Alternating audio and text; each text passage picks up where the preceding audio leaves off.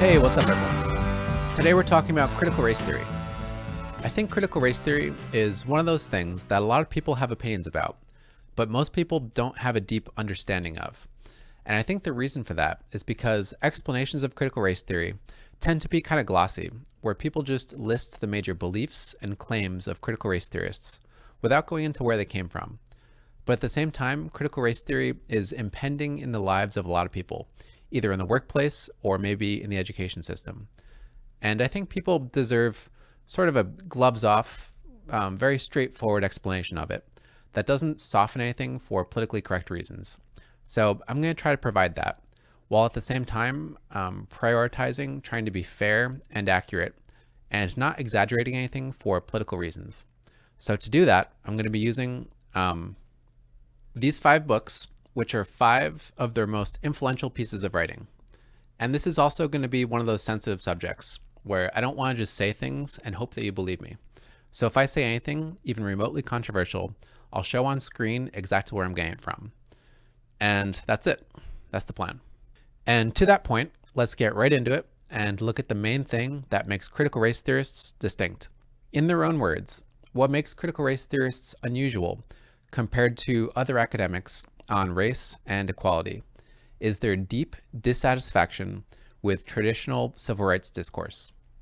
Civil rights discourse means the values that society took coming out of the 60s and 70s civil rights era.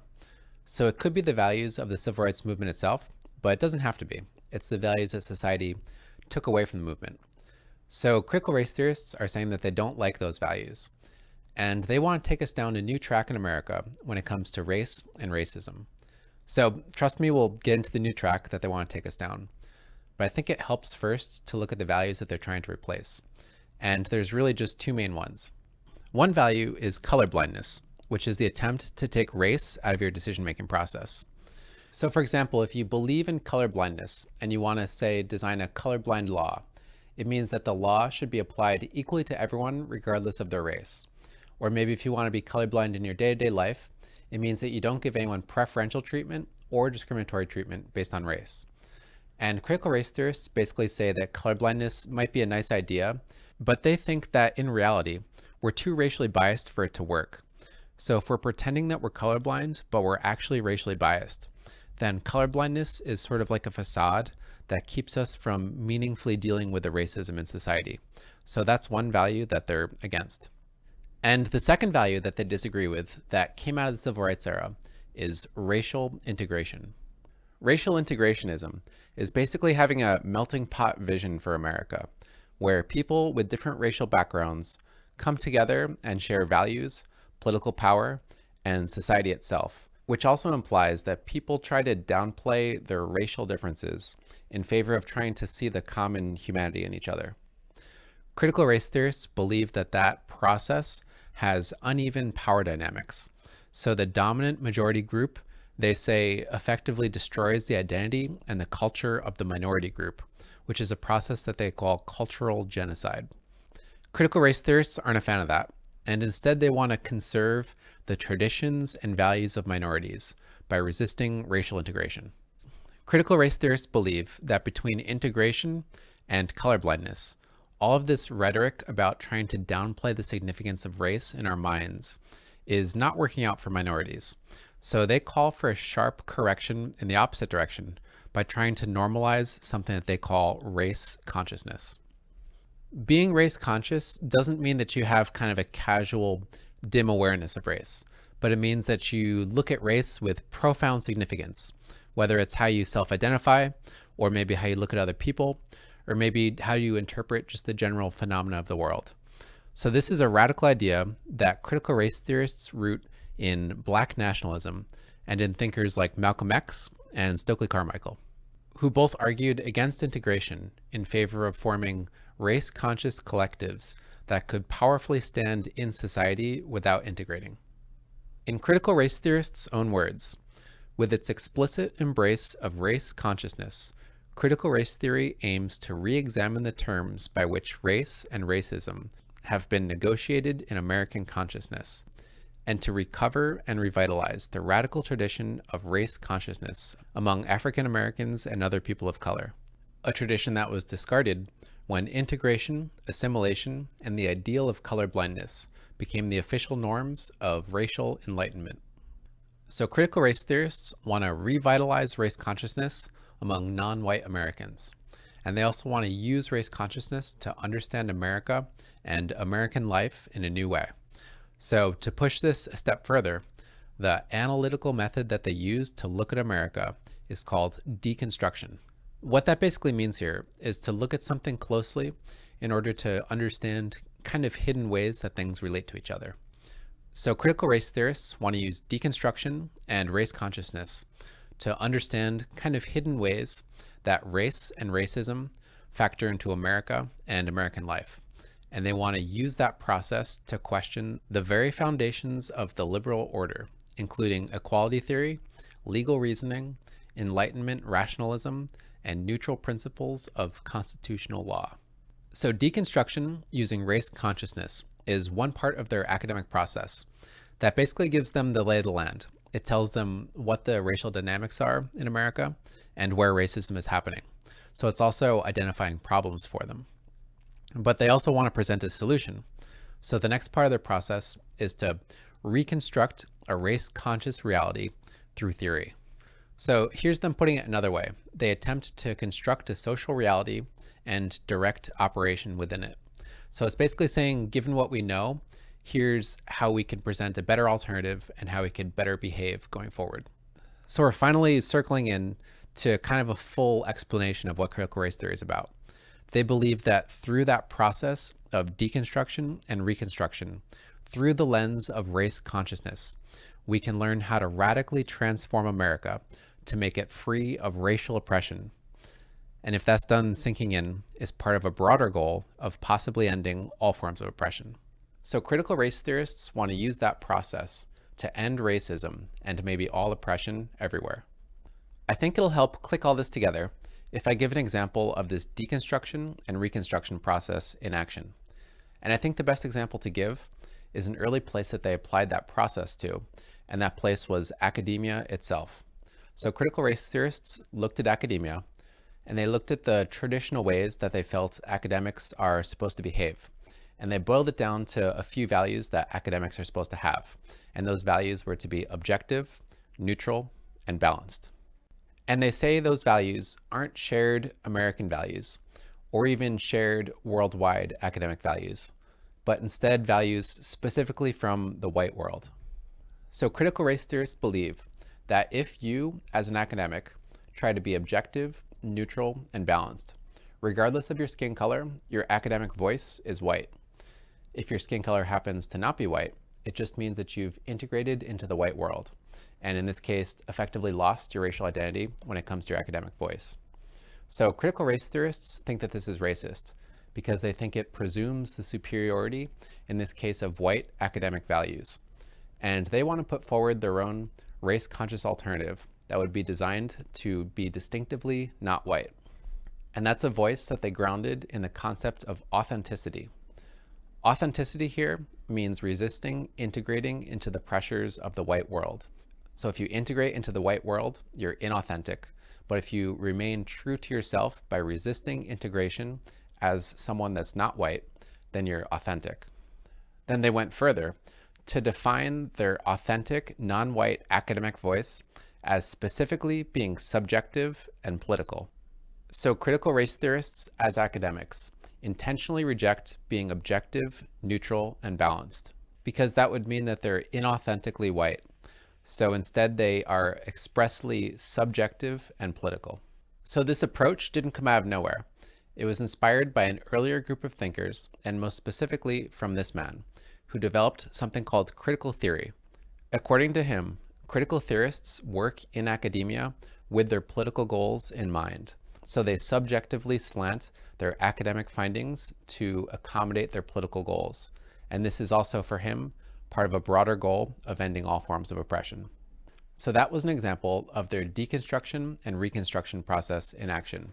They deconstructed traditional academia and determined that it was white, and reconstructed their own take on academia using influences like Max Horkheimer in a way that they determined was authentically not white. So they could use that process and apply it elsewhere. So they could say, look at your workplace and deconstruct your workplace with race consciousness to determine the hidden racial dynamics happening and if there's any potential racism happening. And if they do determine that there's racism happening, they can reconstruct their own alternative for your workplace that again takes race consciousness into account and is designed to take racism out of your workplace. Let's talk about how they come to their conclusions. From what I can tell, critical race theorists use two main sources of evidence. One is to draw on their own personal experiences or the experiences of others that support their thesis. So throughout their work, you can find authors drawing on their own experiences. Like here, where an author talks about an experience in an elevator, and here, where an author talks about an experience on a playground as a kid. This is also called storytelling, experiential knowledge, or lived experience, and is peppered throughout their writing as means of supporting their claims. The other main source of evidence is to point to unwanted racial disparities in America, which means unwanted statistical differences between racial groups. So it could be infant mortality rates, life expectancy rates, incarceration rates, income levels, any unwanted group difference. And since critical race theorists are expressly subjective and political, and since their politics are to locate and to end racism in America, they don't objectively look at all the possible explanations for why these racial disparities might be happening, and instead they default to claiming that they're all caused by racism. Here's them saying that in longer form. Racism advantages one group while disadvantaging another group, which they claim is enough to cause all unwanted group outcomes. This book goes further to say that since these unwanted disparities come from racism, anyone who's not actively working to end these disparities is effectively racist. Because there's no such thing as being not racist in his argument. You're either racist or you're anti-racist, and those are the terms that he set up in order to be anti-racist. There's a third source too, and I don't know if I would call it evidence, but it's a factor that critical race theorists bring into their analysis, and that's historical context. But again, this is done in a subjective political way, which means that they usually invoke a history of oppression to say that something is more racist than it might otherwise appear. So it could be a law, or it could be a behavior, an attitude, or in this case, saying because of a history of oppression, we can presume that these unwanted differences come from racism. I should talk about how they're using the term racism here, because it's not how we normally think of it. We normally think of racism as an attitude of inferiority or superiority towards someone based on race. So that is a type of racism that critical race theorists might recognize. But they're much more interested in racism in terms of how it relates to power structures. So they look at the power structures of society and say, if those power structures have a racial bias, meaning they're geared to benefit people of one race while being also geared to subordinate people of another race, then those power structures are racist, and anyone who's complicit with those power structures is also racist. So it has to do with your identity and how it relates to power structures. If those power structures benefit you and you're not actively against them, then you're racist. But on the other hand, if those power structures are deemed to be against you, then you're not capable of being racist because you don't have the power of these power structures behind you, and you're implicitly being oppressed pretty much all the time. Using that concept of racism and using the analytical toolkit that I've laid out, critical race theorists examined America and concluded that racism is a pillar that holds up American society to the extent that America is a regime of white supremacy. That includes most American institutions and most aspects of American life, like our laws, our education system, our culture, our economic system, and our politics, which is all generally shortened by critical race theorists down to being called the status quo. So critical race theorists believe that the status quo of America is the status quo of white supremacy. But it's not an explicit white supremacy. They believe it kind of hangs in the minds of white Americans in a subconscious kind of Freudian way, where white Americans are kind of conditioned into a white supremacist mindset without necessarily being consciously aware of it. It's worth mentioning that the word white here isn't necessarily used in the way that we normally think of it, because it doesn't necessarily correlate with your skin color. So they think that since the norms of America are fundamentally white, anyone whose values are reflected in those norms and anyone who benefits from them and become successful within the regime of these norms may effectively also be white. Because again, this is an argument that's grounded in integration. And if anyone integrates into the status quo, they might be called by critical race theorists white, regardless of their skin color. The point is that under these conditions, white Americans can't just share power with a more racially diverse set of people to break out from being labeled a white supremacy, because the concept of white supremacy is built into the norms and the values of society itself. So if more people from different backgrounds integrate into those norms, then it'll still be a white supremacy, just with a more superficially diverse set of skin tones. Critical race theorists think that the only way that we can break out of this cycle is to change the values of society itself. So they think we need to perform sort of an exorcism on the status quo that expels the racism from the status quo.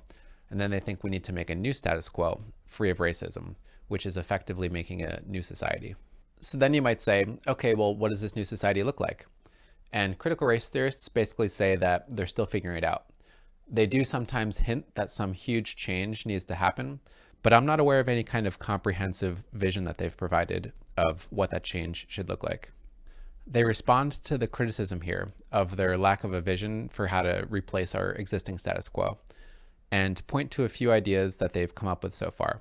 They mostly come from books that I've used as the source material for this video, and I'll point to a couple examples just to be thorough. These people argue that we should make hate speech illegal against minorities because they say it affects minorities differently than it affects white people. And this argument is about moving away from one person, one vote and into race-conscious districting, which means that we ensure people get political representation in proportion to their racial representation in the population.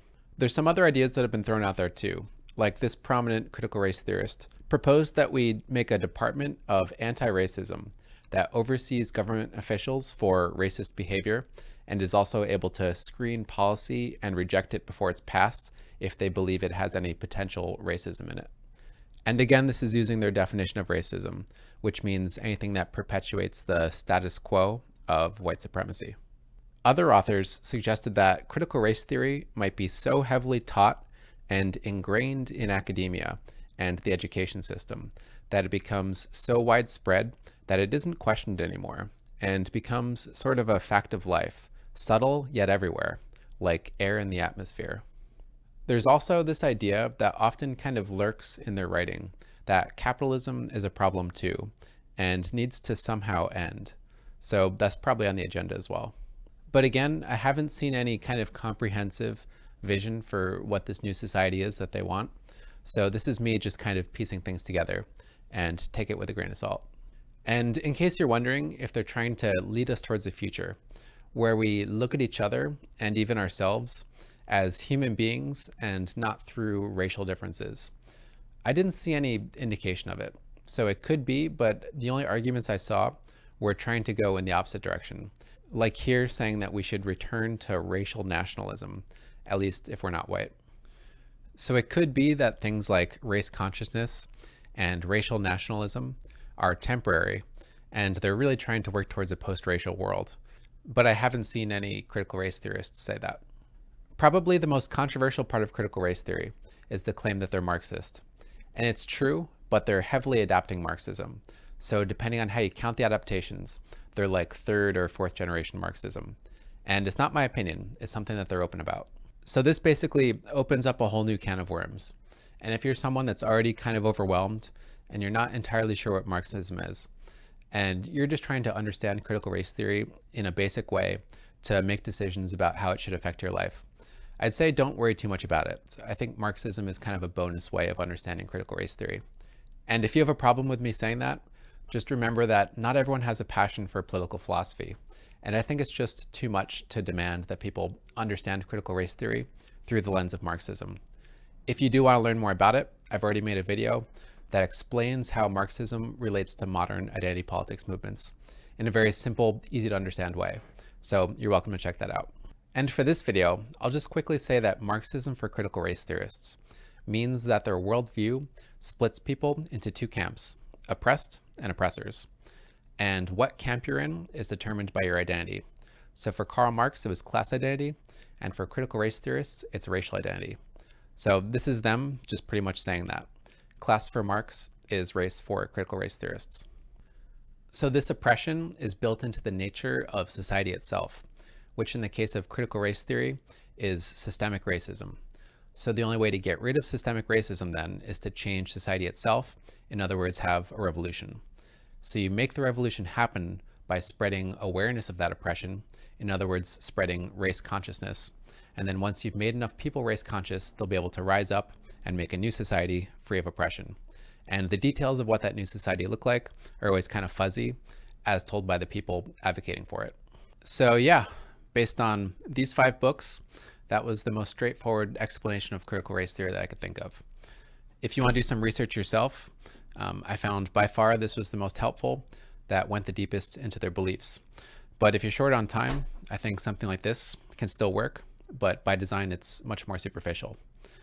And yeah, looking forward for the next one, I'm thinking about doing a dedicated critique on critical race theory, but I haven't totally made up my mind yet. But if that's interesting, keep an eye out because that might be coming out. So, education.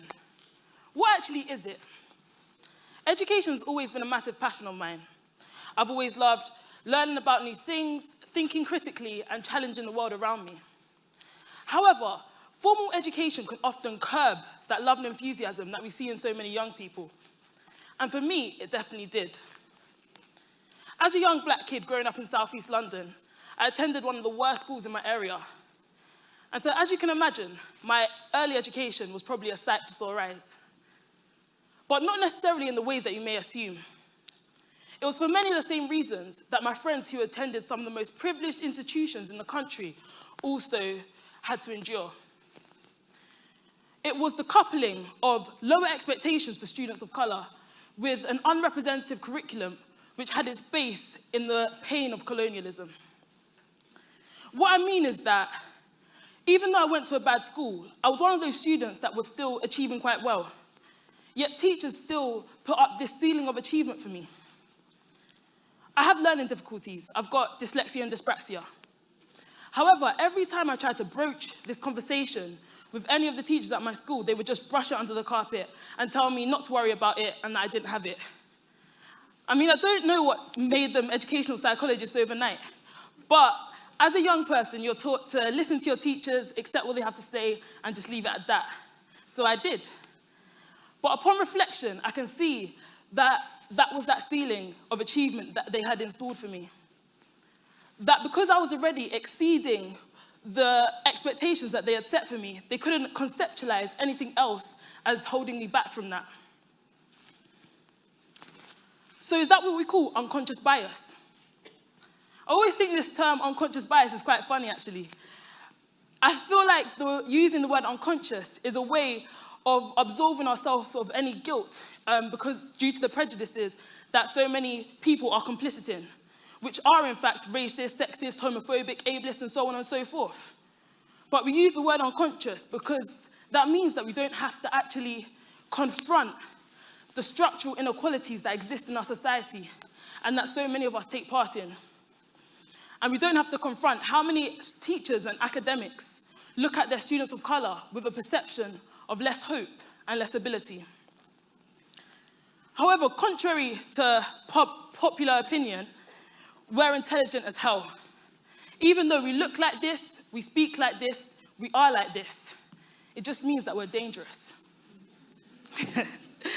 And so it's because of these biases that we see so many students of colour underachieving. Nationally, the statistic stands at about 16%.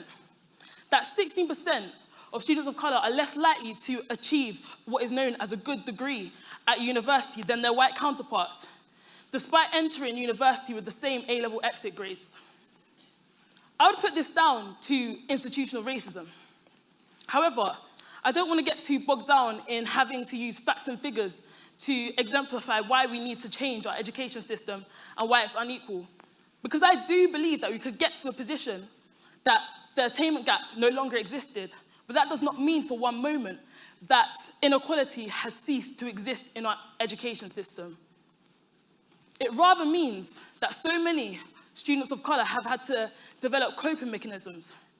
Coping mechanisms that no student should have to build. So back to that question, what is education?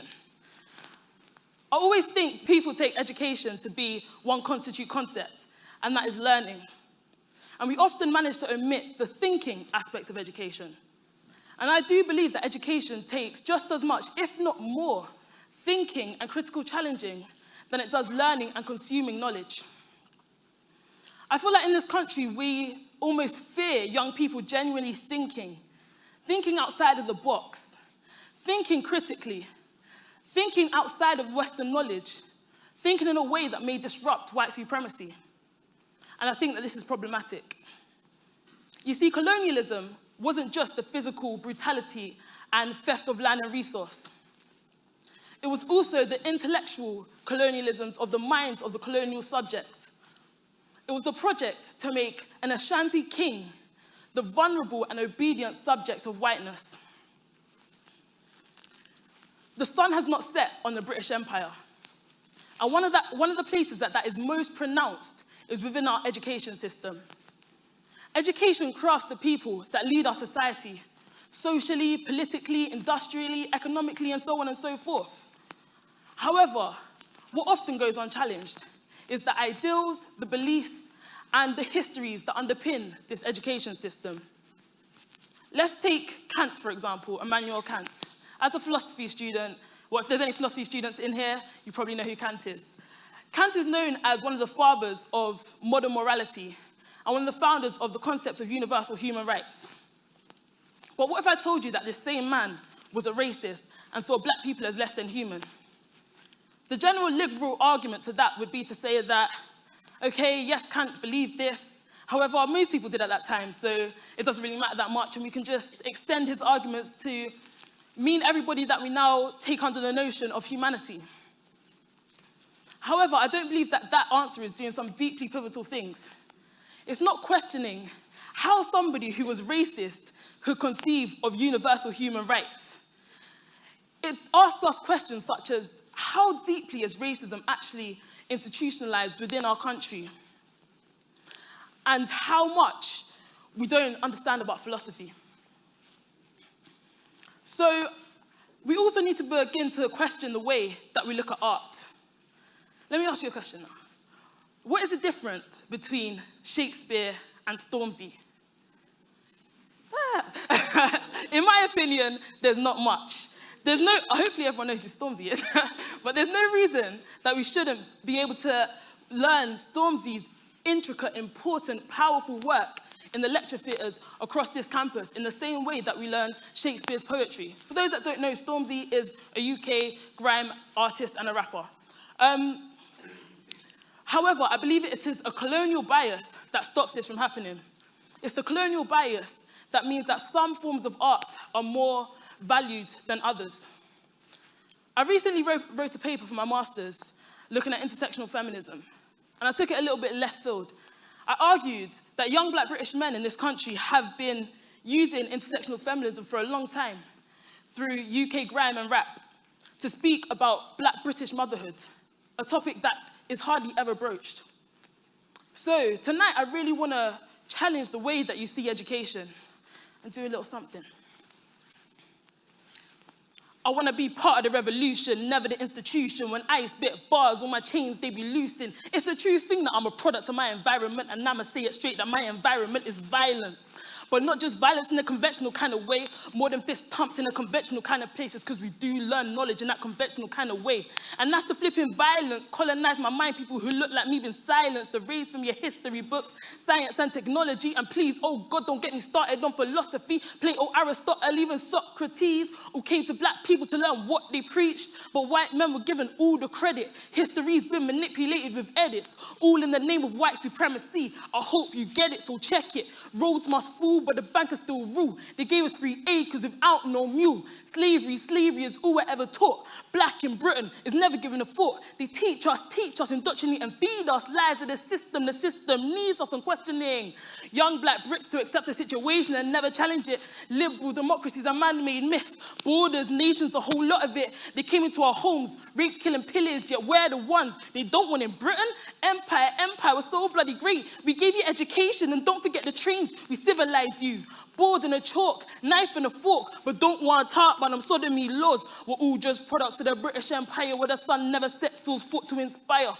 But they dehumanized everybody with a shade so dark. Why do you think people of color have it so damn hard? They all still benefit of the heinous crimes of the British Empire. That colonial sun still shines. Thank you.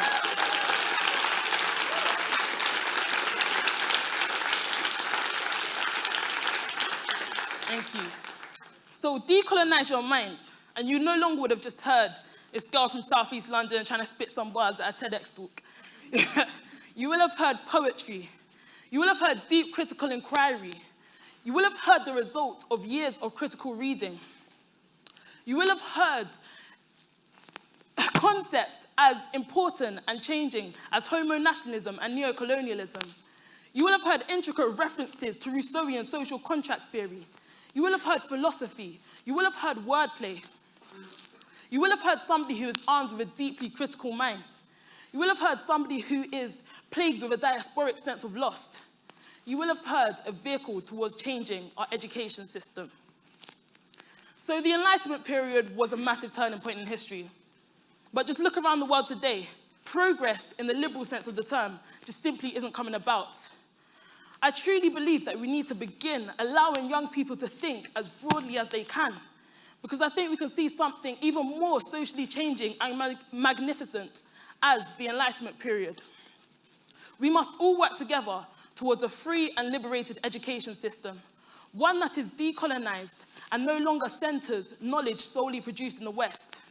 We must transform education. Thank you.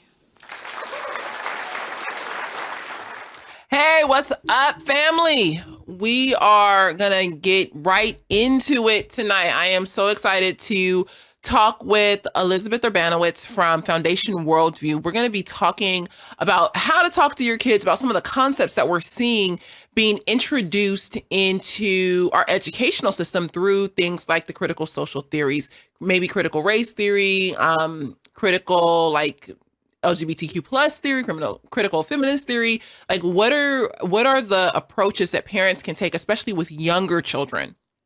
So we're going to jump right in. If you missed the preview, the setup for this video, about an hour ago, I went live and played a couple of clips from an organization called Woke Kindergarten. And so it's a woman who has her own YouTube channel, and I believe she has its own setup entity.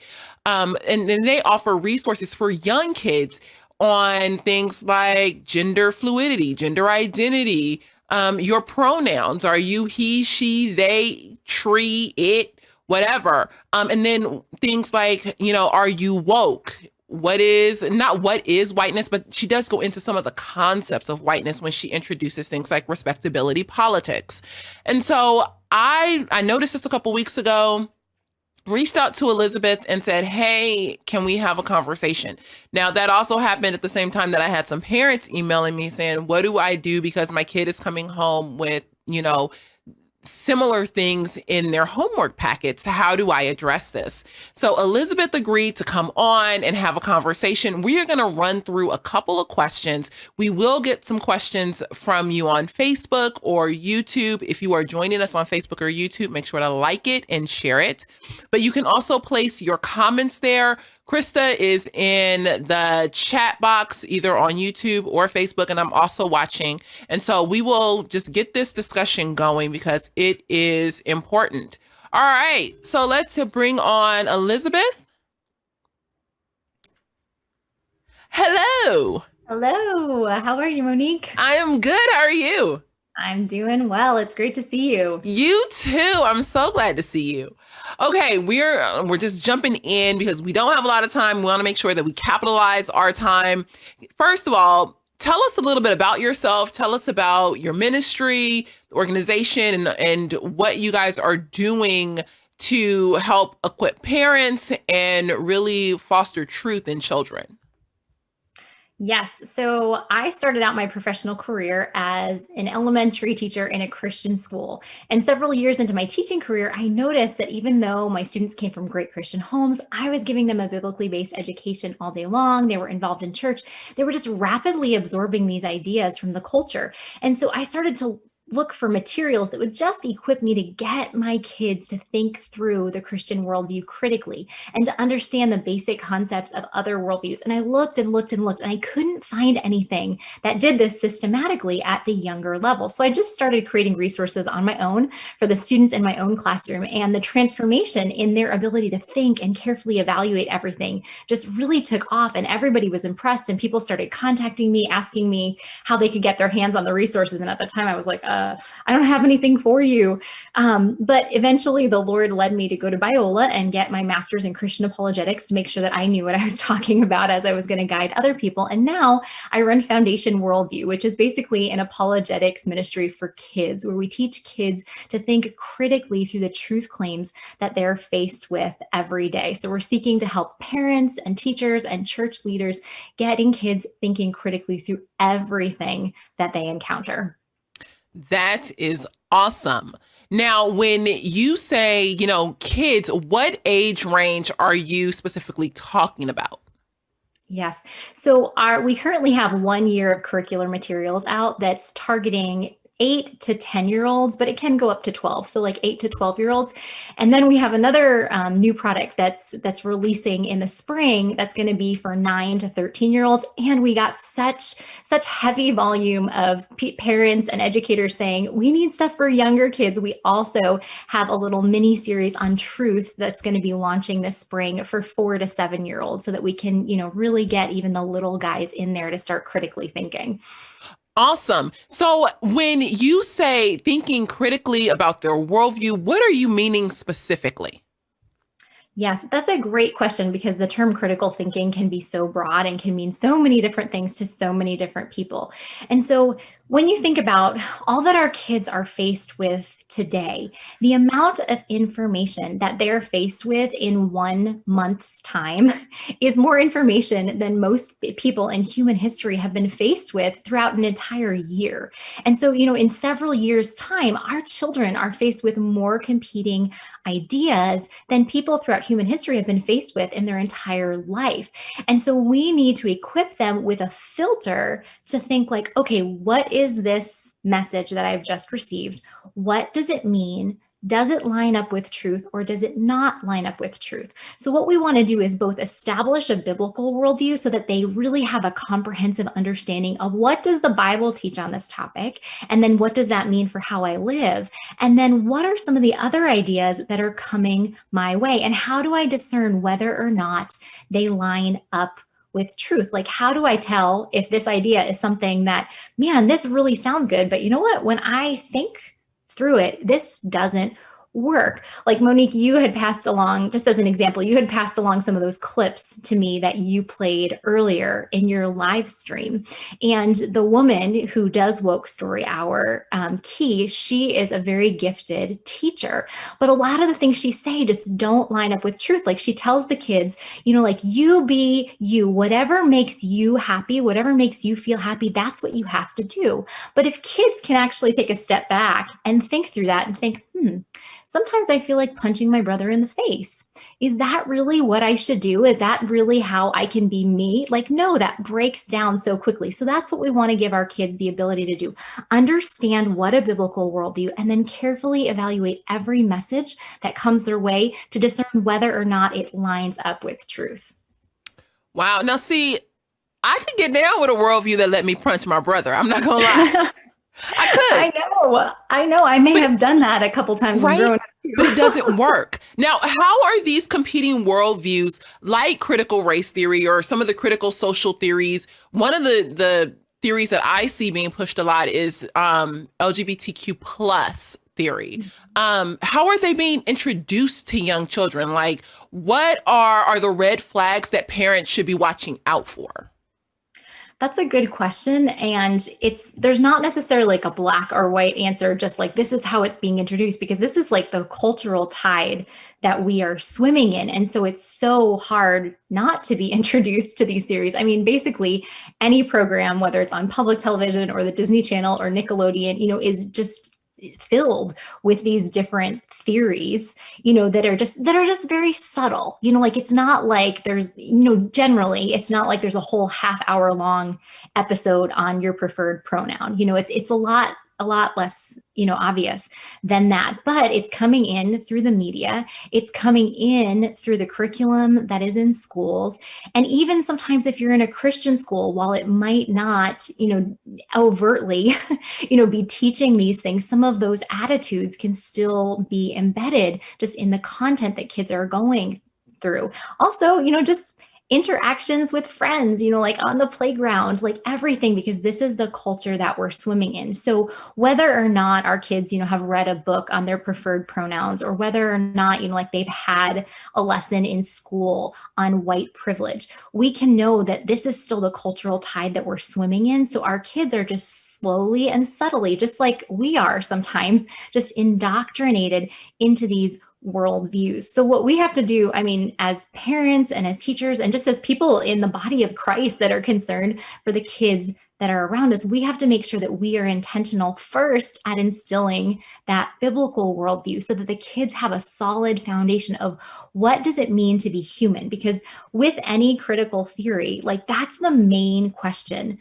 that's really, or the foundational question that's really seeking to be answered is what does it mean to be human? Where does my value, where does my worth come from? Where is my identity? So the first thing we need to do is make sure that as we're keeping our radars up, for the different things that they're exposed to at school, in the media, in conversations, that we are simultaneously building a sound biblical worldview. Now that sounds all great, and people listening might be like, yeah, but okay, what does this actually mean? This means that we have to think through ourselves, what does it mean to be human, and make sure that we're systematically taking our kids through passages of scripture that talk about us being image bearers of God. And what does that mean? What does that mean for your worth? What does that mean for my worth? What does that mean for the worth of people who look like us, who don't look like us, who think like us, who don't think like us? Then looking at what does it mean to be fallen? What does it mean to be redeemed by Jesus? And so we actually, take these things that are really practical in our implementation in our homes and in our churches and in our schools. One of the things that if I were to thread out what you were saying is identity. One of the Yes. things that I see social media or just society in general right now really challenging our kids and adults too on is their identity. Who are you? And I think that is going to have huge implications on our kids in the future. If they are not grounded in their identity and understanding who they are, who God has created them to be. You are this because God has created you to be this way.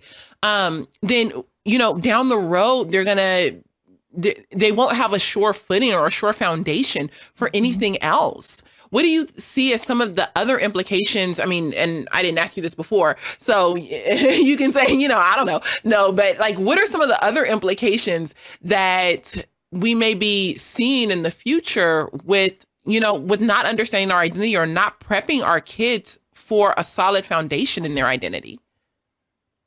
Yeah, I like how you did a really good job of taking what I was saying and getting to the core that identity, is this central issue. And we see in ourselves as adults that when we do not understand our identity, both as image bearers and as image bearers that are fallen, that we just, we get into all sorts of spiral of weird ideas about who we are, whether, we are the most worthy person, in the world, or whether we're worthless. And not understanding actually at the core that I can do absolutely nothing to change the fact that I am an image bearer of God. I can't do anything. And so some of the problems that come down the line is that if we don't set this solid foundation, our kids are more likely to buy into the lies of society, are more likely to buy into the lies of gender identity or of critical race theory. I like to use the analogy of a pit. When we look at something like just critical theory in general, we see this pit that if our kids, get too close to the edge, they're gonna fall in and they're going to get hurt. And so we have several options. We can steer as far away as possible, like never walk on the block where the pit is and think we're protecting our kids. But one day, when they're old enough and they start to think for themselves, they're gonna go down that block where the pit is and they might fall in. Or what we can do is we can build a fence around it. We can build a fence around the pit and just say, okay, don't go in there. That's dangerous. See it, stay away. Or we can actually take a backhoe and we can fill in that pit with dirt, with the truth, so that our kids understand, what the truth is. So we don't want our kids, to fall down this pit of not understanding who they are as image bearers and who people are as redeemed humans. And so we need to make sure that first we're establishing this biblical foundation so that they're much less likely to be enticed by these lies in the future. And so a lot of that, we can maybe get into this a little bit more later, but a lot of that will have to do with helping them identify the difference between emotions that align with truth and emotions that distract from truth. Oh, that's good. That is good. I don't know which camera I'm supposed to be looking at. Okay. That is so good because I think in this culture right now where you're seeing and hearing so many things about my truth and that, the idea of objective truth is fizzling out very quickly when it is the truth that makes me feel good versus, an objective truth that we find in scripture. We need to be able to distinguish between those things so that we can teach our children how to land firmly in truth. Mm-hmm. Sorry, I lost my little place on my computer. My next question was in thinking about truth and thinking about grounding children, especially like with this pit analogy and things like that. What are some of the guardrails that parents can begin to put up with their kids, to especially young kids? I think with older kids, we can say, sure, hey, let me fill in some of these things with truth. And we want to do that with younger kids too. But I think with our younger kids, how do we put up a little bit more guardrail around our kids during this time? Yes. And what you've hit on is something that's key, that really before the age of 8, kids are not developmentally at a place where they can consider a perspective outside of their own. They're very much just focused in their own world. But once they hit that 8, 9 range, that's when we can begin to have some more of these deeper conversations with them, because at the developmental phase where God has placed them, they're capable of that. But when we think about kids 7 years old or younger, one thing that I always tell adults that is so key that we do with children this age is to begin to help equip them to discern the difference between subjective emotions and objective truth, because this is something that kids get confused on so early. Like, I get emails every year from parents and pastors and teachers that are just shocked, because in the comparative worldview curriculum I have out now, in one of the lessons, the essential question we cover is the truth true for everyone? So basically, is truth objective or is it subjective?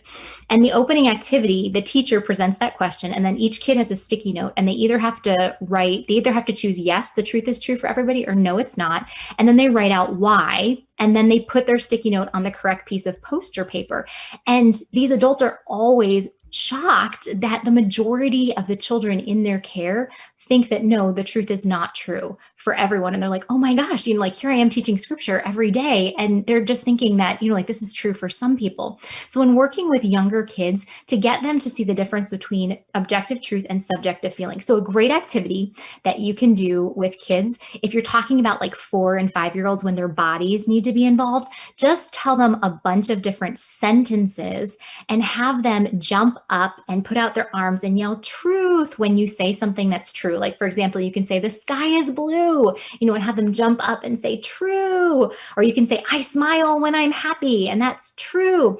And then say something that is simply a feeling, like ice cream is the most delicious dessert, something like that. Or I like the color pink best. That's just a feeling. So then you can have them hug themselves and just say feeling.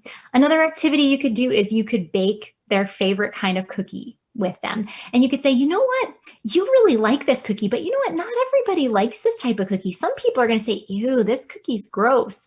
Or what are some other feelings people might have about this cookie? And then just talk through feelings. Some other people might think yummy, or some people might think, wow, this cookie's really pretty, or this cookie's too hard, or this cookie's too soft. And just come up with a list of things like that. And then say, now this cookie, we just baked it in our oven. Now, what if somebody said this cookie was baked at the grocery store? Is that true for them, that this cookie was baked at the grocery store? No matter how they feel about it, this cookie was baked in our oven. And then come up with a list of things that don't change from person to person, that are actually objectively true, like the ingredients in the cookie, the amount of time you left it in, the type of cookie that it is. So just really easy hands-on activities that can get our kids thinking in these categories. So even before we necessarily present them with the idea, of the LGBTQ movement or critical race theory, that we just get them thinking, what's the difference between a truth that's outside of me and beyond the control of my emotions, and my emotions, which are going to change from person to person to person. I love that. And I love it because one, it gets them outside of themselves, and it allows them to just be free and scream and jump at the way that their little bodies need to. And it teaches them something that's truly important. What is truth? How can I tell the difference between something that's true and something that may be like an emotion or someone else's opinion or things like that, or a lie, Right. It's something that is completely just false. And I know many times we think, well, my kid is 4 or 5. They really can't handle those things, but they can. And I'm going to go to comments in a minute, but then I'm going to actually play one of the clips that I played earlier, because I want parents to understand that these concepts are truly being introduced to kids, and they have the capacity to really wrestle through things like pronouns.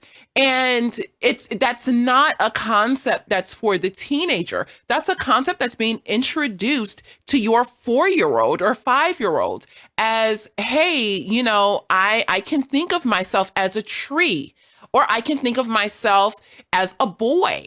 If I'm a girl, I can think of myself as a boy, and that can be true for me because that's how I feel.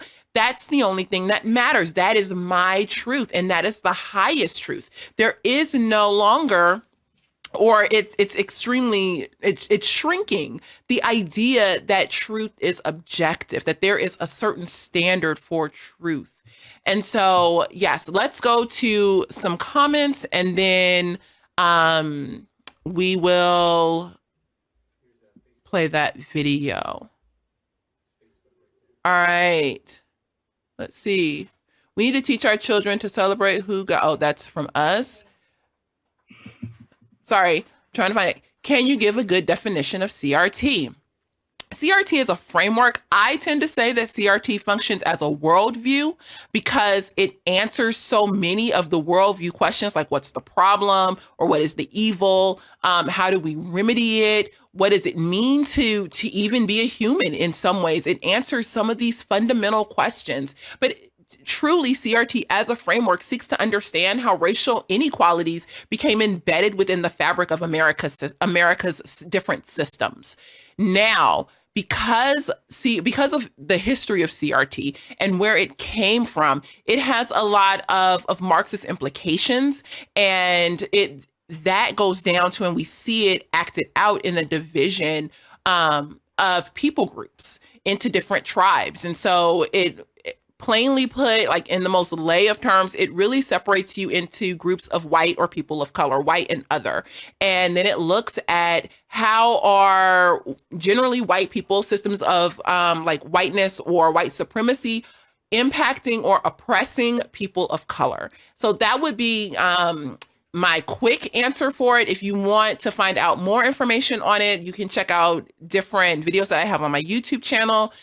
Theology Mom, or Krista, and I have done a talk called The Great Awakening that is also on my YouTube channel. I would also say check out Dr. Neil Shinvey. He has an awesome blog post called Christianity and Critical Race Theory and Why They Don't Meet, and that's a very truncated way to say it, but it is Christianity and Critical Race Theory. And he really looks at why the two are basically antithetical to each other.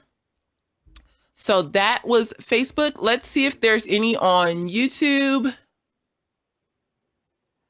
I was going to say maybe college students should go through that exercise. You know, maybe. Good evening. Are your materials in other languages? Spanish? No, they are not. Unfortunately, not yet anyway. I like the pit analogy. The state is trying to hijack the sphere where parents teach identity. Yes, they are. Yes, and they are confused.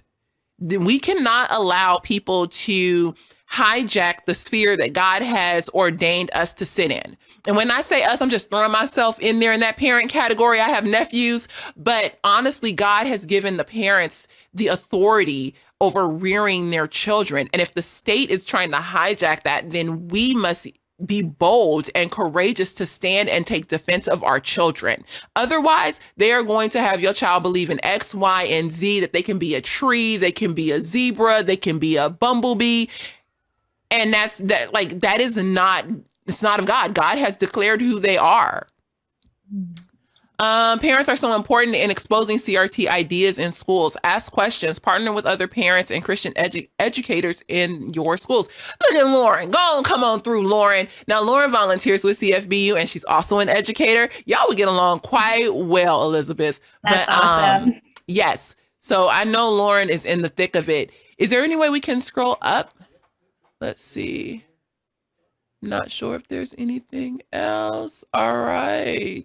Grandma from the San Fernando Valley. Hey, San Fernando Valley. Yes, I spent the latter part of my teen years in North Hollywood. Yes, San Fernando Valley. Okay, so there's that. Now, I'm going to take a break. And I know we didn't talk about this, but because there are many people who weren't a part of that earlier meeting, I am going to show one of the clips. It's only about a minute. And we'll look at that so that we can actually all be together in what I'm talking about. So we're going to play that clip. All right. You won't be able to hear it, but you might be able to see it. But I'm coming back. Corey leaps high like a cat. She springs and leaps and bounds. Diego drums and dances. Tree has all the sounds. So notice when I'm reading this book, you see the words that are in different colors? Those are different pronouns that these kids like to be called. So this kid, Corey, likes to be called she. And this kid, Diego, likes to be called tree.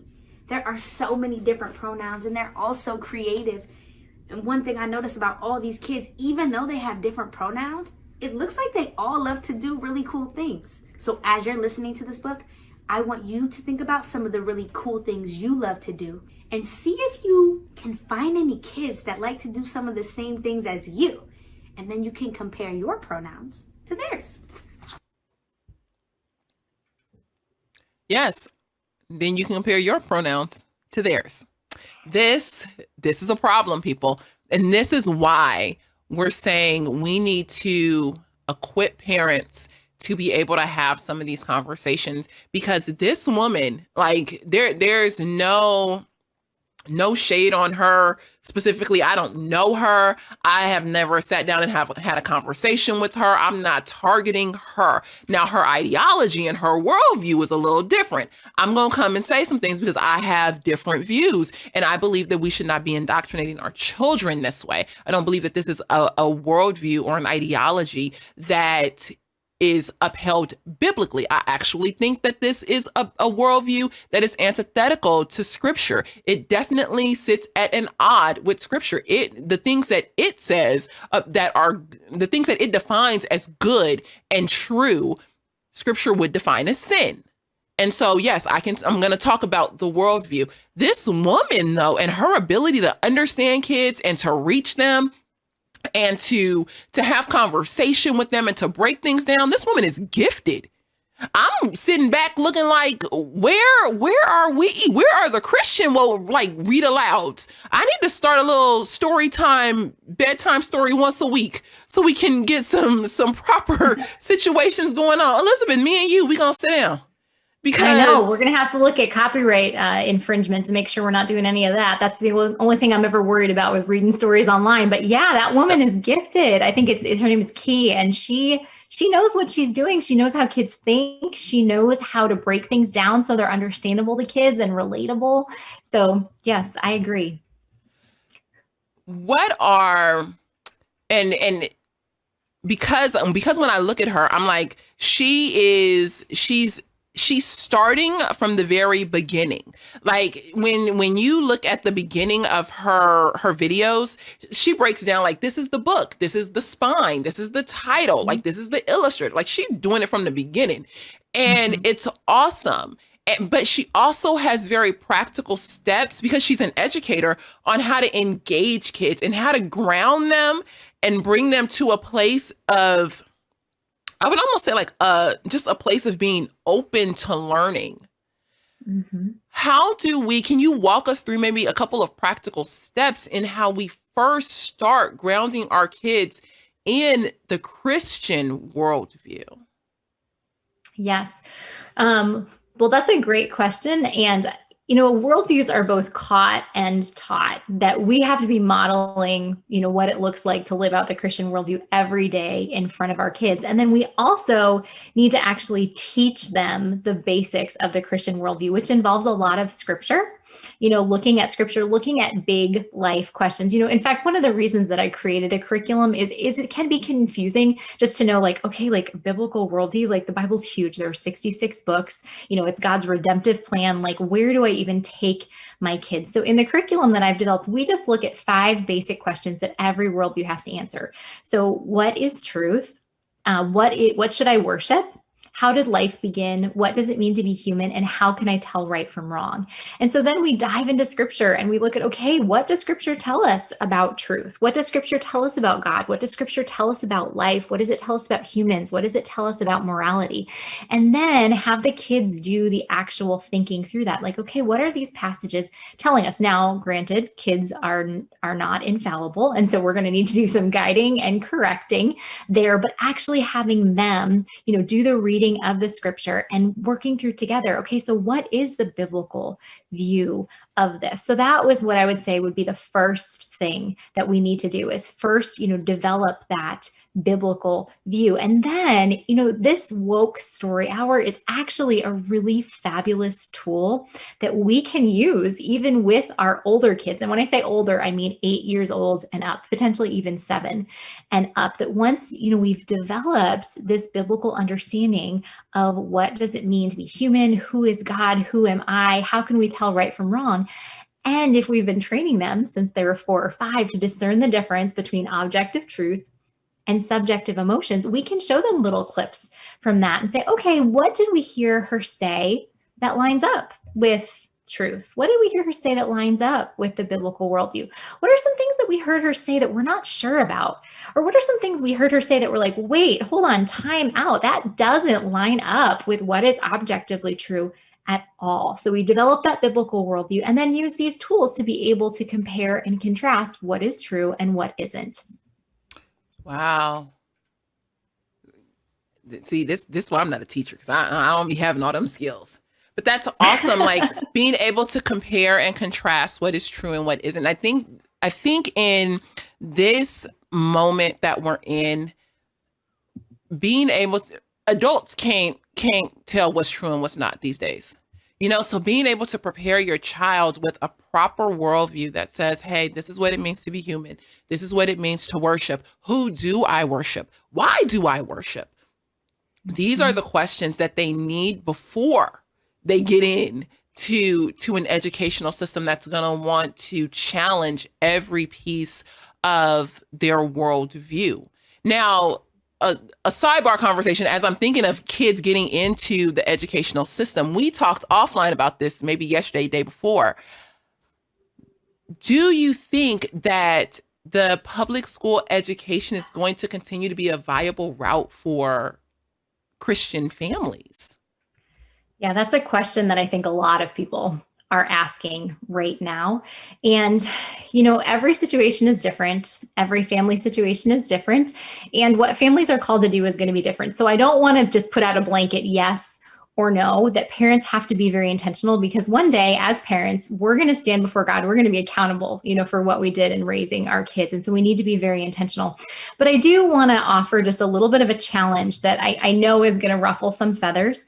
But, if you think about, for those who are watching, if you think about your marriage, and you wanted to grow in your ability to love your spouse, as Christ has called you to love him or her, and you spent 3 to 4 hours a day watching the teaching of some secular psychologist who's going to tell you, that the only way to have a happy marriage is for women to rise up and let men know that they're dirt and, they've been oppressing women for the past however many thousands of years, and you need to rise up and grab what is yours. If you're spending 3 to 4 hours a day in that kind of teaching, even if you're intentional and you're thinking, okay, this isn't biblical, that teaching is going to have an effect on you because you're spending such a large quantity of time in that teaching. And so we need to think about our kids, that if we are sending our kids to a public school, to a public institution that we know has these philosophies embedded into the routines, into the curriculum, that we have to really ask ourselves, are we equipping our kids to live biblically in this secular culture if we are subjecting them 6 to 8 hours a day in this type of philosophy? Because we know that if we subjected ourselves, to this type of marriage philosophy that's just, like stamped down on men, we're not going to grow in our ability to love our spouse as Christ loves us. And so we really need to ask ourselves, are our children going to grow up understanding what it means to be a Christian and loving Christ if this is what we're subjecting them to 6 to 8 hours a day? And now I know there are so many wonderful Christian teachers in the public school system, and praise God for that. That is such a wonderful thing. But we really need to think that, the teachers are limited in what they can and cannot do. And many times we know how many Christians don't have a distinctly Christian worldview. So just because we go to church doesn't mean we have a biblical worldview. So I just want to challenge parents to think, if you've prayed through this and you and your spouse have talked through this and you are firmly convinced that God is calling you to have your children in the public school, then, that's what you need to do. But as our culture becomes increasingly more hostile, we really need, to think, is this the best option to raise children who know and love Jesus? I appreciate that, because it's not necessarily cut and dry. Everyone's circumstance is going to be different, and people have other resources and some have less resources and things like that. But what I would encourage many parents and pastors to do, and I know Krista's put this out there before, is, really see what your congregation or your community can do to be able to support the children who may be in your church, who may be in public schools, under this kind of leadership or instruction, this tutelage. How can a church community come together and say, we don't want our children to be indoctrinated into this type of ideology and worldview. We are going to offer these classes to children so that they don't have to sit under, the public school system. I think that's very, very doable in many church communities. If you are homeschool parents, is there a way that you can adopt a family and adopt the children of a neighbor so that they don't have to go to school and learn that they should be addressing their best friend as tree? What can you do? And I think that perhaps we are not having the right conversations. If you haven't watched, Kristen and I, our podcast, we did a podcast with Latasha Fields, and she is a homeschool educator in Chicago. I'm not sure if you're familiar with her, but I saw that episode. It was great. she does homeschooling, and she has such a vision for homeschools and homeschool co-ops, especially as founded by the church. How can we get into a conversation that shifts the culture and the narrative of what our children are sitting under?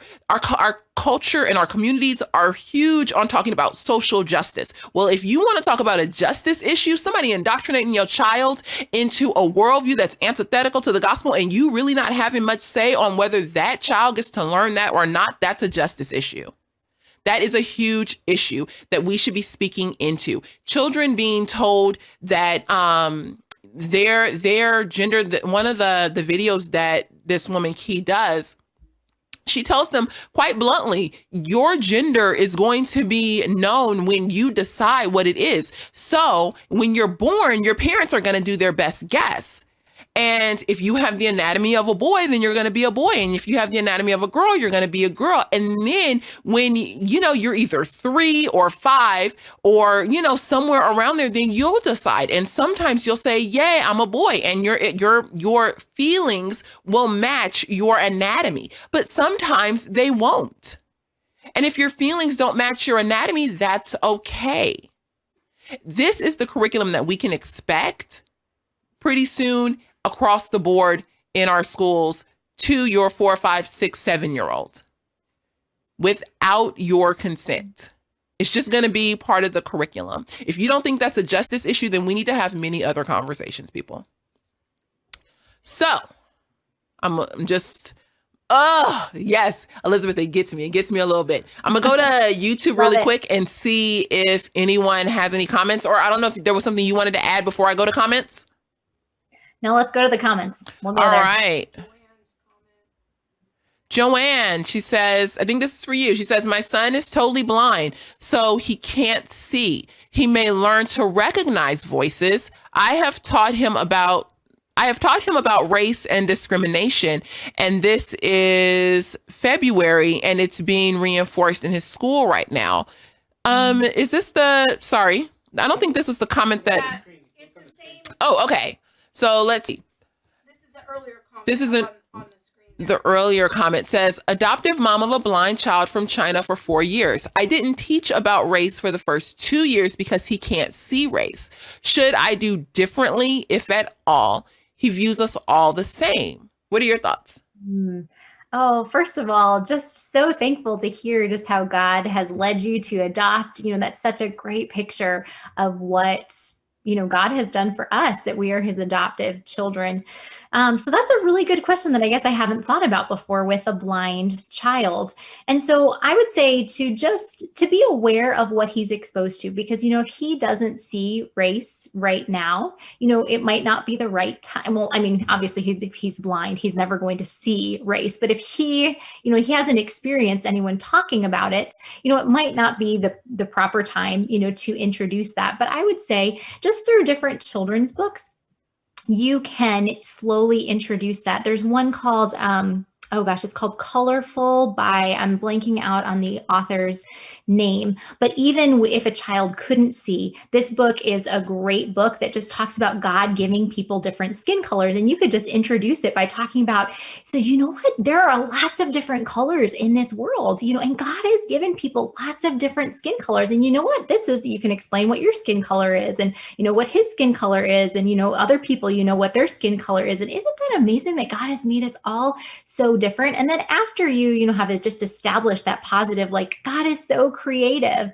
then you can introduce, sometimes people, they make decisions about other people and have certain thoughts about other people because of the color of their skin. Like they might think all people with this color skin, are X, Y, or Z.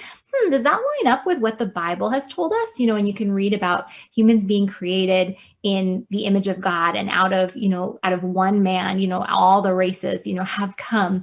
So I would say introduce it eventually in a positive way. And that book, it's called Colorful. And I'm so sorry that I'm blanking out on the name of it. It was published, I think it's published by Thomas Nelson, but it's a great book to start the conversation, and then to introduce, if people think this or people think that, does that align with what the Bible tells us about people? That's a great way to start the conversation. I like that. I was going to say, I think basically the exact same thing that you said, that, the introduction of it at the appropriate time with the appropriate resources is important, because we can also expose them to a piece of God's vastness and God's creativity, and how he's made us so distinctly different at times with our skin color, and how beautiful that is. There's a book that I really like, Yes. called God's Very Good Idea. And it is written by Trelia Newbell. I don't know if it's Trelia or Trelia Newbell, but it just goes through the God's idea of making different colors and different people and people living in different places. And it's awesome. It's a good resource. It's a good beginner book to introduce kids to the concept of different shades of skin. Mhm. Thank you. Yes, this is it, right? This book Yes, here? that's the exact book. Yes. Yes. Dorena Williamson. That's the name I could not remember. Thanks, Bob. He is always there, always making sure that we get it in. Thank you Yes. so much. All right. I was looking for to see a couple more comments. Here's one. If Christians all pull our, I'm sorry, it's on Facebook. If Christians all pull our kids out of the public school, don't we lose our voice to affect things for all kids? Thoughts? So if Christians pull their kids out of public school, don't we lose our voice to affect all kids? Well, that depends on is our kids' only interaction with other children in school? Because yes, if we completely, pull them out and, circle the wagons and never have anything to do with anyone outside, we are not fulfilling God's command to be messengers, to say, be reconciled to God. So we're not fulfilling that command. So we obviously don't want to pull out of society all together. But even if all Christians were to pull their kids out of public schools, there would still be neighborhood playtime. There would still be time, there would still be sporting events. There would still be other things, other ways that we can be involved in the community. And I work with a homeschooling family in my community in Chicago, helping them tutor some of their kids. And they actually have more time to hang out with their friends simply because, they're able to get done with their school so much earlier. And so their family is actually able to invest in their community even more because their kids aren't in school for 8 hours a day. And then they're running back and forth to sports, and then they do their homework and go to bed and start it all over again. They're done with their school a lot of times by noon or by 1. And so then they have time to do other things and then really time to invest in their community in the evening. So yes, if we circle the wagons, and never interact with anybody, we're not living up to what God has called us to do, and we will lose our voice in society. But if we're intentional, and again, I'm not saying everyone has to pull their kids out of public school, but just theoretically, if all Christians were to do that, we would not necessarily lose our influence in society.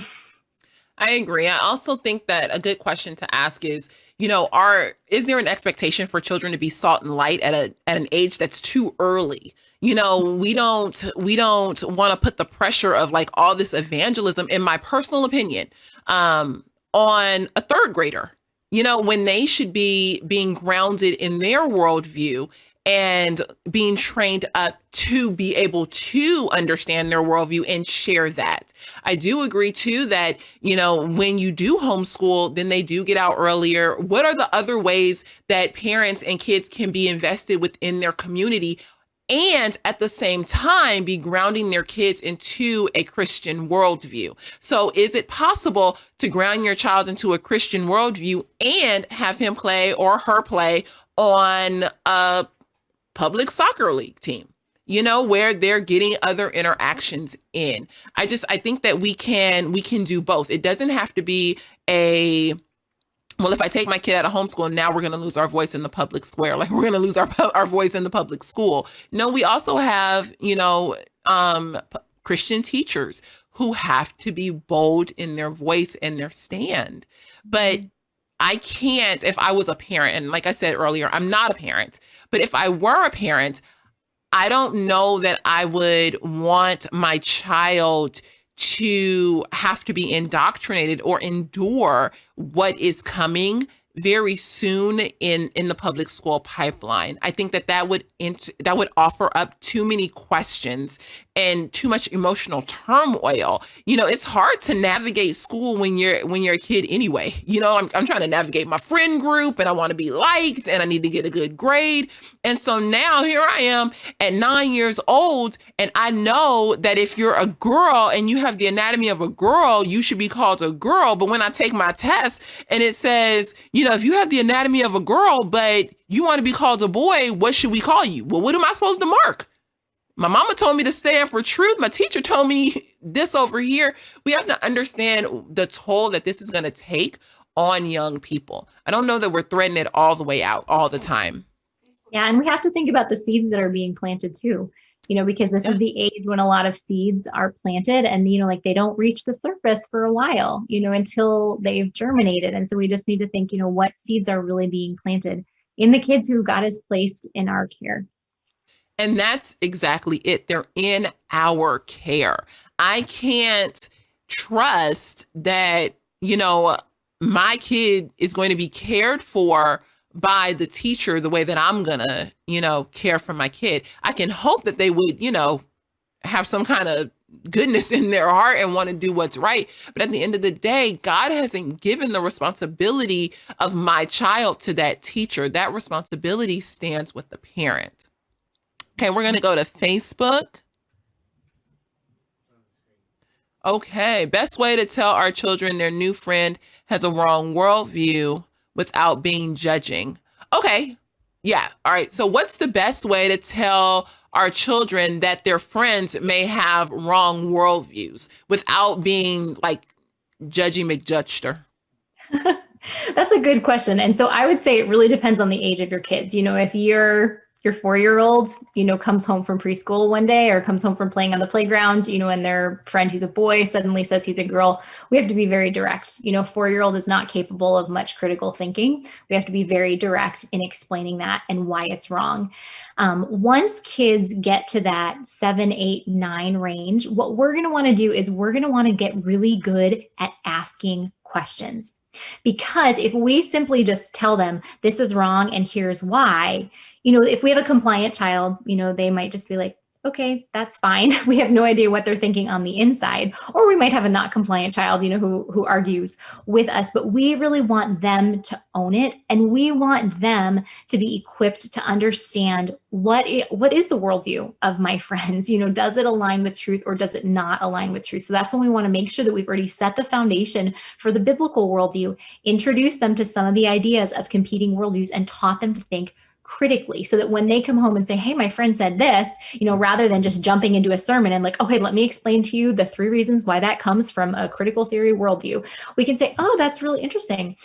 So what, like that question, that your friend, gave this answer to, what do you think that has to do with? Does that have to do with what it means to be human? Does it have to do with right and wrong? What does it have to do with? Okay, well, what your friend says, do you think that aligns with truth? Why or why not? And give them the opportunity to flesh it out. Not that we just sit back and say, okay, whatever they say, we're just going to be okay with. No, but we can ask follow-up questions and guide them. But we really want to get them into the habit of thinking critically. So if we're talking about really young kids, again, 4 or 5 years old, we're going to be really direct and we're going to tell them, okay, this is wrong and why. But once they're 7, 8, 9, we want to get them to be the ones to do the critical thinking. So it's not like, oh, my mom thinks this is wrong or my dad thinks this is wrong, but they actually own like, oh, that idea doesn't line up with truth and here's why. Wow. I like that. Getting kids to do the heavy lifting. Mm-hmm. And again, I think that sometimes we can think that our kids aren't really able to do some of this heavy lifting. But when you watch, if you go through and watch, and I'll see if we can put the link to those videos in the comments when we're done. But, if you go through and watch, this teacher is asking those kids to do some pretty heavy lifting. Like you 3 talking about non-binary. She defines non-binary. She has them repeat the term non-binary. This is what it means. Okay, take a break. You explain to your parents what non-binary means. What? You 3? I can't do that. And I'm a lot older than 3, And so, but this is the thing. It's like, the world is trusting that our kids can do the heavy lifting.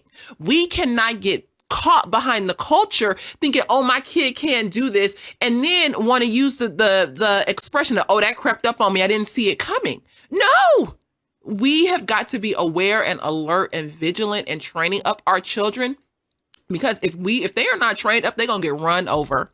Like, I'm sorry, I just got to put it out there. They will get run over if they are not trained up. And Elizabeth is giving good practical tools on how to train up our children so that when they are teenagers, they are not run over by the standards of our culture and of this world, by every false ideology that they come across. Y'all, y'all, we got some work to do. And when I say we, I know I'm not a parent, but I will strap arms with you because this is important. Okay, there's a comment on Facebook. Maybe it's YouTube. Sorry, oopsies. There's a comment on YouTube, and it's Olsen Tribe Productions. I've seen gardeners have more consideration for plants than parents do for children. A starter plant never gets put out to the elements until they're ready to handle the elements. Dang. That's a good analogy. Right? I'm just kind of like, ooh, there's that. But I mean, it's true. That's a true word. Like, we don't put plants out to the elements too early. They're going to freeze and die. Please don't sit your child out too early. Please, right. Because they will get run over. And this is what I'm saying. Like, and Elizabeth, feel free to just jump in because, girl, I will talk and go down a tangent. Yep. But they will get run over by the thoughts, by wanting to be liked, by not being strong or aware or taught how to think about these things critically. Right. And a lot of times when we have younger kids, it's easy for us to think that they are stronger in their worldview or in their faith than they really are, just simply because with the way that God designed children to be attached to their parents, up until the age of 7, they will really believe anything that we tell them, and that's important for little kids, because when a parent says, don't run out, into the road, or don't, put your hand over the fire, it's really important that they trust us implicitly. But a lot of times, I think when we have young children in our home, when they sing Jesus loves me, and they want to pray for others, and those are really great things. But we tend to think like, oh, they have such a strong faith. They love Jesus so much. And not that it's impossible for little children to love Jesus, but we tend to sometimes confuse their developmental stage with growth, with spiritual maturity.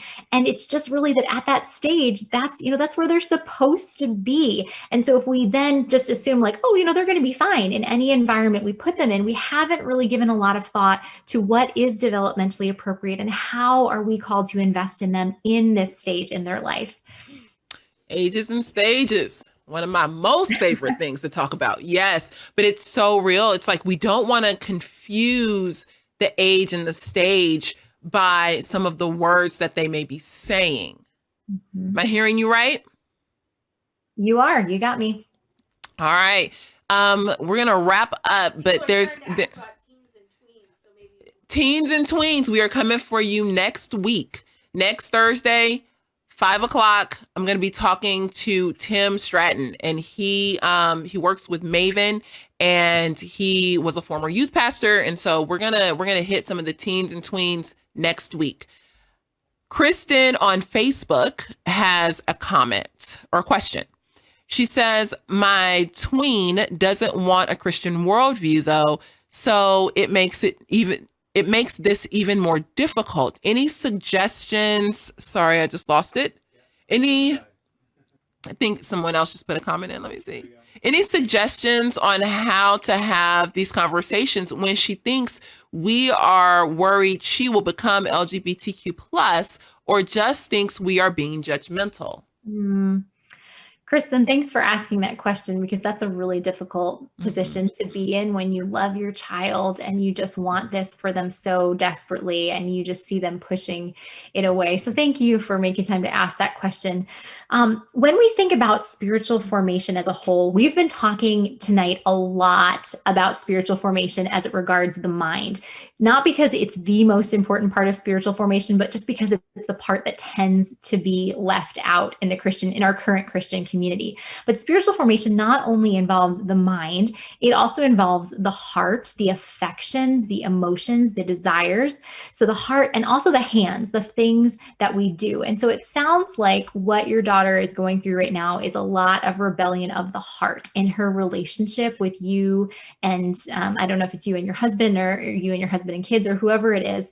And maybe even in her not existent relationship with God, or maybe she does claim to have a relationship with God. So I would encourage you to continue to have these conversations in your home. You're going to have to figure out how to tread well in when to involve her in these conversations and when to just have these conversations with others in your home. But I would really encourage you to to just be praying that the Holy Spirit would give you guidance into where the relational disconnect is. And, sometimes it could just be influences in our kids' life. It could be friends, that are causing our kids to walk away, causing them to have a really hard heart. Another thing that I would always encourage people to do is to pray that the Holy Spirit would be very specific in convicting you of any ways in which you have sinned against her and broken down that relationship. Now, that's not to say she hasn't sinned against you and broken that relationship, but just what you can do is be responsible for your actions. So just be praying and asking the Holy Spirit to reveal if there's anything that you or your husband or anyone in your family has done to really cut down that relationship. And before you start having these worldview conversations, if the Holy Spirit convicts you of something, to go and to repent and to ask for forgiveness. I just found, this was something, obviously as a teacher, it's different than being a parent. But this was something that I would daily pray, for me and for my students, because I knew that if I wanted to teach them to have a biblical worldview, part of modeling that was keeping an open relationship with them. And there was a couple times where I disciplined students in ways that I knew did not align with what God would have for me to do based on the biblical model. But I was just so frustrated. I was like, no, it's not a big deal. I remember this one time specific where this girl, she just did a bunch of things. And I just called her out in front of the class and basically embarrassed her in front of the whole class. And I just let it go to the side, but the Holy Spirit just kept convicting me for a couple weeks. And so I sat down with her one day and I was like, do you remember when I yelled at you in front of the class a couple weeks ago? And she burst into tears. And I was like, oh God, thank you so much. And we talked through and I repented. So this might not be your situation at all, but I always say that's where we need to begin in keeping that open relationship. And then, Lord willing, as that relationship grows and there's less hardness of heart, that's when you can have those conversations more, because we tend not to listen to people who we don't respect or who we don't have an open relationship with. So I know I don't know your exact situation, but that would be my advice for you. Thank you very much. We are going to call it a night and wrap it up here. I just want to offer a word of encouragement to parents, and I'll let you actually have the last word, but I do want to offer a word of encouragement to parents. Parents, I know I've been a kids pastor, and I know that the job is not easy, and you are in it day in and day out and trying to figure out, how do I, raise this young person, this human, to love Jesus, to walk in the ways of the Lord, to be good people, to, also study and do all of the practical things, clean your room, make your bed, brush your teeth. There's so much on parents, and we appreciate you. We pray for you. We are thankful for your contribution into our society. We are thankful for just your stand for biblical truth among young people. Please know that you are not alone, that we are with you and wanting to support you. But thank you for what you do day in and day out to raise fellow Christians. It's not just that you're raising, this kid, but you're raising an image bearer. You're raising, someone who will walk in the ways of the Lord. And that's the prayer that we have for your kids as well. Would you like to say anything before we go? Well, I say amen to all that. Parenting is not for the faint of heart, and it is a high calling. It reflects God's relationship with us. And so just echo what you said, Monique, in that we at Foundation Worldview, we pray for you as well. And we are seeking to continue to create resources to equip you to get your kids thinking critically through the Christian worldview. Awesome. Check out Elizabeth on at foundationworldview.com and order her curriculum, her resources. It's something that will help guide you through conversations with your kids and help your kids to gain a biblical worldview. Why do they believe what they believe? What is truth? How do you worship? Why do we worship? These are questions that young people need to be able to answer. And if they can't, and if you don't know how to have that conversation, get the resources. The resources are there, and Elizabeth's resources are amazing. So yes and yes, we are out of here. Thank you so much, Elizabeth. Thanks for having me, Monique. It's always so fun to be on with you. Yes, I'll text you later. Sounds good. All right. Bye, everyone. Thanks for being here.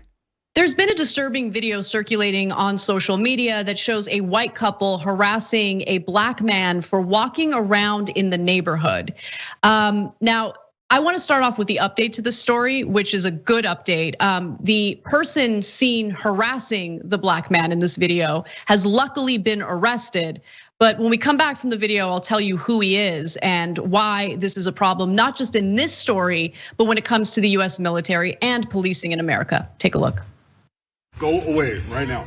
Call the police. Hey, they've already been called. They're just waiting. Picking fights with who? You know what? Maybe you should hang on a little longer. We'll see how it goes. Then we won't have to get the report by ourselves. What is it you're doing here? Walking. Then walk. out. Okay, and that's what I was doing. So she came out of the house and ran. Well, you've been here like 15 minutes now. Let's go. Walk away. Keep walking. Walk away. I already walked away. Walk away right now. You need help? You got this on camera. I'm happy to help you. I didn't hit you. There's a difference between Pretty pushing sure you you. were the aggressor, buddy. You're aggressing on the neighborhood. Someone came running. Walk back. You better walk away. You walk away. You're talking to my wife right now. That's your wife? Walk away. I didn't do it. Walk away. Your wife to speak. Check it out. You either walk away or I'm going to carry your ass out of here. Dude, if you touch What do you me, want to do? You better not touch me. Or I'm not what? arguing. What are you going to do? You up on me? Let's go. Walk away. I didn't do anything to you. I'm about to do something to you. You better start walking. I didn't do anything to her. You better start walking So right when you now. come after me like that, I ain't coming after you're the one in you. the wrong. You're in the wrong neighborhood, mother. Get out. Is he in the wrong neighborhood? Why would he think he's in the wrong neighborhood? That seems strange. John, we have. Sorry, I think he just wanted to add that onto the end so that you understood the entire context of who he is and what this little thing is about. I think it's pretty clear with that last comment. So for those of you wondering, the person in the video doing the harassing is Jonathan Pentland. He is a US Army Sergeant First Class. Pentland has been at Fort Jackson in Colombia since at least 2019 and has worked as a drill sergeant at the garrison. According to a document from the Secretary of the Army, Pentland was promoted to Sergeant First Class in April of 2020. We're not done showing you what that interaction looked like. We have one more video. Let's take a look at that. Get out. I live here, sir. Where?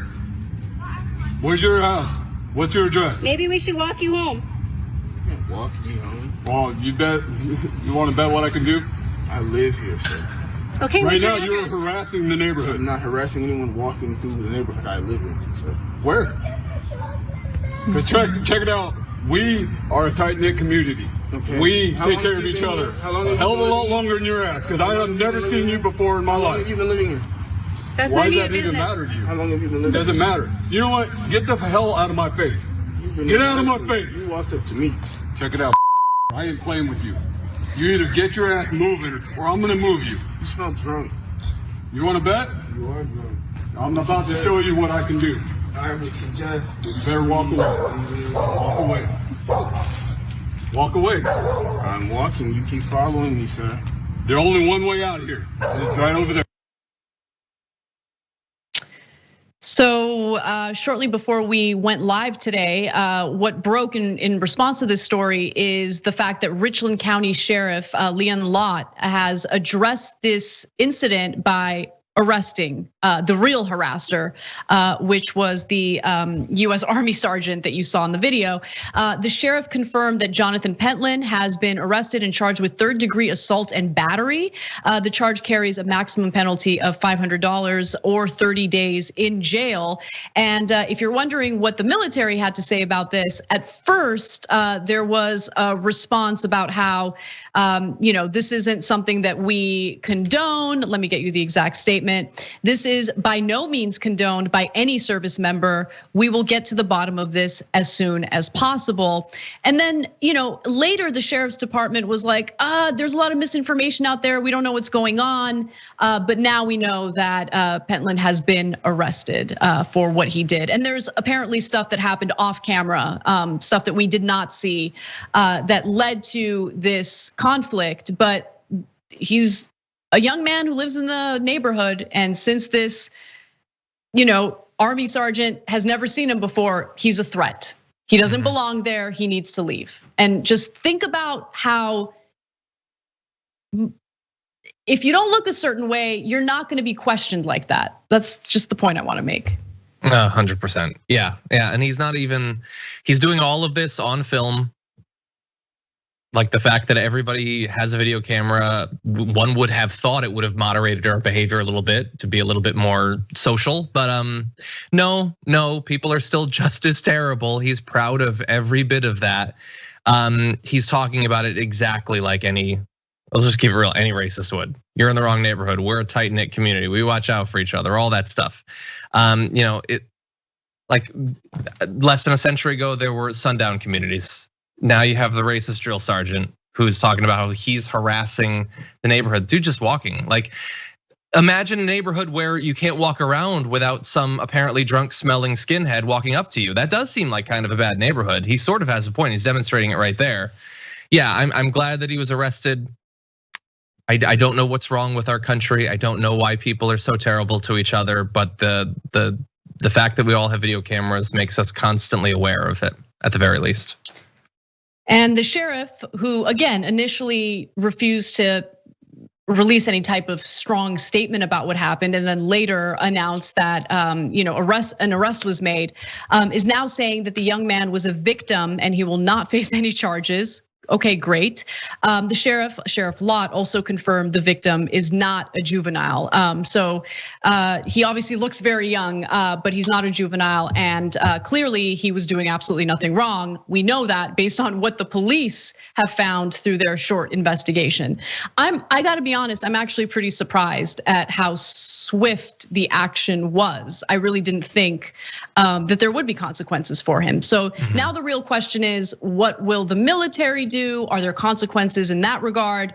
And look, the problem with the military and policing is we know there's evidence showing that white supremacists have intentionally infiltrated local police departments and the military with the intention of carrying out, their race war. And even though we've had that information for how long now, nothing's done about it. There isn't a robust investigation into white supremacy within the military's ranks. None. We don't hear anything about it. So people like Biden are scared. Me.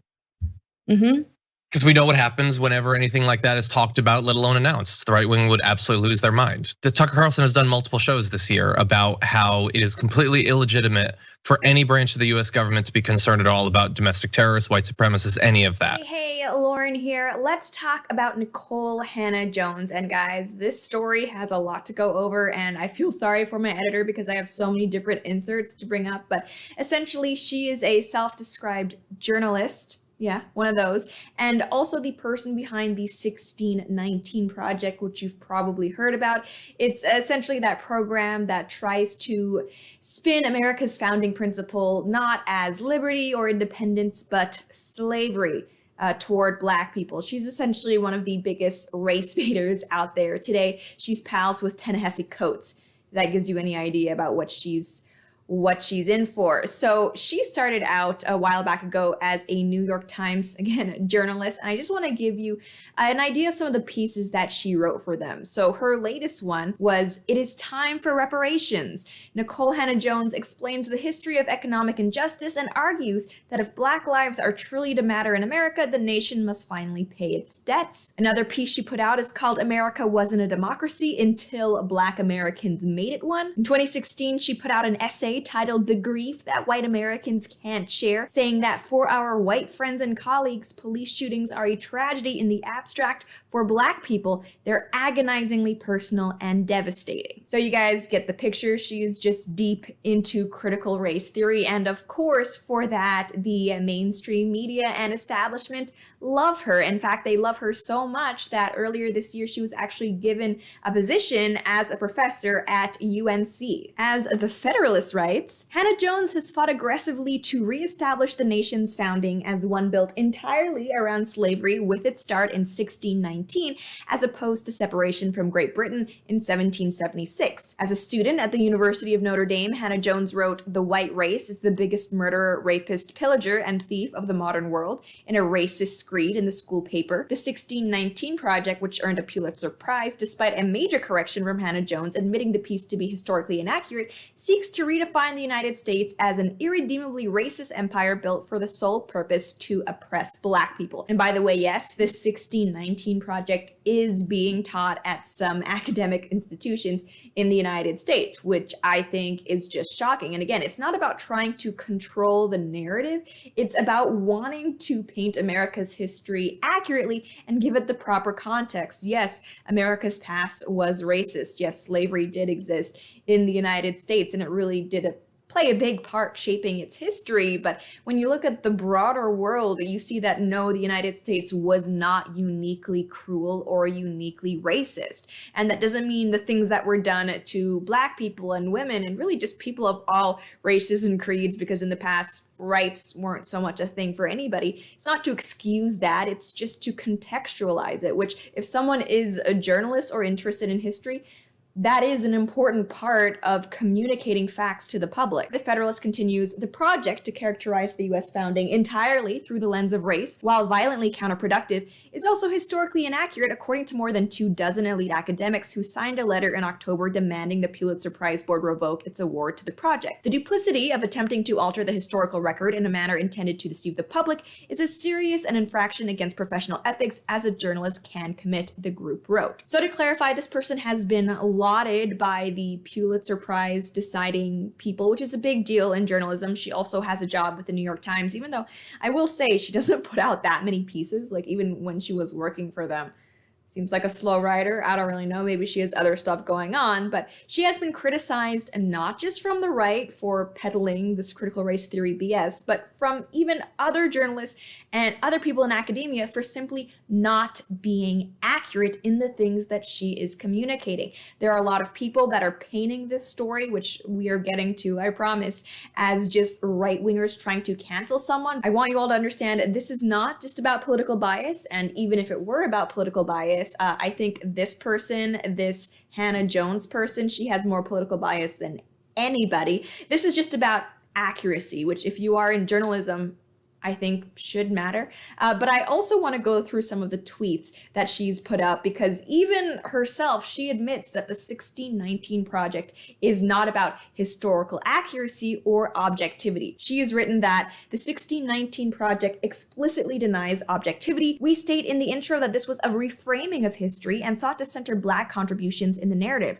This has been my primary problem with the so-called criticism. People engage critiques, but not the actual project. She also stated that I've always said that the 1619 Project is not a history. It is a work of journalism that explicitly seeks to challenge the national narrative and therefore the national memory. The project has always been as much about the present as it is the past. So this kind of confuses me, because you can't really state that your goal is to shift the narrative that we have about really anything and try to highlight certain things and editorialize the past while still claiming that it's a journalistic endeavor. Like, it would be one thing if this person was saying, no, this is a work of African-American studies or race studies or whatever it is. I mean, I think that would still be stupid and it would still be inaccurate, but at least it would have a place in that discourse, I suppose. But trying to pass it off as journalism is laughable. And what should concern people is that the teaching position she was hired for at UNC is actually about journalism. And going through her social media posts, you just see that in all, this person is a racist. And we've kind of gotten to the point where we are so used to university professors just being anti-white and peddling this far left nonsense. But I mean, really ask yourself, do you think it's fair that someone who is as bigoted as we're about to see is being paid by taxpayers to indoctrinate students? Because I don't think it is. She has written that there is a difference between being politically Black and being racially Black. I am not defending anyone, but we all know this and should stop pretending that we don't. I guess she agrees with Biden that if you don't vote Democrat, you ain't Black. or something like that. She is also wrongly stated, like literally, our national politics were founded on identity. Black people and white women could not vote. Then Black people as an entire race could not vote in the South. Lord, I don't think she understands that originally tons of white males were also not voting. Like, this is something the left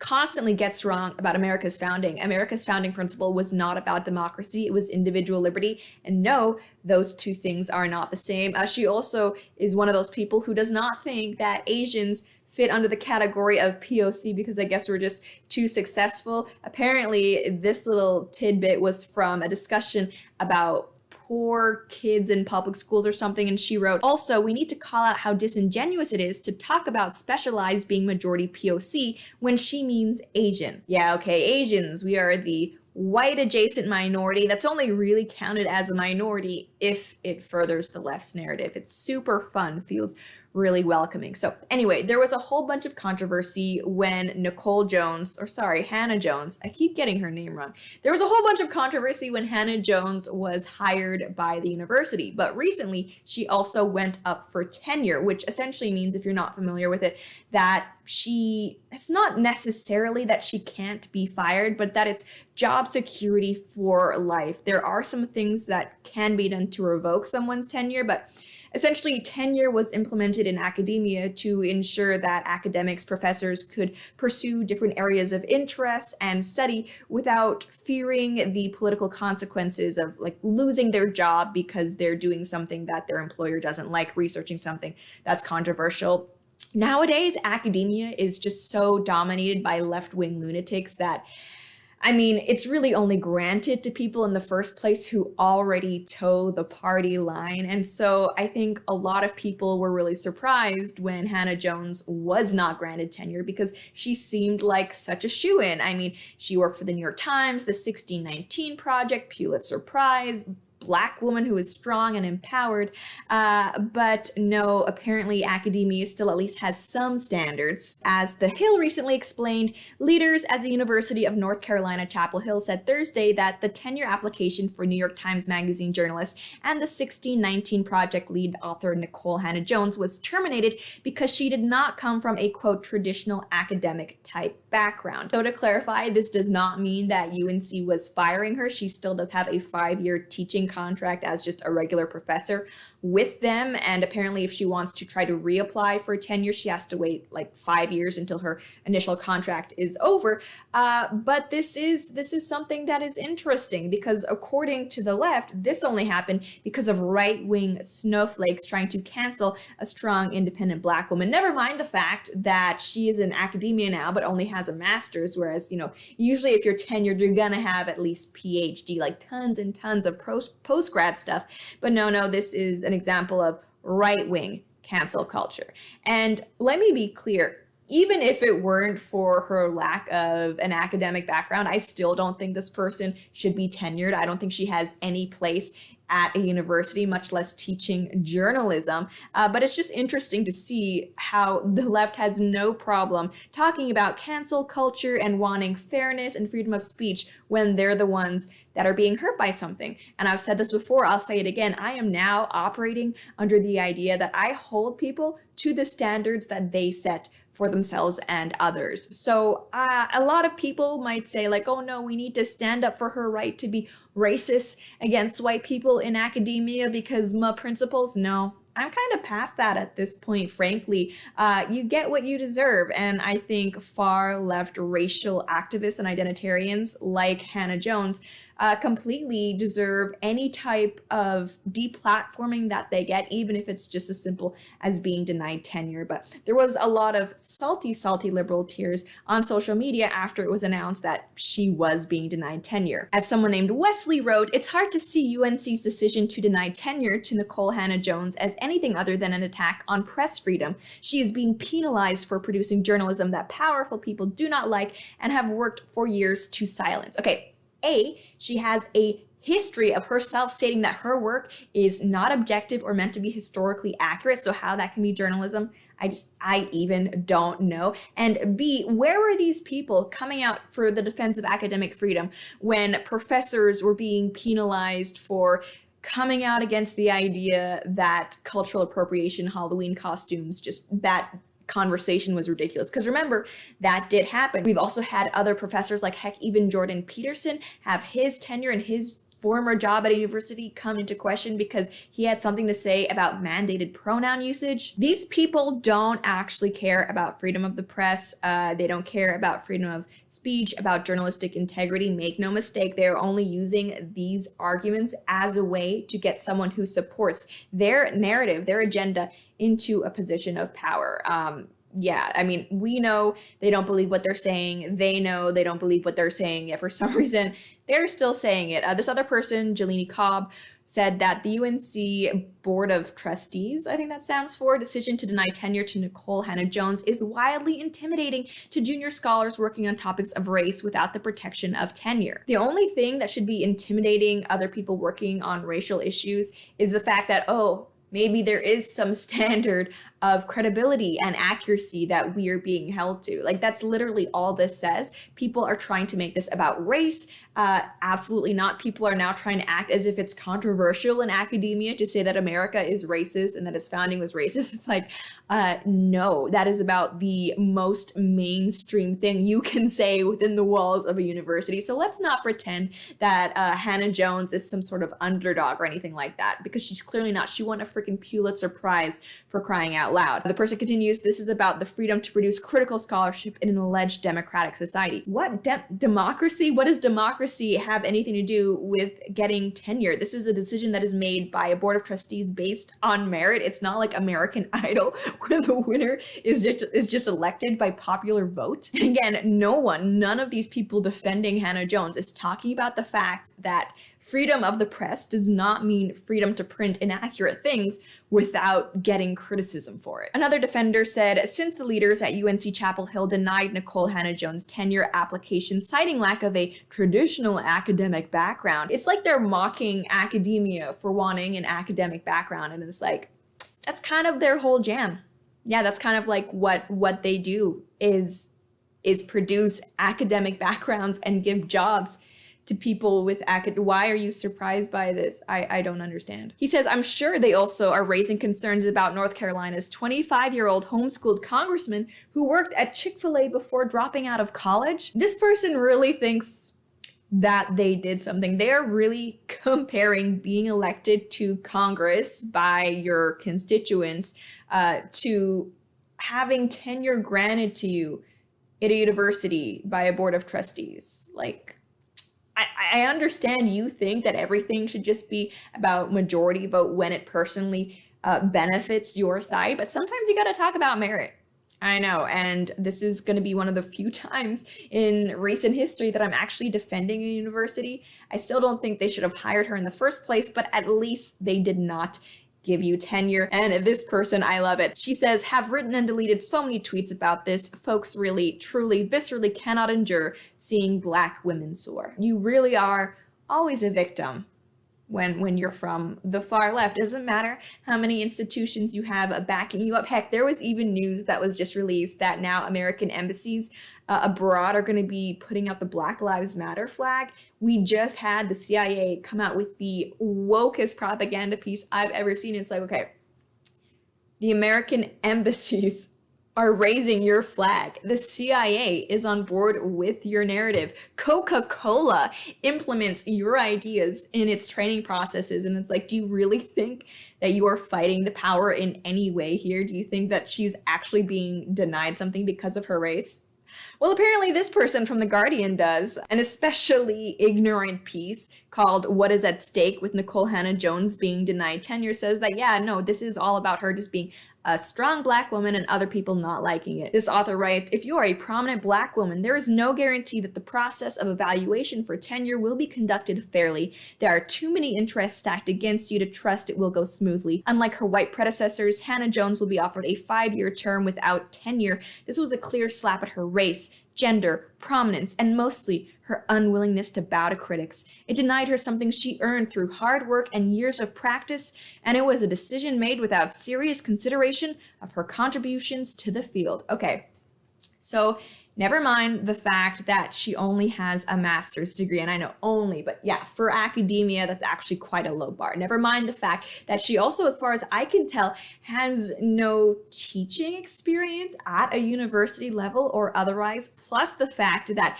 she has received quite a bit of criticism saying that her work does not meet journalistic standards. I mean, really, there is nothing here to point to bigotry in any way, and I'm pretty sure that all of these critics, they're just trying to do what they do so often, bully the board of trustees by calling them racist until they acquiesce and overturn their decision. So far they haven't. It seems like they're standing pretty firm that that is not how the process works, but who knows? Because as we all know by now, one of the most powerful forces in 2021 is for some reason having people online call you a racist. Like that really gets people to bend the knee. But this person continues, but when a Black woman in America reaches a high level of visibility, authority, and success, you can always count on somebody in power undercutting her when given the chance. This is an example of what Professor Caritha Mitchell calls know your place aggression. Yeah, they're just trying to take this strong Black woman down a peg, really, is what it is. And finally, here's my favorite piece about it. Opinion, hey conservatives, this is why liberals don't believe you care about free speech. So this author is still under the assumption that the whole tenure denial thing was actually due to right-wing pressure, which again, there's no evidence of. The Board of Trustees themselves has said that is not the case. And also, I think she's also mad that conservatives aren't defending Hannah Jones enough. And it's like, in no scenario, if the tables were turned, would these people come to the defense of a right wing, or heck, even just an academic who is critical of the left if their tenure were being denied? So no, you don't care about freedom of speech. You don't care about equal treatment. So pardon me, I'm not going to address these bad faith arguments as if they were being made genuinely, because I know they're not. And I have reached a point where I don't think for people like Hannah Jones that any type of cordial disagreement is possible. And so I don't know, I'm just going to sit back and enjoy this very small win when I can. And I don't think that makes me a hypocrite, because I mean, just you get what you deserve. If you don't like it, that makes you the hypocrite, not me. That's pretty much all I have to say for now. And as always, if you enjoyed this video, please be sure to like, share, and subscribe. Until next time. How's everyone doing today? Great. Wonderful. So my topic is very, it's interesting. Raise your hand if you are interested by the topic. Well, my talk today is not to teach you how to talk nasty about Asians without sounding racist, because most of us do so very well. We're very adept at that. I'm a professor at Illinois State University where I teach educational foundations. And educational foundations, if you don't know what it is, it's the study of educational problems. I really consider myself a professor, but also a sociologist. And so after doing research for 6 years on this topic, I've developed a website. It's called the Mono-Minority Stereotype Project. If you Google it, you'll find it. Not now, of course, because they want you to disengage. But later. And if you visit that website, you'll find many references to the mono-minority stereotype. 500. Okay. Now, some of you might not know what is the mono-minority stereotype of Asians. And so let me be the first to tell you. It's a stereotype among many of Asian people. Here are two magazine covers that really get at the heart of what's implied. If Asians are model minorities, they are excellent minorities. They attend schools like Stanford, Harvard. They look like them. And these magazine covers were very popular in the 1980s. 1980s, you would see a lot of these covers. Why am I telling you this? Beyond the fact that I look like the gentleman, the boy in the blue shirt. My third grade, I was like, oh. Well, it's to tell you because we need to know when this stereotype was created. And it was created in 1966. There was a professor at the University of California, Berkeley. His name was William Peterson. And Peterson wrote a article that appeared in the New York Times magazine, entitled Success Story, Japanese American Style. And in that magazine story, he applauded Japanese for doing wonderful things, for, despite being interned, just working quietly and achieving the American dream. But there's a pre-story to the Peterson story that I'd like to tell you for a moment. And that is, a year before, in 1965, then Assistant Secretary of Labor Daniel Patrick Moynihan wrote an infamous report that's commonly referred to as the Moynihan Report. And in that report, essentially said that African Americans had a culture that explained why they were why they weren't being successful. So if that is the first story, African Americans are not successful because of their culture. And then chapter 2 of that story is that Asians are successful because of their culture. The takeaway message is that in America, you can achieve your dreams if you only work hard. And it really absolves America from having to deal with the challenges of racism and discrimination. That's why I say it. Now, certainly, we talk nasty about Asians, and we do sound racist at times. Here you have a Korean patron who visits Starbucks and receives their cappuccino, mocha, something, an expensive, overpriced drink, right?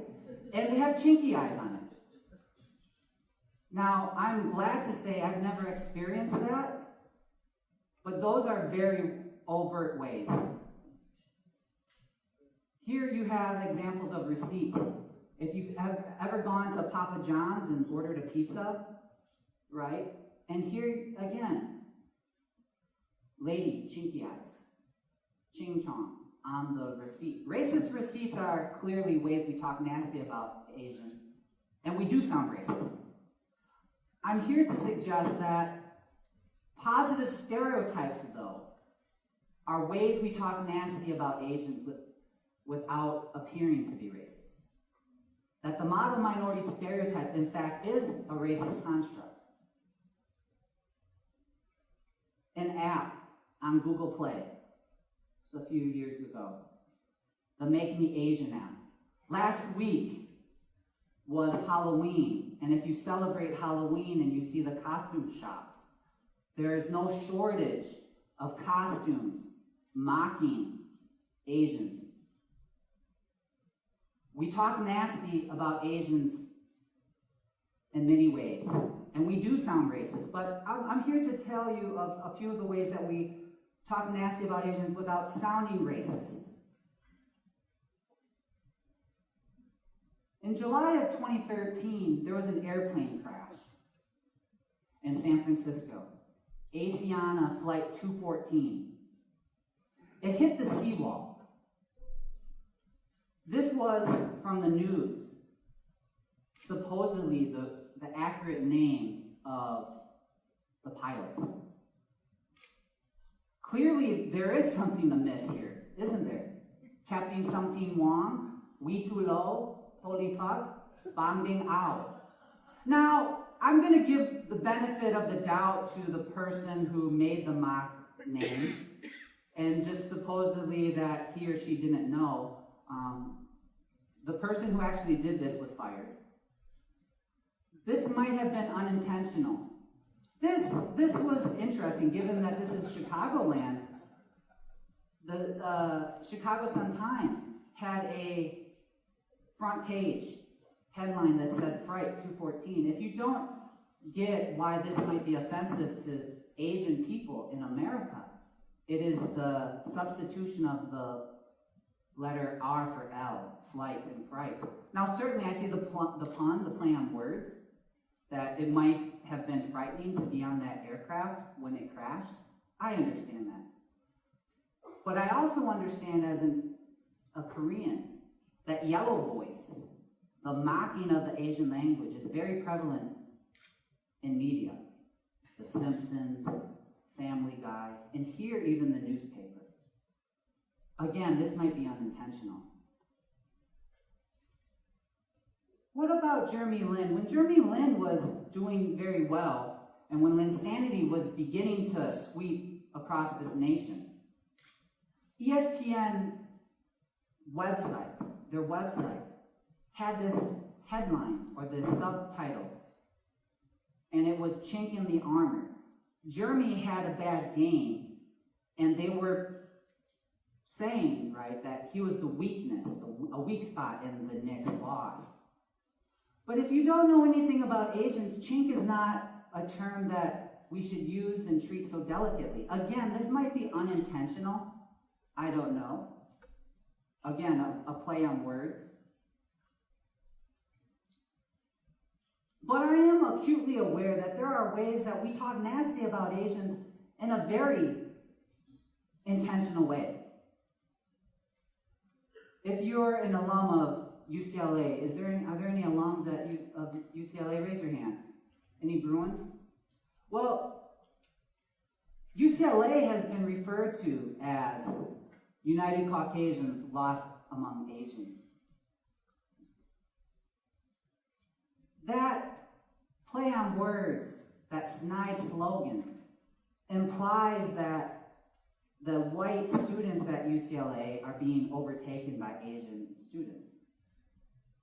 You see, if Asian Americans are model minorities and they're doing so well, that can be a double-edged sword. Their success can be used against them, right? Any alumni of Massachusetts Institute of Technology in the room? Made in Taiwan is another play on words. Again, if Asians are taking over the campus of an elite university at MIT, then it implies that whites are being subjected and are victims of Asian success. In my own research, I've found this of surveys of college students, and that if Asians are thought to be competitors, that attitudes towards them will become more negative over time.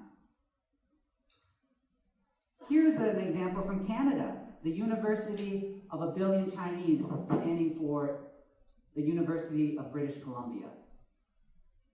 The Canadians have imported the model minority stereotype from us, which began in 1966, vis-a-vis William Peterson.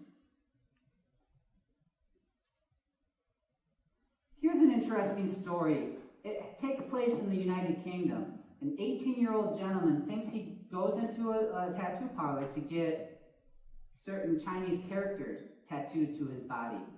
Later to find that actually what is tattooed on his body says the ugly truth about this badly drawn boy. Why do I bring this case up? Well, one, thank goodness for laser surgery. You can get that tattoo removed and properly get a Chinese Mandarin tattoo that says what you want it to say. But if you go to any of your retailer stores, there is no shortage of orientalized art. But I'm going to ask you a question, and you don't have to respond publicly here. I do not want to embarrass any of you.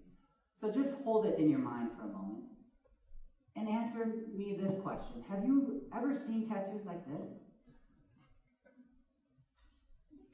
This is the funniest thing I have, so it's a tough crowd here. If you're still processing, it's like the magic eyes, you know, you look, it's like, honey, I can't see it. Just look harder. Okay. That's the funniest material I have for this evening. But no, you would never see that, and you haven't, most likely. And you haven't, most likely. So the questions I have for us for a moment to consider and reflect upon is this. The model minority stereotype is a stereotype among many stereotypes, right? That Asian Americans are overtaking our most prestigious and elite colleges and campuses, that they're bad drivers, that their women are beautiful, that their language systems, which are not like ours, are cool enough that we'll actually tattoo our bodies with them. But how we talk and don't talk about Asians really is how we talk nasty about Asians without sounding racist. In America, stereotypes are considered to be at times racist. If I were to say that all black people are lazy and use welfare, that is a very general stereotype. And clearly, we don't air those types of stereotypes in the public circle because, right, it's not desirable to be labeled racist. But language-wise, we have become more adept at expressing racism without appearing to be racist, a term that academics call racism without racists. And by implying that Asian Americans are exceptional students, are mathematicians, have no problems, an unintended consequence, well, I would say many unintended consequences, are if they're successful, then the other minorities are not successful because they're lazy, and clearly that's not the case. But another unintended consequence is that we come away with a false understanding. Let me close by saying this. I believe the model minority stereotype to be like a bikini. You heard me. Let me say that again. The model minority stereotype of many stereotypes of Asian is like a bikini. What do I mean by that? The bikini, what it reveals is suggestive. And here you have the case of the red bikini suggesting obedience, discipline, studious, exotic. But what the bikini conceals is vital for its use and perpetuation. And what's concealed under this bikini, I'm using this as a metaphor, is mental illness, suicide, depression, the pressure to live up to something that is unobtainable. Much research documents the psychological hazards of being thought to be a model minority. So in conclusion, I'd like to say that we talk nasty about Asians on a day-to-day basis, and it's very easy to detect. But we have become adept at a society talking about Asians without appearing to be racist. And the last thing that I like to say is this. We oftentimes applaud Asian culture. And so by replacing culture, typically in the past, racism was pointing out race. But now we're more skillful and we tend to use cultural markers. What do I mean by that? By implying that Chinese parents somehow parent like tiger parents. Well, the MC already said that I'm adopted. I'm Korean. I have white parents. My white parents were not tiger parents. By implying that Asian parents mandate that their kids play violin. I played the clarinet and I was horrible. Right? It's a bikini. What it reveals is suggestive, right? The stereotype suggests one thing and conceal another. I've already said that in 1966, the stereotype was born. William Peterson applauded Japanese. Did you know that he had no training or real background to actually write that story? That Daryl Hamamoto in his book Monitored Peril discusses that Peterson, when contacted by the New York Times Magazine, self-admittedly said, well, I don't have much knowledge about that, but I'll still write the paper. So he was commissioned to write a paper in which he had no real subject matter expertise on. And so by implying Asians are doing well, in the process, demonizes African Americans, Latinos, any other non-Asian, non-white group. So, don't talk nasty about Asians, and don't get tattoos on your body if you can't understand the language.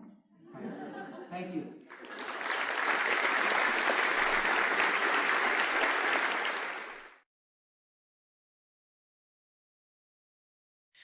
Well, it's Cardi B versus Candace Owens. WAP versus DAP.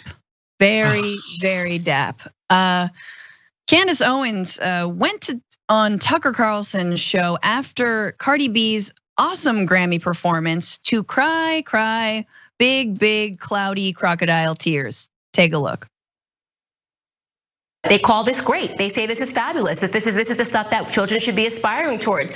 So at the same time, Tucker, that we have kids that are not learning hard academics anymore in school, right? Forget about mathematics and science. You can trust the science and trust Dr. Fauci, but you have these kids learning about critical race theory. They're learning that they should aspire to people like Cardi B. You see that fundamentally we are seeing the destruction of American values, American principles, and it's terrifying. I think parents should be terrified that this is the direction that our society is heading towards. And again, we are weakening America. That's really what we should be talking about. This is a weakening of American society. We are setting the stage, and it feels like we are looking at corrosion, like we are about to see the end of an empire. America cannot survive. It cannot be sustained under these sorts of values and principles. Imagine a WAP could do that. So powerful. Yeah. Who knew? So what? It took down an empire. How did the American Empire fall? No, too much WAP. Yeah, got too close. Yeah, I dial it back a million notches there. Jesus. For once, the blank, confused stare of Tucker Carlson made sense. That's how I think I was looking at her as she was going off on that insane tangent. Look, so people who do political commentary, sometimes you will begin talking, you don't necessarily know exactly where it's going, but you develop the skills that you put something together. She doesn't really have that. Like the ridiculous aside to Dr. Fauci. So she said, forget math and science, listen to Dr. Fauci. So which is it? Is it that we're not stressing that you should learn math and science, or are we lauding a public figure who's exclusively here to provide public health and science information? She doesn't know exactly what she wants to say there, but she does know that apparently they are teaching people in school to become Cardi B when they grow up. I haven't been in school for a while, Francesca. I don't know if that's true. No, yeah, apparently that's like all chemistry classes now. They just study the science of that choreography between Megan Thee Stallion and Cardi B. And that's it. I mean, have you been to science class? It's nothing but twerking. It is so many thoughts. It is popping the P word all the time. No, it's bizarre. And of course, Cardi B took to Twitter to shout out the ridiculousness, writing, "Yay, we made Fox News." Whap, whap, whap. And then whap, whap, whap. Of course, the clout chaser that she is, Candace Owens tweeted back and said, "Just at me next time directly. You're a cancer cell to culture. Young Black girls are having their minds poisoned by what you're trying to do to package and sell them as empowerment. I'm one of the few that has the courage to tell you the truth. You should thank me." Cardi, of course, fired back with basically, "Thank you for giving me all these extra streams, because there's definitely people who still don't know what WAP is and are having their minds blown after watching the video." But the craziest part of the back and forth of this Twitter feud was definitely when Candace says, "If you think making your husband a sandwich is a sin, but popping your vagina into another woman's vagina in front of the world is power, you are a lost soul." Now, I would try to respond to that with something clever, but Cardi then did the work, and I want to talk about it. But she wrote, "As a Black woman, you should know better than that. You know damn well America made it a caricature of Black women only being good in the kitchen and taking care of children, also known as the mammy." Yeah, I will say that I think ironically, it does buttress her point that we need a little bit more teaching of science and math. Her anatomy understanding is a little bit off there with the vagina into the other vagina thing. There's some websites where you can learn a little bit about this. They're actually pretty entertaining, I would say. Consider looking into them. But the thing about it that bothers me a little bit more is not that you should be able to expect any consistency from them, but I would love for them to decide what their party is, because what they've been trying to convince you for quite a while now is they are the cool party that's for free expression, oddly enough. They're the ones that are against cancel culture. They're for edgy stuff, like comedians telling racist jokes or Dr. Seuss. Stop trying to stop people from practicing their art, they'd say. But as soon as the P gets W, suddenly, no, it needs to be canceled. You certainly can't show that to people. So wait, so you can regulate what adults can see on TV more so than what's presented to kids in school? That's an ironic twist of common sense there.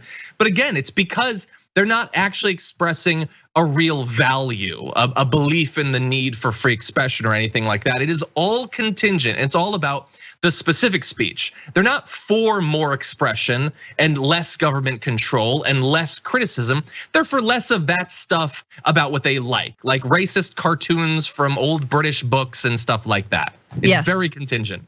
And they are so jealous. Just the clout chasing jealousy, because they're so not cool and they're not funny.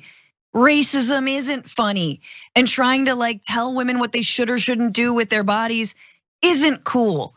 And you basically parading around as an honorary white woman, even though you're black, and throwing the entire black community under the bus time and time again is not cool. It's just, and so the amount of jealousy that happened, it's very upsetting, and also more upsetting because the backlash to WAP is DAP, and I just don't think we should be getting that's feels like the problem with the right in general is them being sexually repressed. It's a legitimate medical condition. Making dry P words, just don't take up the mantle of dry. You know what I mean? What could reparations look like today? Whew. Dead politicians. Come on, let's make it happen. Mine is free Chick-fil-A, Popeyes, and Taco Bell for the rest of my life. Okay. They should let black people get Jordans for free. Chicken, buckets of fried chicken. And I just want 3 million tactical assault eagles with reinforced steel-tipped razor blade wings so we could peacefully protest at the United Nations headquarters. What could reparations look like today? I mean, money. Some cold hard cash. If you're any type of black, you should get paid. Reparations for me looks like the Prime Minister of Canada, Justin Trudeau, getting kicked in the face by a Clydesdale wearing cleats.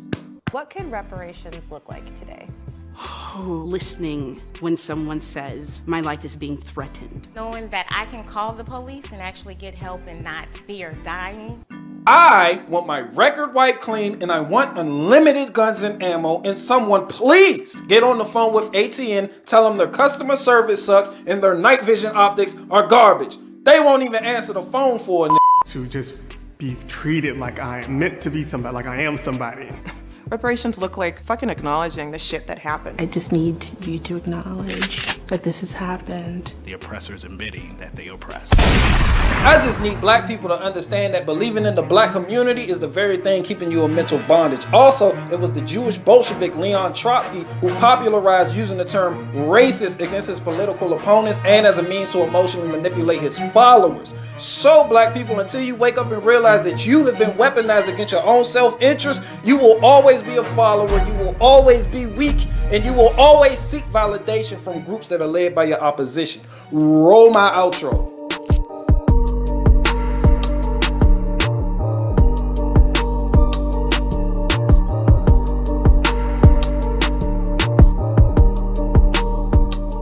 Here's my question about racism. This is the liberals' favorite talking point to bring everything back to racism. There are very, very few people in our country who are true racists, and that's a good thing. Very few people who are true racists. Listen to my question. Let her finish. Let me get my question in. I was about to take off her earrings. If the left cares as deeply about people of color as they claim they do, why do they ignore the fact that 500,000 unborn black babies are aborted every year? Okay, let me, wait a minute. Boom, mic drop, Liz Wheeler. We only have and you guys, so go quickly, and then we have to go to questions. And you guys really care about them after they're born, right? So that's the only comeback you have? That's really, wow. And let me just answer this from the perspective of a person of color as the mother of a black son. When you talk about very few people being racist in this country, I swear to God, these videos are like an episode of Scooby-Doo. When people never believed us, when we kept talking about this racism, and people keep saying to us, it's a figment of your imagination, get over it. It was 400 years ago. And every week, every single day, women accusing even children of doing things that they didn't do. This racism that you're talking about, that's systemic and has been in this country for centuries, and you keep asking us, what are you talking about? Are you seriously telling me that you think that very few people are racist in this country when the numbers of hate groups has gone up to now every new little clique? Look at all the shirts around here. And it's so tone deaf to tell people of color that very few people are racist when we gotta watch our sons die on the streets every fucking week. It's so offensive. It's so offensive. It's really offensive. I'm sorry.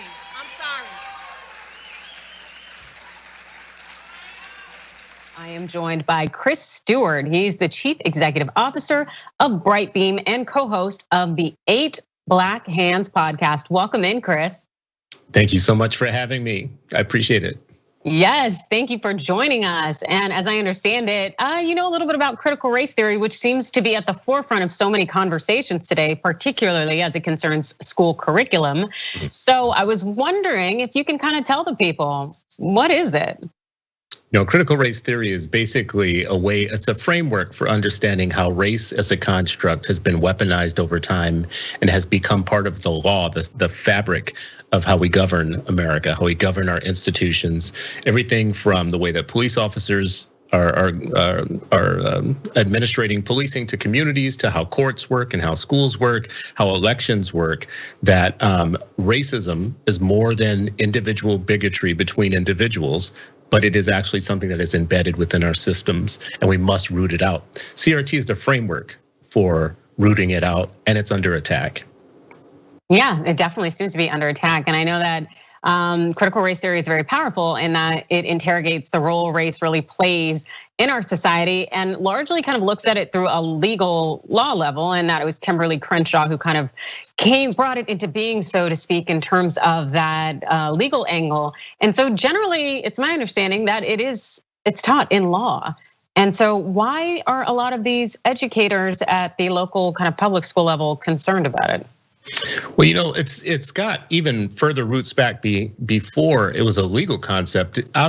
What came out of the civil rights movement was a lot of disappointment that all of the good work that was done during the civil rights movement didn't amount in the type of advancement and progress, socially speaking, economically, politically speaking, for people of color that was expected from the people that worked in the civil rights movements. CRT became a way for saying, you know, the problem is deeper than we really thought it was. It's not just a situation where black and white folks are going to sit next to each other and all of a sudden start loving each other over a period of time, and then everything's going to change. It actually was more deeply rooted into our institutions, and people within the legal studies departments, people like Derek Bell and others who had experience in civil rights, started to look more deeply into the law and into the structures of our rules of society, the rules of the rules that we live by, and started to see that you could have things be very racist in our society without them looking like they are. They could look colorblind. The war on drugs is a great example of that.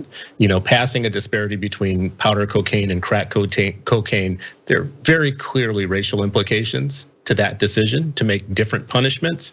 But you could conceivably say that it was a colorblind policy. It really wasn't. Now, you asked the question about why are educators so upset about this? They weren't. The short answer is that no one was really talking about this. There is a concerted effort of people who want a white ethno-state and feel like they're losing ground politically to rush to the Capitol houses and introduce bills that are in search of a problem. There was no real problem. Critical race theory is not, there's not an explosion of it. In fact, the opposite is true. Many people of color worry that our history, our real history is being whitewashed in public schools, that our kids are not being told the truth about how we got to where we are today. But yet you have legislators, by my last count, at least 12 bills either introduced or passed at the state level in states that are going to outlaw the teaching, the rightful teaching about things like systemic racism. It's amazing, though, that it's gotten so much coverage, like 2 to 3 times more coverage on the right than on the left. So you know that it's a campaign, and you know that it's not a campaign for something good. No, it doesn't seem to be that way. I do find it to be rather comical, seeing these parents and whatnot, seeing the videos of them crying at school board meetings. I don't want my child to learn critical race theory. It's like your child doesn't have the acumen level to understand it. It's not going to be taught to them. What are you talking about? But unfortunately, I think as a product of that it's going to, as you kind of mentioned, it's going to further suppress more truth and information and knowledge under this whole veil that it must be CRT. And so where do you think people are going to go next with this? You know, I'm thinking it's going to start hitting the school boards next. You know, the first step is to get states and governors to sign laws that kind of start putting a chilling effect on classrooms, start muzzling educators, stop educators from teaching not just critical race theory, because I just want people to be very clear about this. Anything that looks like anti-racism is being thrown into this bucket called critical race theory. Anything around social, some of the laws have been very clear to not just say critical race theory, is in fact, some of them say social justice programming. So a lot of things are being thrown into this one bucket. It starts at the state level, and then next thing you know, you do have teachers that are being muzzled. And you have school board members that are being run out of town because they are pro social justice teachings. Dallas is a good case of that. There was a recent, suburban Dallas, recent school board election. The school board members and the city council members ran on being against critical race theory, social justice, and social justice programming, and they won. Like they swept the room. If all policy is local, you know what happens once those school boards start turning over and changing like that. The kids in those districts are going to be robbed of real education, a real history, and they're not going to be adequately prepared for the world that we live in. They're going to be prepared for the world 10 years ago, 20 years ago, 30 years ago. Absolutely, and unfortunately, I'd like to think that seems to be something that's very commonplace in our nation, and then this idea of keeping people dumb. It makes them easy to control as opposed to giving them the knowledge and the information they need so that they can actually understand the world around them. And so where do you think this will go in terms of a federal level? Because we have Joe Biden in office. It seems like he's really turned back a lot of the things that Trump tried to institute, including whatever he had passed that said we can't have critical race theory taught involving federal contractors or diversity training. So I guess with this administration, do you expect any kind of involvement? I think that's a great question. I think that there's still going to be attempts at the federal level to do what states are doing right now, but it's not going to go very far because you have Joe Biden in office. He did reverse some of the mandates that came from the Trump administration to outlaw critical race theory within federal agencies and the federal government. Doesn't mean that we should go to sleep on it, though. We should be very, very carefully watching the other ways that this manifests itself. I do want to call out, though, that this is not so much a policy campaign, I think, on the other side for them to win. I really believe that this is just a way to whip up their base in preparation for the 2022 midterm elections, and to really get the white grievance machine going, and the outrage farming going, and getting the keyword kind of keyword farming online to really bend to their will. And I don't know that that's going to work. I really do trust the American people that the majority of us are more sane than this. But when you're getting laws passed, I think is when we should all take things very seriously. And they are getting laws passed that put a chilling effect on speech, free speech, on a fact-based reality, on real history, on teaching kids about how their government actually works and how systems have worked well for some and haven't worked for others. That's a pretty big deal when you're literally getting bills passed to make people dumber. Yeah, and you know what? You have a lot more faith than I do because I don't trust the American people to make the smart decision because we live in a system that enjoys fear mongering and creating an us-them narrative. And as we saw all of those votes come in for Donald Trump this last election, I just don't know that people can make the best decision for our nation collectively as opposed to feeding into their fears or maybe even their ego. But in terms of the future of critical race theory, has it had kind of an adverse response in terms of not necessarily being quelled? That now there's a spark in people, getting more involved and learning more about it? I would love to say yes. I would hope that that's the case. I would hope that more people want to actually check into what critical race actually is. As a matter of fact, anybody watching this who considers themselves an intelligent person, I would hope that you would go out and read for yourself what critical race theory actually is and do a little bit of study and come up with your own ideas about what it is. I don't know that that's exactly what's going to happen writ large. And I don't think that we're going to win this war with people who are already set to disbelieve anything that has to do with making racial justice come true in this world. But we can ask. We can ask anybody listening and watching, especially when it comes to your schools, be thoughtful consumers of the news and of the truth of critical race theory. And when this gets to a school near you, actually stand up for the right thing. Make sure that your kids are going to get a real history, get the true history. Oh, that would be something that I would definitely enjoy. Unfortunately, I don't necessarily know that that's going to come to pass either, given how much our world has tried to suppress the information and the history in the past. But we only have about a minute left. So is there anything you want to plug or get out there before we say goodbye? No, my organization Brightbeam actually continuously puts out the voices of teachers, students, and parents to find the right path to equity, to make sure that we're doing the best that we can for our kids. So come and see us, brightbeamnetwork.org. We are always putting out content around equity in education and in schools, and this is like one of our major issues right now. Awesome, thank you so much for joining us. Chris Stewart, CEO of Brightbeam and co-host of the 8 Black Hands podcast. Thanks for joining us, Chris. Thank you. I think when we discuss racism in America and whether it exists and to what extent and how important it is, the first thing on a lot of our minds is racism from the police. And so I think we need to talk about that first. And there's some things that I don't think we always know.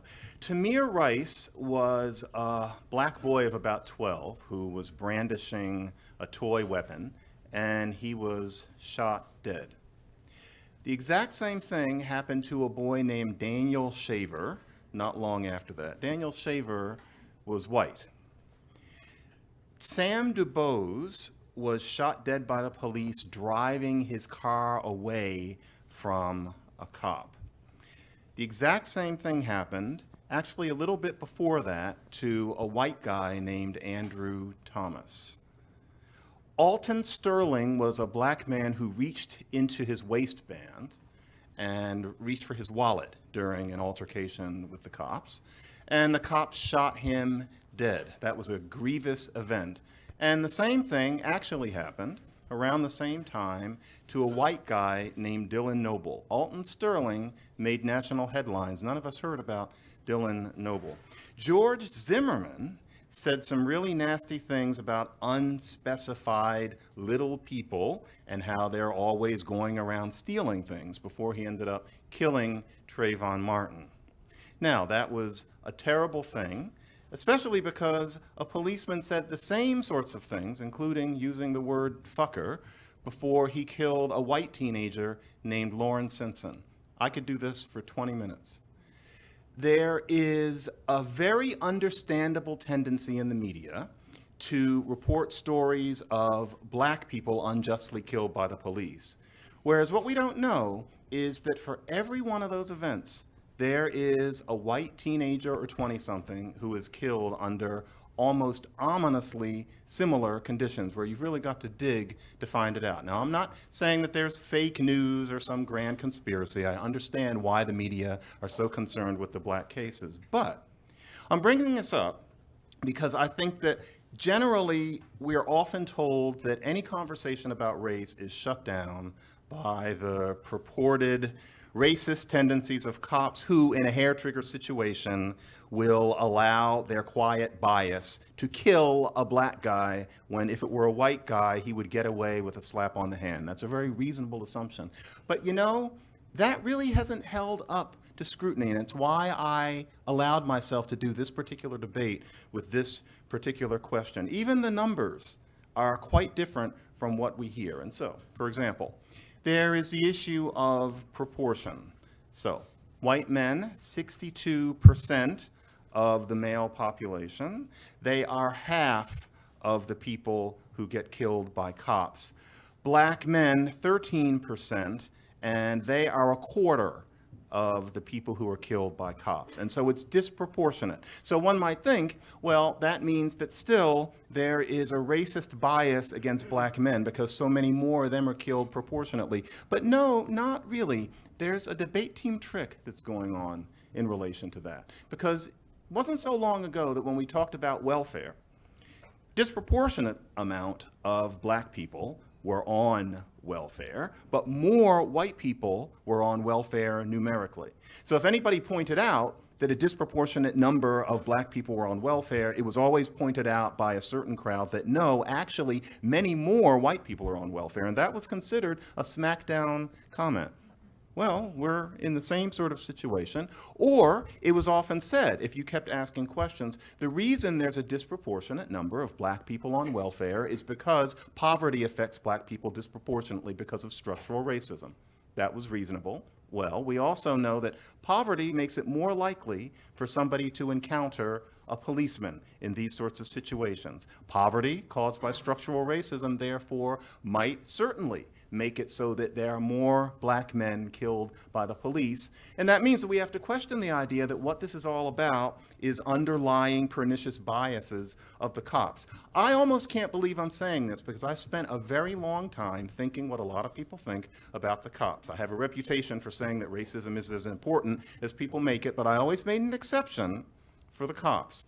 And not too long ago, I had one of my blogging heads conversations with Glenn Lowry, where I told him, Glenn, you've got to give me figures if that's not true. And I didn't know that the figures actually exist.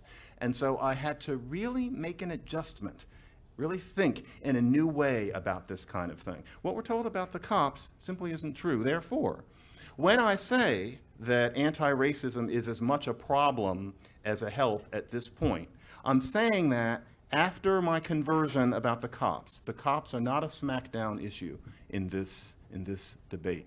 So, with that said, what's the issue here? Why in the world would I say that anti-racism is a problem? Because of course, no, it's not a problem to not be a racist. And I don't think any of us would be here if we thought the debate was over that. So of course, you don't want to be a racist. Racism is bad. We know that. But what about the more complex and therefore more interesting issues? And one issue is that anti-racism, as currently configured, has gone a long way from what used to be considered intelligent and sincere civil rights activism. Today, it's a religion, and I don't mean that as a rhetorical feint. I mean that it actually is what any naive anthropologist would recognize as a faith in people, many of whom don't think of themselves as religious, but Galileo would recognize them quite easily. And so, for example, the idea that the responsible white person is supposed to attest to their white privilege and realize that it can never go away and feel eternally guilty about it, that's original sin right there. The idea that there is going to be a day when America comes to terms with race, or that there could be. What does that even mean? What is the meaning of the coming to terms? What would that consist of? Who would come to them? What would the terms be? At what date would this be? The only reason that anybody says that is because it corresponds to our conception of Judgment Day, and it's equally abstract. When we use the word problematic, especially since about 2008 or 9, what we're really saying is blasphemous. It's really the exact same term. Or the suspension of disbelief that is a characteristic of religious faith. There's an extent to which logic is considered no longer to apply. That's how we talk about racism. And so suppose someone asked, why are we to focus on the occasional rogue cop who kills a black man when 9 times out of 10, that black man is in much more danger of being killed by another black man in his neighborhood? Gosh, that's not pretty, but like many things that aren't pretty, it's also true. If you ask about it, well, you know you're not supposed to. Eyes roll, and you're given an answer that doesn't really completely make sense, and there's an etiquette that you're supposed to stop there. It's rather like certain questions that you ask a priest very gently, but you know that if you don't get a real answer, then you're just supposed to move on. That we're used to with being devoutly religious. That is the way racism is treated these days. It's a religion. And many of us might say, you know, after thinking about it, you might realize that even if you're somebody who looks on devout religious faith among, say, a Mormon or a fundamentalist as something peculiar, you read books by anthropologists exploring this frame of mind, even if you realize, it might even be pleasant to realize about yourself that you are religious just like them. If you wonder how a Mormon feels, to be an anti-racist today is to be ideologically a very, very similar person. You might own it. You might say, what's wrong with this? What's wrong with this religion? This is certainly a better religion than many others I can think of, but there are problems with it. There are severe problems with it. It does some good things. It gets some good people elected. Certainly, it does some good things, but it does some bad things. And so, for example, if you're a good anti-racist, then you're thinking about the cops that kill black men in these scenes that we know about. But you're not supposed to think about the fact that so much more murder happens to men like that in their own neighborhoods. You're supposed to think of that as maybe connected to racism in some abstract way, but you're not supposed to think about it. You're not supposed to think about all of those homicides. Every summer in big cities across America, teenage black boys are killing one another in the hundreds over, frankly, nothing. That's somehow less important than what the occasional rogue cop does. That's modern anti-racism for you. That's backwards. Another example, education. To be an anti-racist is to pay attention to the idea that universities must foster diversity. The idea being that supposedly universities wouldn't want to foster this diversity if they weren't made to do so. Now, what that means is that often this diversity is fostered as the result of creating a different evaluation system for black and often Latino students in terms of grades and test scores. Now, there are various studies that show that that often is not the best thing. And so Stephen Cole and Eleanor Barber did a paper where, contrary to their expectations, it showed that when students are mismatched to a university, it discourages them from getting PhDs. There have been many studies of that kind, but we're told to look away from them. So after racial preferences were banned in the University of California, before they were banned at the University of California, San Diego, in a freshman class of 3,268 students, of the freshman honors students, exactly 1 was black. In 1999, this is the first class admitted after the ban, when students were matched to a school according to their grades and test scores rather than there being the kind of bonus that we see. We're now seeing it at Harvard. 1 out of 5 black freshmen were making honors. Why have you never heard of that statistic? It's actually a beautiful story. These are black students who did very well, who wouldn't have done as well at Berkeley or UCLA. There's no tragedy. Those students are now out working and living wonderful lives. Anti-racism teaches us not to listen to stories like those. And when we think about anti-racism, we're taught to suppose, we start to not even think about this anymore, that whites need to undergo some sort of massive psychological revolution before we can have any kind of black success beyond what we have already. Why? Why is somebody talking about their white privilege important when we're talking about making black schools better? Why is it important for a Black Lives Matter activist to probe Hillary Clinton's heart as opposed to thinking about what policies she will take in terms of criminal sentencing or housing policy or the on-the-ground sorts of things that we really need to be thinking about if we want to help black people? I could go on here too. There are a lot of things wrong with anti-racism. There are some good things, but there are just as many that are wrong that hold us back from helping black people who need help because we're taught to think of certain things rather than other things. In particular, we're taught to think less about the real work of helping people who need help on the ground through socio-political action, and instead, we end up thinking about inner psychology, we end up thinking about that which is problematic, and all of these things are ultimately idle. So, this is what I mean by saying that anti-racism is a problem. Anti-racism as currently configured, not anti-racism just in itself, but modern anti-racism turns a blind eye to most black homicide. Anti-racism, as currently configured, turns a blind eye to black young people's upward mobility. It turns a blind eye to doing the kinds of things that civil rights leaders of 50 years ago considered ordinary in favor of what is ultimately an inwardly focused quest for moral absolution that has at best a diagonal relationship to helping people who've been left behind. For that reason, the issue here, I must repeat, is not whether or not racism exists. We know it does. Read the paper this morning, had some racism of my own 2 weeks ago. That's not the issue. The issue is whether modern anti-racism is the best way of combating the effects of that racism. And it isn't. I sharpened my pencil till the end snapped off, and the graphite crumbled in my hands. It didn't take me long to learn to write my own name, but it was years before I could claim to know who it was glued to. See, I knew that I didn't really belong to this place. Not really. My mum's distant ancestors came here from England or Scotland or somewhere, and Dad, his dark skin spoke louder than a passport, so of course he was always labelled a foreigner. When people asked me where I was from, honest answers like Brisbane or Chermside didn't seem to satisfy, didn't sufficiently explain my differentness.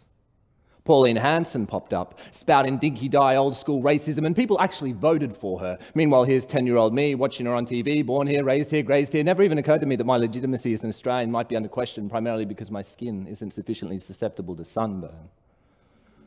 I sharpened my pencil till the end snapped off, trying to triangulate home, but not quite sure where the satellites were, like a mobile phone with bad reception, not lost, just disconnected.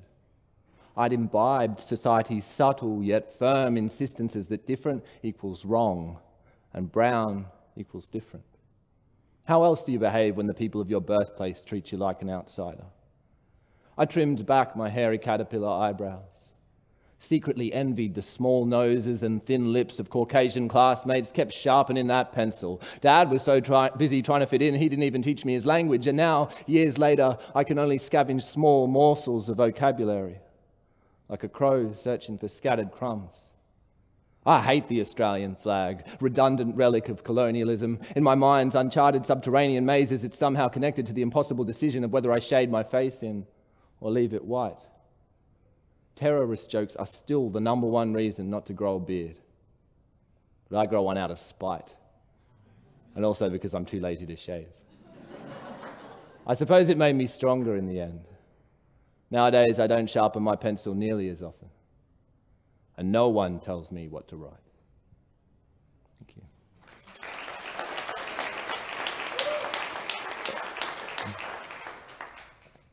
In 2005, after thousands of drunk white Australians rioted through Cronulla, beating up brown-skinned people and chanting the words, "Fuck off, Lebs," Prime Minister John Howard told journalists, "I do not accept that there is underlying racism in this country. I do not believe Australians are racist." No matter how journalists rephrase their questions, Howard continually denied that racism was a key factor in the Cronulla riots. And in many respects, this is exactly what most voters wanted him to do. Australians need to recognise the systemic nature of racism.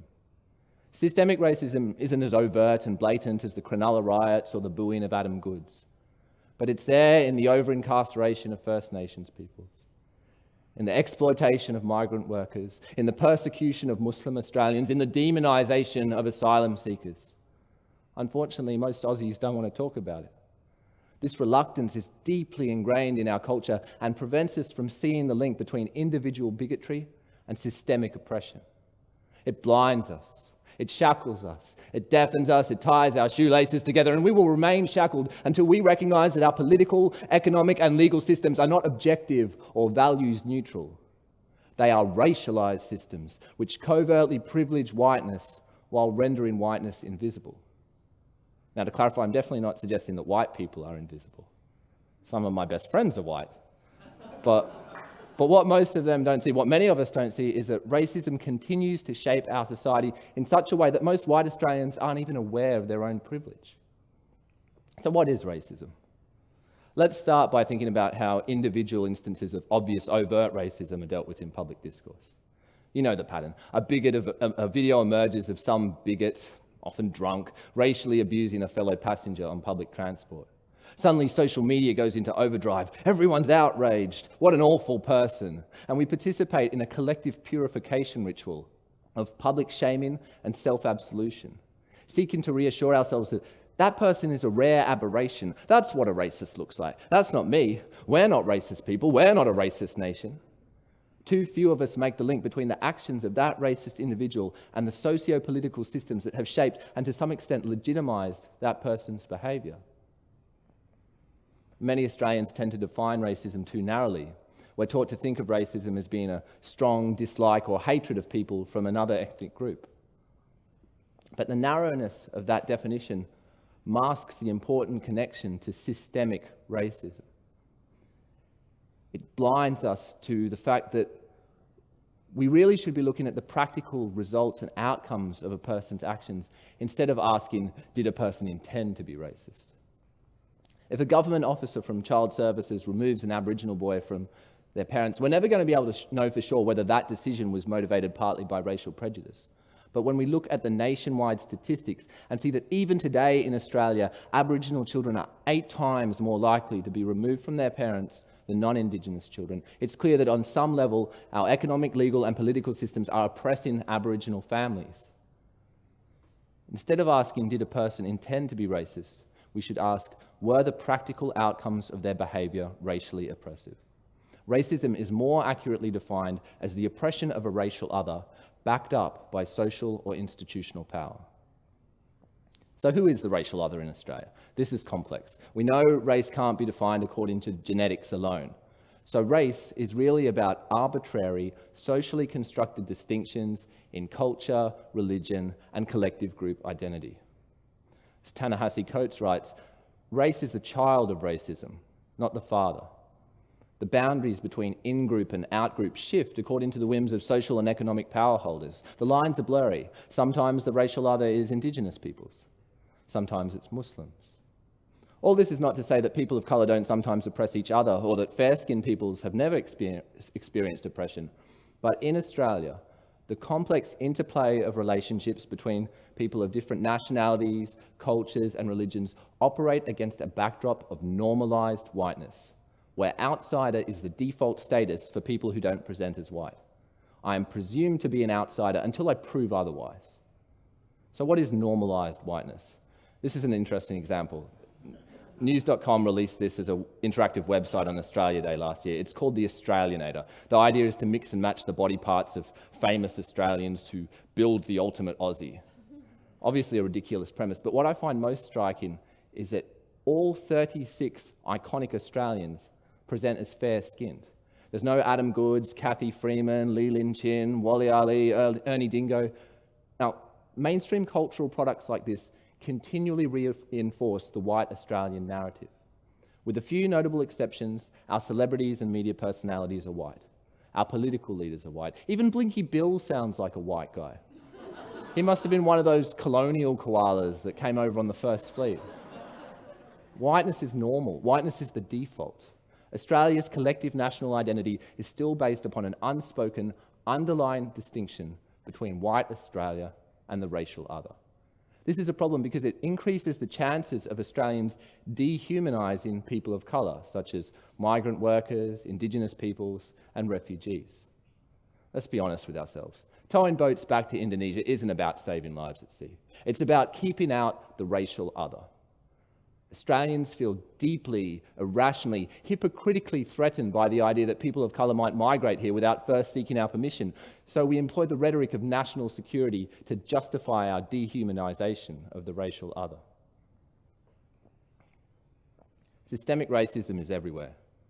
In 2013, researchers in Brizzy found that white bus passengers who said they didn't have enough money for a ticket were significantly more likely to be given a free ride than would-be passengers of Indian or African ancestry.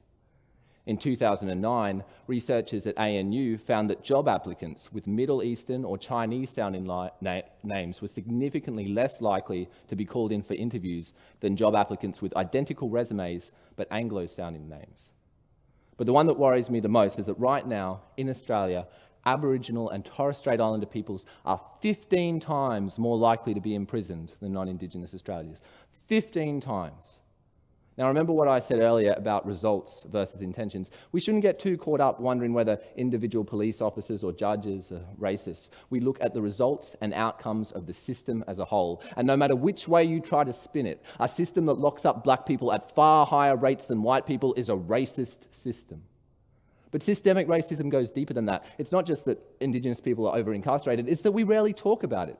It's that political responses are paternalistic tokenism. It's that we don't listen when Aboriginal people themselves offer critiques and solutions to these problems, but we don't call that racism, because our idea of racism has been redefined and reduced to the bigot on the bus. In 1901, Australia's first Prime Minister, Edmund Barton, told Parliament, "There is no racial equality. There is basic inequality. These races are, in comparison to white races, unequal and inferior." Now, I know some of you are thinking, oh, that was 100 years ago. Australia is different now. But the past shapes the present. Our legal and political and economic systems were designed by white supremacists. And that past influences present-day political thinking. In recent years, we've seen our political leaders adopt ambiguous catchphrases like Team Australia and Judeo-Christian values. This is coded language for the same racist sentiments that underpin the White Australia project. That people who depart noticeably from the white Australian benchmark aren't worthy of belonging to our society. Instead of understanding Reclaim Australia as a fringe, extreme movement, we need to recognise that such movements exist along a continuum with mainstream systemic racism. The fundamental premise of Reclaim Australia, that some cultures don't belong here and that only true Australians can decide which is which, is fundamentally racist. So why are our political leaders so reluctant to acknowledge the connection between that overt racism and the underlying systemic racism? It's because in 21st century Australia, discussing the systemic nature of racism remains taboo. We don't mind talking about the bigot on the bus or about racism in other countries, but it goes against Australian culture to talk openly about mainstream Australian racism. This taboo is passed on from one generation to the next and is also internalised by most migrants who come to this country seeking to integrate. Newcomers quickly learn that part of fitting in means not talking about racism.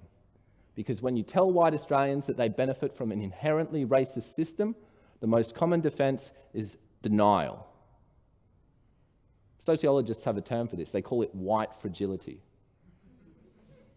And white fragility is a real problem. Most white Australians, maybe most white people around the world, are so unaccustomed to having their perspective on race questioned that even slight challenges to that worldview can be deeply confronting and stressful.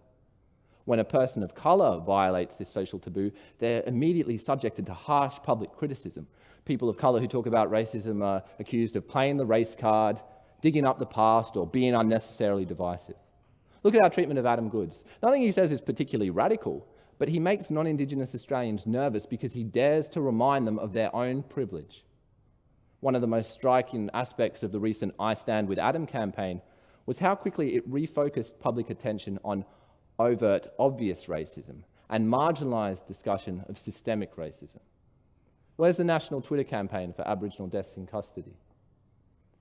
Of all the cultural myths that undermine free discussion of racism, one of the deepest is that Australia is a meritocratic society, that if you work hard, you'll rise to the top.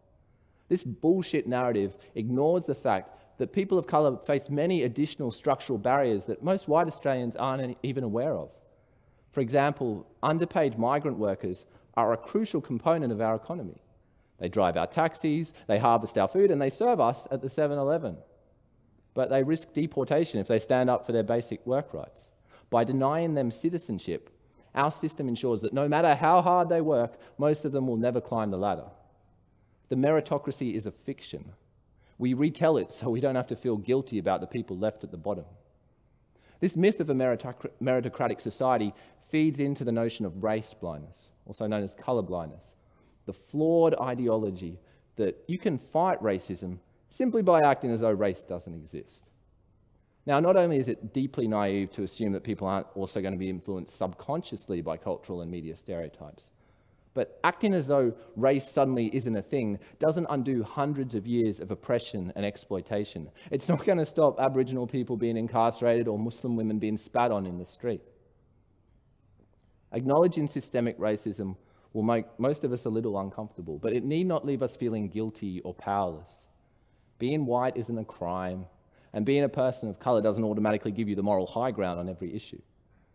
The challenge is for all of us to think critically about the systems that shape our lives and to recognize that simply retweeting feel-good anti-racist slogans isn't going to cut it. We need to talk about radical structural reform. Australia's racism isn't just in the past. It's pervasive, systemic, and ongoing. The bigot on the bus is just the tip of the iceberg.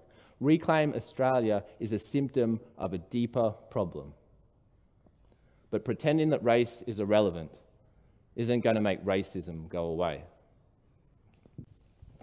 So all over the country, beginning early last June, school curricula have changed completely and become explicitly political and openly racist. And most parents have just sat there on their hands and watched it happen and watched their kids hurt by it. But one group of parents in Loudoun County, Virginia, right outside Washington, is fighting back against all of this, against a curriculum that teaches their kids to hate their country and to judge their classmates based on how they look, on their skin color. Several parents had the courage to say this publicly a few days ago at a school board meeting. Watch. CRT is not an honest dialogue. It is a tactic that was used by Hitler and the Ku Klux Klan on slavery very many years ago to dumb down my ancestors so we could not think for ourselves. CRT is racist. It is abusive. It discriminates against one's color. Let me educate you. An honest dialogue does not oppress. An honest dialogue does not implement hatred or injustice. It's to communicate without deceiving people. Today, we don't need your agreement. We want action and a backbone for what we asked for today, to ban CRT. I had to come down here today to tell you to your face that we are coming together and we are strong. This will not be the last. Greet and meet respectfully. Wow. The first time we saw that video, our instant response was, that woman, her name is Chantel Cooper, deserves an award. She's a mother. She's a member of the group Parents Against Critical Theory. And we're very pleased to have her on the show tonight. Chantel Cooper, thank you very much for coming on. What made you do this? So many parents have not done this. You stood up there and did this on camera. Why? Well, it contradicts everything that Martin Luther King fought for. It's hatred, Marxist ideology, and it places the child in a loophole of oppression, making them feel as a victim. I can't stand for that. Amazing. Amazing. So describe the kinds of things that you're fighting against. So the school is teaching children to judge one another on the basis of appearance, of skin color. Is that right? Yes. Well, it's our job as parents to raise our children, not the school board. One example I can give you was the school was replacing the morning announcement with news. The second, children reached out to find out how they could help and join a club to see if they could, relate with one another, undivided. And they were denied by the color of their skin for the Equity Ambassador Club. So certain kids couldn't get into, I don't even know what colors you're talking about, but the fact remains kids could not get into a club because they were the wrong color. Correct. Well, how is that different from darker periods we consider evil in American history? That sounds very similar. Well, plain example. You cannot further brotherhood of a man by encouraging class hatred. Our Constitution is what unites us, not the color of our skin. Yes. So America It's just time for us to stand up for one another. You know, this is the last free country. Wow. What was the response? I love to hear you say that, and I agree with that 100%. What was the response when you did this? When you spoke so publicly about what your school was teaching? Well, it's been positive. I never knew that there were so many parents that felt the way I did. I love people. So for anyone to go against, you know, good, but be okay with evil, you can't fix a bad reaction with another bad action. It just doesn't make sense. That's right. That's exactly right. Chantel Cooper, I'm so glad that you came on the show tonight, and what a voice you are. I hope people will emulate you. Thank you very much. Thank you for having me. So before I begin, I want to start by naming that some of the things I'm going to be talking about today may be triggering to some individuals in the space. And while I in no way intend to upset anyone, I do intend to guide us through some discomfort that's likely to fester in this space. If at any point you do feel triggered, please take care of yourself in whatever way that looks like for you, because self-care is the most important thing. I'd like to start by telling you a story. A few years ago, I met a guy named Michael, and it was great. We met working for the same organization, and we instantly hit it off. Michael and I bonded over our favorite movies and Netflix shows. We had some friendly sports banter, and really just had the same sense of humor. We formed a sort of relationship. After some time, I started to notice that the dynamic between Michael and I began to change. Whenever I would bring up my own ideas or opinions or thoughts about certain subjects, Michael would immediately dismiss me or tell me to stop talking about whatever it was I was bringing up. And when I told him that I didn't like the way that he was treating me, he'd insist that I was being oversensitive or that I was bringing about this treatment and it was completely my fault. Michael would even call me names, thinking he was being funny. And when I told him that I didn't think that those things that he was saying were very funny, again, he'd insist that I was overreacting and that he should be able to say whatever he wanted because freedom of speech. After a while, I really didn't say anything. When Michael would treat me this way, I just sort of sat there and took it. I was scared to say anything, so instead, I said nothing. Now, I want you to hold on to this story because we're going to come back to it. I want to talk to you now about a couple of concepts called power and control. Now, power is defined by an individual's ability to influence someone's behaviors or different events, while control is defined as an individual's ability to specifically determine those behaviors. Now, I would argue that power and control shows up a lot in our modern US society. We see it in our pop culture, we see it in our history textbooks, we see it in our favorite shows. But when I think of the words power and control, something that immediately comes to mind for me is the power and control wheel. Now, really quickly, by a show of hands, who here has heard of this tool? Okay, I see some hands. So just to be safe, let's go ahead and go over it. The power and control wheel is used by professionals to find patterns of abuse in intimate and romantic relationships. It comes from the Duluth model, or the Domestic Abuse Intervention Project, which is an organization designed to increase awareness about and reduce the amount of violence against women. The power and control wheel combines physical violence, sexual, and emotional violence together to find those patterns that we're seeing of abuse in relationships. And when we look at the power and control wheel, I would say that the things that we see are pretty obvious. Things like emotional abuse, putting your partner down, making them feel bad about themselves, or making them feel guilty.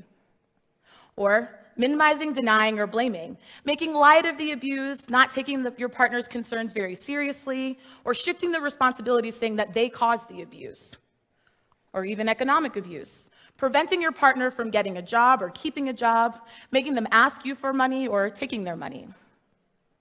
I'm willing to bet that if any of you saw these patterns occurring in one of your friends' relationships, you'd probably have some reason for concern and be concerned about your friend.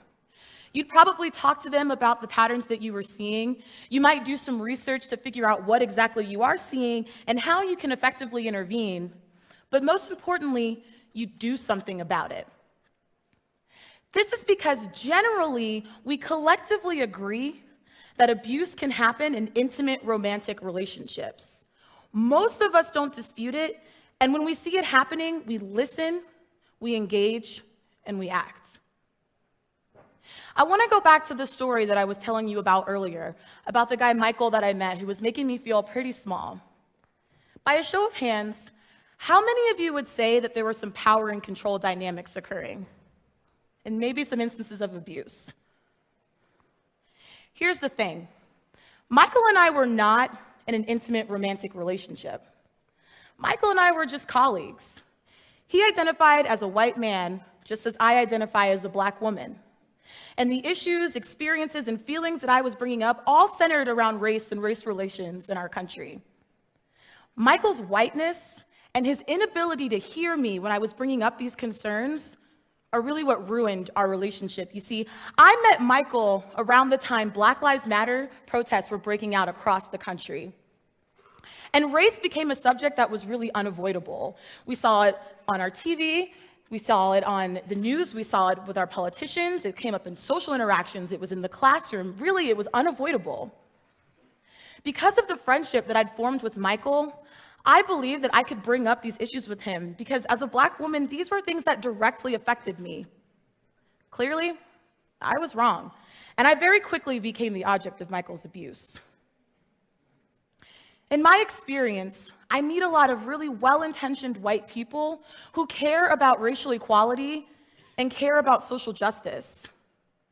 But when they try to engage in conversations about race, they either don't know how to do it effectively, or when they do, they operate as more of an abuser than as an ally. So I suggest that we do two things. Number one, I think we need to redefine what we include in interpersonal violence to include platonic relationships that occur across racial differences. And two, white people, I think you need to be a little bit more thoughtful in how you engage with black people and really people of color in general when we're having conversations about race and oppression.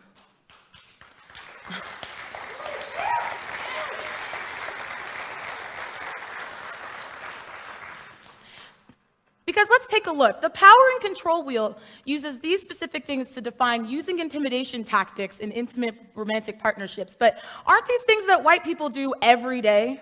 Things like following black people in a store or crossing the street when you see black people up ahead, or the violence that is police brutality, or even using blatant racial slurs, saying things like freedom of speech and I wave the Confederate flag because heritage, not hate. Or even this, for minimizing, denying, and blaming, saying things like, I don't think that's actually what happened, or are you playing the race card again?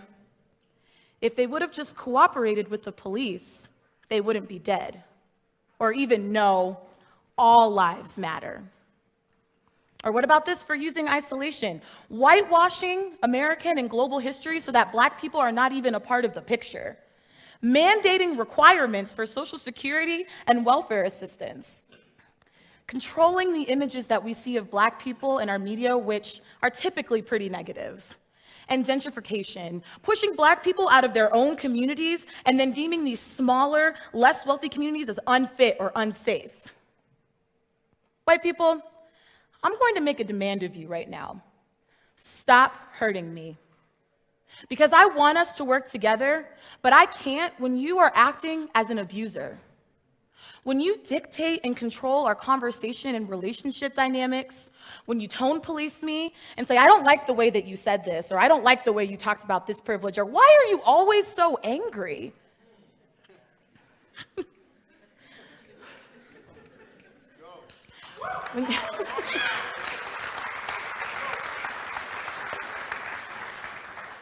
When you minimize my experiences, saying, okay, well, not all white people, or my favorite, when you tell me how I'm allowed to respond to the oppression that I'm feeling, asking me that infamous question, well, what would Martin Luther King Jr. do? When you do all of these things, white people, you are using your power to control me. I believe that as human beings, we need to engage in relationship, especially when it comes to combating racial oppression. Relationship is fine and well, and we need to think about the way that we collaborate and be intentional in these relationships so that we can combat racism. But here's the thing, white people. Black people are done with your oppression, and we are not your victims. Again, relationship sounds great, but hear me when I say we will continue on with or without you. And when you dictate and control our relationship dynamics and overpower people and say that the feelings that I'm having are illegitimate or not real or assert your story over mine, white people, you're not listening. When you say things, you say these things to me, when you assert that all lives matter over Black lives matter, white people, you are potentially being the abuser in this relationship. I'd like now to tell you a story about what could have been. A few years ago, I met a guy named Michael, and he and I instantly hit it off. We bonded over our favorite TV shows and movies. We had some friendly sports banter and really had the same sense of humor. It was great. Following the incessant murder of unarmed Black people by white police officers in their communities, in their homes, near their schools, in their cars, in front of their families, Black Lives Matter protests began to break out across the country. I remember feeling a lot of pain and confusion, not really understanding what was going on, or feeling a lot of hurt about what I was seeing. I wanted to talk to Michael about this because we'd formed a friendship, and Michael listened. He never invalidated the things that I was saying or my experiences. He never told me my feelings weren't real. He even did his own work to figure out what had happened historically and how was this affecting what was happening today so that he could be a part of a solution. Michael and I were able to engage in healthy race-based conversation, which allowed us to combat racial oppression together. White people, one day, I hope to have this conversation with you. Thank you.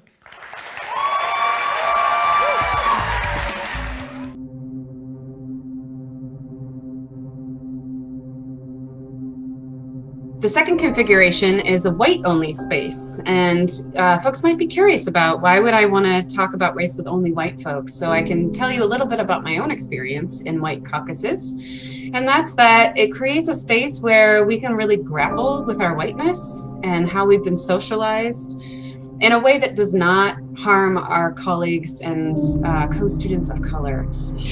So I'll talk about the first one, which is a BIPOC only space. Now this is a space that's open to students who identify as Black, Indigenous, or as a person of color. As people of color, we are not a monolith, so we come to this work with a wide range of experiences.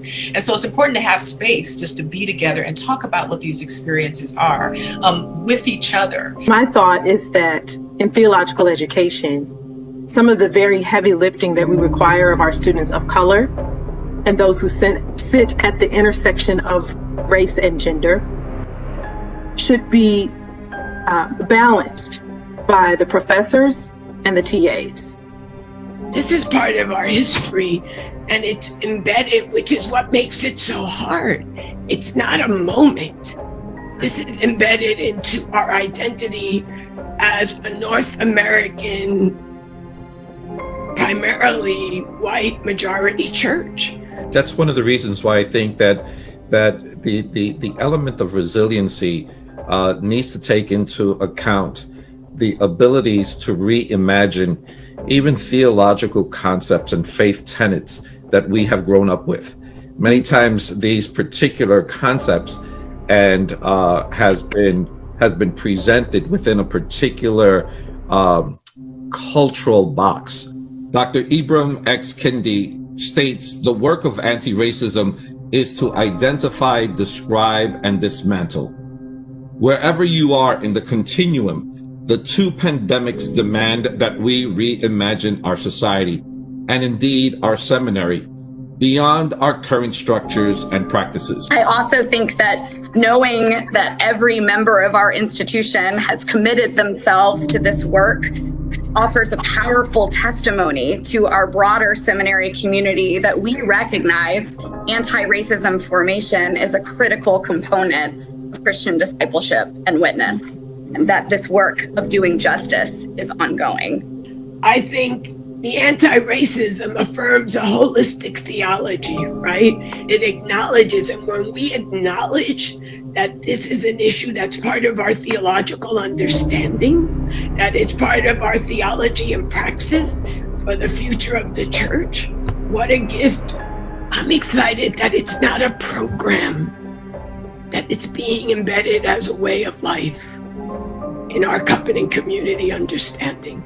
Be courageous enough to even question many times the practices that have encumbered many people groups that have been historically oppressed. If you're going to enter into these difficult times and difficult conversations using the language that Ruth is going to provide for you, using the tools, you've got to come out of it and continually be growing. So that's one thing, is sort of that, it's very basic action reflection, but framing it around racial justice.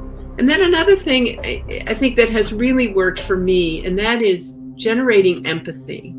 I personally don't know what it is to be a person of color, and I can't sit in your shoes. We first need to hear the voices that have been historically oppressed, and not only listen, but be empathetic to the struggles, the traumas that have been experienced over time and over history. So building capacity to engage in cross-cultural learning is an extremely important element as we try to understand how race and racism has been embedded within structures in our society, and what can we do to dismantle it. We'll see how we'll test my knowledge. I've been taught this in about a year or so. Okay, so Adrian Dixon apparently put this together, but it looked pretty good. So here's the background.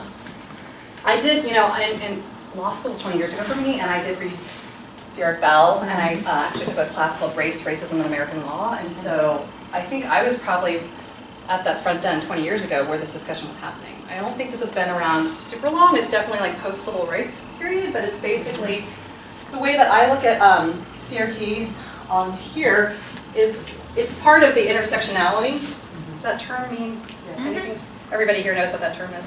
Sorry, but am I treating you too much like my students? I just came out from my women's studies class. So intersectionality and looking at social construction of knowledge.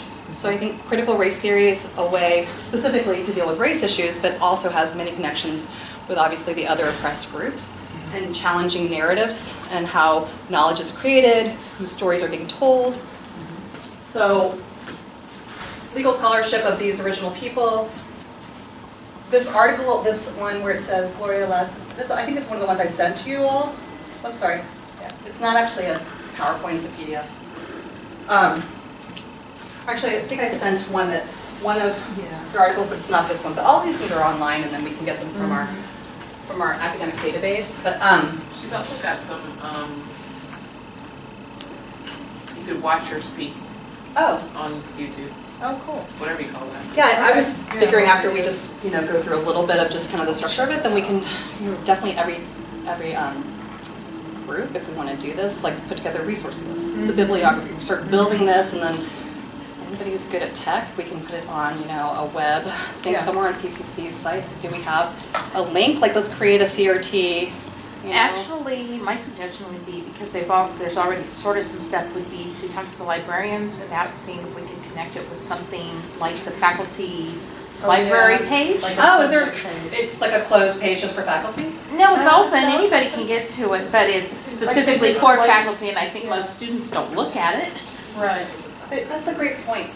Yeah, because actually, the faculty, not faculty, but librarians, they will, they will totally, what am I trying to think, they will find cultivate when you say they, what a museum person, when they curate. They curate, yes, they do. And they find stuff that you never found. Right, so. And if you want something, they know where to get it. Yeah, it's just a subject page. So, I'm going to just write the idea to curate. And just so you know, one of the things for this group, what we were trying to talk about was looking at our syllabi and looking at our class lesson plans through the lens of CRT, and so that's where we were struggling. Well, I think that's which I understand, because I mean, Ricky and I both teach like this particular area, right? It sounds like none of you, that's not your core subject matter. And so I'm excited that you want to be part of this. I was thinking that, you probably already integrate in your syllabus. Do you mind me asking you? I know in my syllabus I already had a lot of things. Since you have a lot of time, do you want to share some of your ideas? I'm sorry, I was talking to Sam. Oh, no worries. I don't want to put you on the spot. But she was just saying that they're looking at how to change their syllabi through the lens of CRT, like what would they incorporate? Right. And so when Sandy and Lisa and Christine and I first met, that was our idea, was just sort of to keep the momentum going from Amara Perez's class, and start looking at syllabi, and we were envisioning this sort of. I wanted to be candid, and I wanted to just speak my mind out into a camera. And this time I would love to share why I hate critical race theory, period. You know how at the end of The Prisoner of Azkaban, Harry completely believes that his father cast the Patronus charm against the Dementors while Sirius had practically died, and only to find out that after him and Hermione had used a time turner, that in fact it was him that saved him from the Dementors. I kind of feel like I'm coming to a point where I expected some sort of hero to fly out of the sky and explain away critical race theory for the whole world. But as it turns out, I do not have a superhero, and I kind of just have to take the hit and say this myself. This is my own personal opinion that formed out of my own personal vacuum. I have not been paid by any establishments to decree that critical race theory is bad. I am just personally fed up with a hypocritical ideology. I just want to put it plain and straight.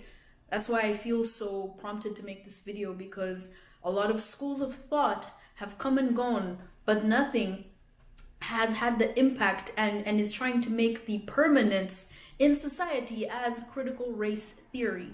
Now, I do want to emphasize the last bit. It is a theory.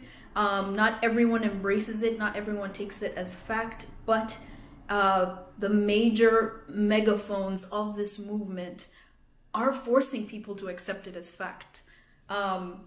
Sectors that I really want to speak about right now are the diversity and inclusion industry, where we're having all these specialists come into workplaces and into schools and perpetuating this mentality that really is only just a theory about race, but it comes from a postmodernism background, and then forcing it down people's throats as truth really just kind of gets my blood going.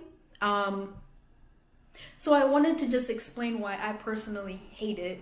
I want to exercise my freedom of speech while I still have it, and allow myself to just air out all these things that are just clouding my mind, and I literally kind of can't take it anymore. So the first thing is that I hate critical race theory because I hate racism. I'm not shunning critical race theory because I'm like skeptical of the existence of racism, or that I do want to support the KKK. Absolutely not. And one thing critical race theory for sure does is that it brings back racism like a little cycle. It says that in order to remove race, we must elevate and emphasize race even more. I laugh at terms like anti-racism because it really all is just about remagnifying the concept of race. And then we're shunning people who, not even shunning, but ridiculing. I'm sure you'll ridicule me in just a second when I say this word, but we're ridiculing colorblindness, when really this whole race thing started when an individual decided that based on the physical trait of skin color, certain groups of people are better than other groups of people. But now we're taking that and we're saying, let's keep those distinctions sacred and uphold them and emphasize them, and in fact, give these physical traits irreversible, irremovable qualities that you must adhere to like some sort of religion and you must dance around all these things if you see someone of a certain skin color, and there is nothing that can do away with those differences. Not an erasure of history, not any repentance in the present time. There is absolutely nothing you can do to remove the distinctions between black, white, or any other race group that there is. So that's the first reason that I hate critical race theory, is it really is this mental gymnastics that just gets you thinking about race more than ever. And then the other thing that really gets me going is you can't forgive and you can't forget. I totally lost my train of thought. I just get so riled up when I get into talking about this.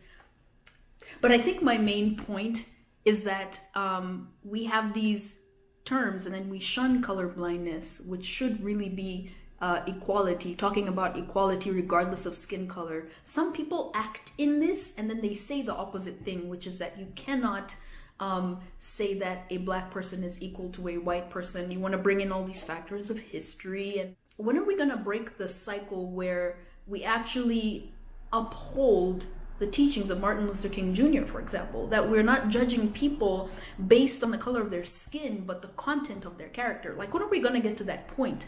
Because if we keep talking about everything that was done to us in the past, oh yeah, that's right, I was going to talk about forgiveness. There is no room for forgiveness. If we cannot forgive and we cannot forget, are we not always going to be literally just bound to the past? And in the past, that was when the most oppression occurred. So you're literally time transporting oppression that didn't even belong to your generation onto you and using that as a sort of a scapegoat, let's be honest, for the reasons everything is wrong in the world. And then you will not forgive. You will not let it go, when in fact, forgiveness and letting go is probably the only thing that will allow you to move forward in this battle of race.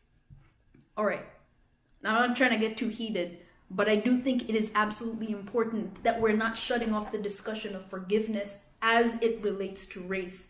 It's one of the reasons I had some live streams last year, and it's probably one of the reasons I am probably going to have some more live streams, because whenever I brought the topic up, it was like, well, Kimmy, you haven't experienced racism, and honestly, how stupid does that sound? It sounds stupid to me, if you ask. Anyway, I digress. Now I want to talk about postmodernism and the hypocrisy that exists within postmodernism. The fact that we're dealing with a school of thought that says, morality is relative, and then you want to have these definite, immovable rules and sort of form your own religion while saying that religion is the opiate of the masses, I think is absolutely hilarious. And anyone who calls themselves super anti-religious and absolutely adheres to all the principles of critical race theory and postmodernism, again, you're exposing either that there is an inherent invisible moral standard existing in the globe, that's why we kind of can't escape that leveling of the field and the fairness between groups and judgment, and you stole my orange, so give it back.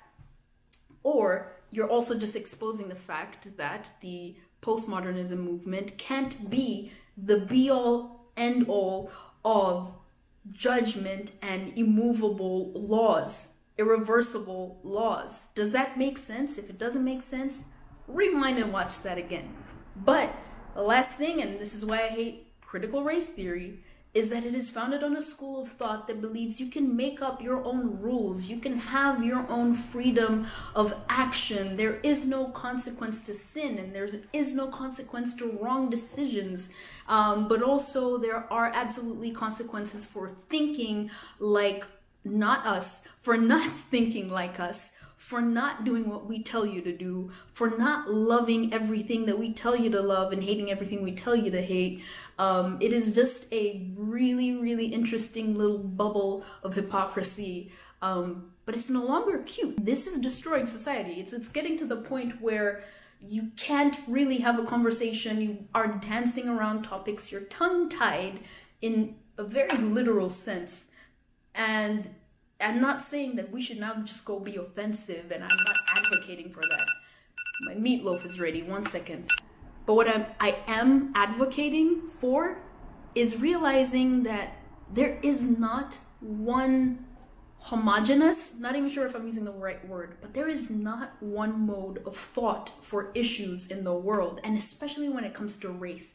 Black people are not just like all experiencing the exact same thing at the exact same time. We're individuals as well. We have our own views, thoughts, opinions. We have our own backgrounds, histories, advantages and disadvantages. I'm not from America originally, but I've lived in Los Angeles for 8 years. I have lived in South Africa, Uganda, and Tanzania, and Rwanda. So imagine that how that impacts my perspective of the world, as opposed to someone who grew up in England and Nigeria.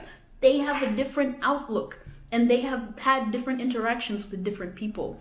So I'll wrap this up real quick because I don't want this to go too long, but allow people to have different schools of thought that differ from the thought of critical race theory. And don't forget, it is still just a theory. It is not absolute truth, and it is not absolute fact. Thank you. Parents across the country are fighting back against critical race theory. Loudoun County, Virginia, becoming one of the epicenters of this battle, with moms and dads speaking out at school board meetings this week. But the White House is brushing aside their concerns. I don't think we believe that educating the youth and leaders of the future leaders of the country on systemic racism is indoctrination. That's actually responsible. So, Martha, if it's not indoctrination, why is there so much disagreement about this? And why is there so much passionate pushback from parents of all races? You know, it all stems from the 1619 Project, which started in the New York Times, which put out a theory that 1619 is the actual foundation and origination of the United States of America, and that it should not be looked at as 1776. And a lot of this has made its way to the White House in terms of grants and the money that they would give to different educational institutions across the country. They'd be more favored if they are teaching this. So people have started to figure out what is in these documents. I actually spent part of today looking at curriculums that involve critical race theory, which include the ideas that if you are white and you think or say that you are not racist, it essentially signifies that you are racist, you are just not aware of it. And, you know, we look at what happened to Sharon Osbourne, right? And that was the classic dressing down that she got. She said, I'm not a racist, I've never been a racist. And they said, well, it's just that you don't realize that you are. So the more that people start to understand this, and it doesn't matter if they're black or white, as we have seen in these school board meetings, they start to intrinsically know that there is actually something wrong with this, and that they don't want the future leadership of the country to be taught that we are a racist country. So that's what they're teaching them, Jesse, and it amounts to propaganda. The problem is in big cities like New York and Los Angeles and D.C., high schoolers are well below grade level in terms of math and English proficiency. So why not teach them actual things that they need to learn in school, like how to read and how to do basic math? I'm all for that, Kennedy. And if you look at what critical race theory is, it tells you that white people are bad and that white people are oppressing black people. Now, Juan's black. Juan is not oppressed. Anyone that wears cufflinks is not oppressed. And every time I see Juan show pictures of his family, everyone looks beautiful, like they're having the time of their lives. I looked at some of these details, too. In Shipley School outside of Philly, nice prep school, very pricey, they're actually telling parents that they don't want the parents to tell their kids, you have beautiful blue eyes, because blue eyes raises to a standard of white European beauty and marginalizes brown-eyed people. Now, you know how I feel about this. I don't think schools should be giving homework to parents at all. We have enough on our plate. In Buffalo is teaching kids that if you are white, you are just participating in systemic racism. That's like saying all people that are white are racist, when we all know the real problem in Buffalo are people being Bills fans. In Oregon, they are teaching you that math is racist. ridiculous. Math is just boring. In Washington, D.C., they're telling you that the phrase, hard work is the key to success, is a form of white oppression. You ask any black athlete, black entrepreneur, black artist, they will tell you the key to success is hard work. I think 100%. So to me, it sounds like this critical race theory is a scheme for white liberals to subvert black achievement. And that's what the real oppression is about. Black parents want their kids to read the classics, to learn math, and absorb American history so they can get into college. And then once you're in college, you can learn about how everybody's racist. But you got to get into college first. Mm-hmm. You do, and with such horrible standards, especially after the pandemic one, what's surprising to me, and I would never tell you, Juan, about your experience and how race has affected your worldview and your life and your feelings, but I also don't want to hear that from someone else. I don't want to hear from someone that my immutable characteristics or my children's immutable characteristics somehow make them bad people. I think that's incredibly unfair. And, you know, we've all been raised that equality is the ultimate goal, but now that's been replaced with equity. And, you know, this, as the New York Post pointed out, is a form of Marxism. Your thoughts? Wow, it's hard to know where to start, Kennedy, but I'll start here. I think talking about race makes lots of people uncomfortable. I think some people think it invites charges of guilt, embarrassment, there's resentment, there's disagreement. All of that's there. But I don't think that healing on what is a major problem in American society, I don't think healing can begin unless we have the conversation. And if all of you are saying that, you know, school children are such snowflakes, you can't tell them about American history. You can't tell them about slavery. You can't tell them about the rise of the Klan. You can't tell them about black people being lynched. That's no, you absolutely can't. That's why we need to have that conversation. Those are all parts of the American school curriculum. What I'm trying we all to learned say. all of those things in school, Juan. That's not what we're talking about sorry, here, though. but you still have... Hang on a second, Martha, because that's not true. We still have states in this country where they ban textbooks that talk about slavery as the cause for the Civil War, where they don't want to hear about ongoing racism in this society. They say, oh, you know what? That's indoctrination. That's not indoctrination. That's history. That's having young people deal honestly with who we are as Americans. But instead, what you get is, especially from conservative politicians, they say, oh no, we want our kids to be proud patriots and proud of America. Yeah, well, they can be proud. I'm a very proud American, but I'm also very aware of some of our defects, especially in terms of the original sin of racism and slavery.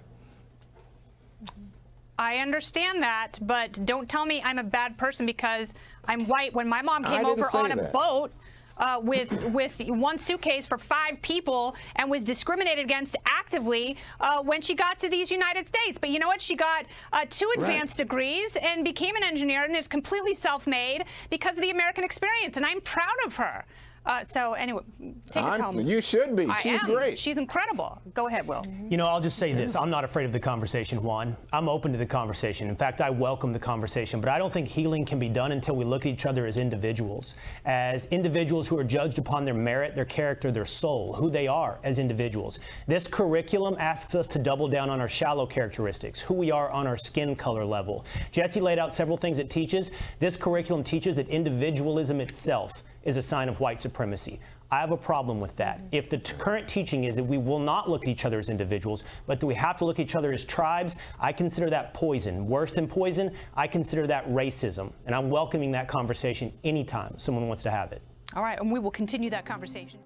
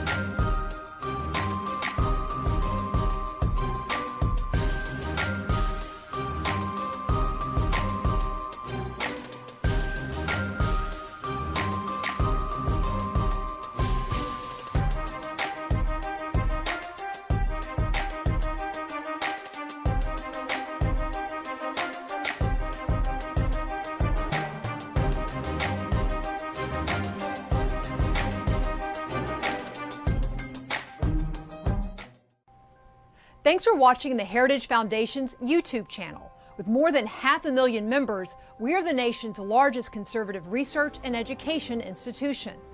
We believe the principles and ideas of the American founding are worth conserving and renewing. Please help us further our mission by subscribing to this channel and sharing our videos with your family and friends.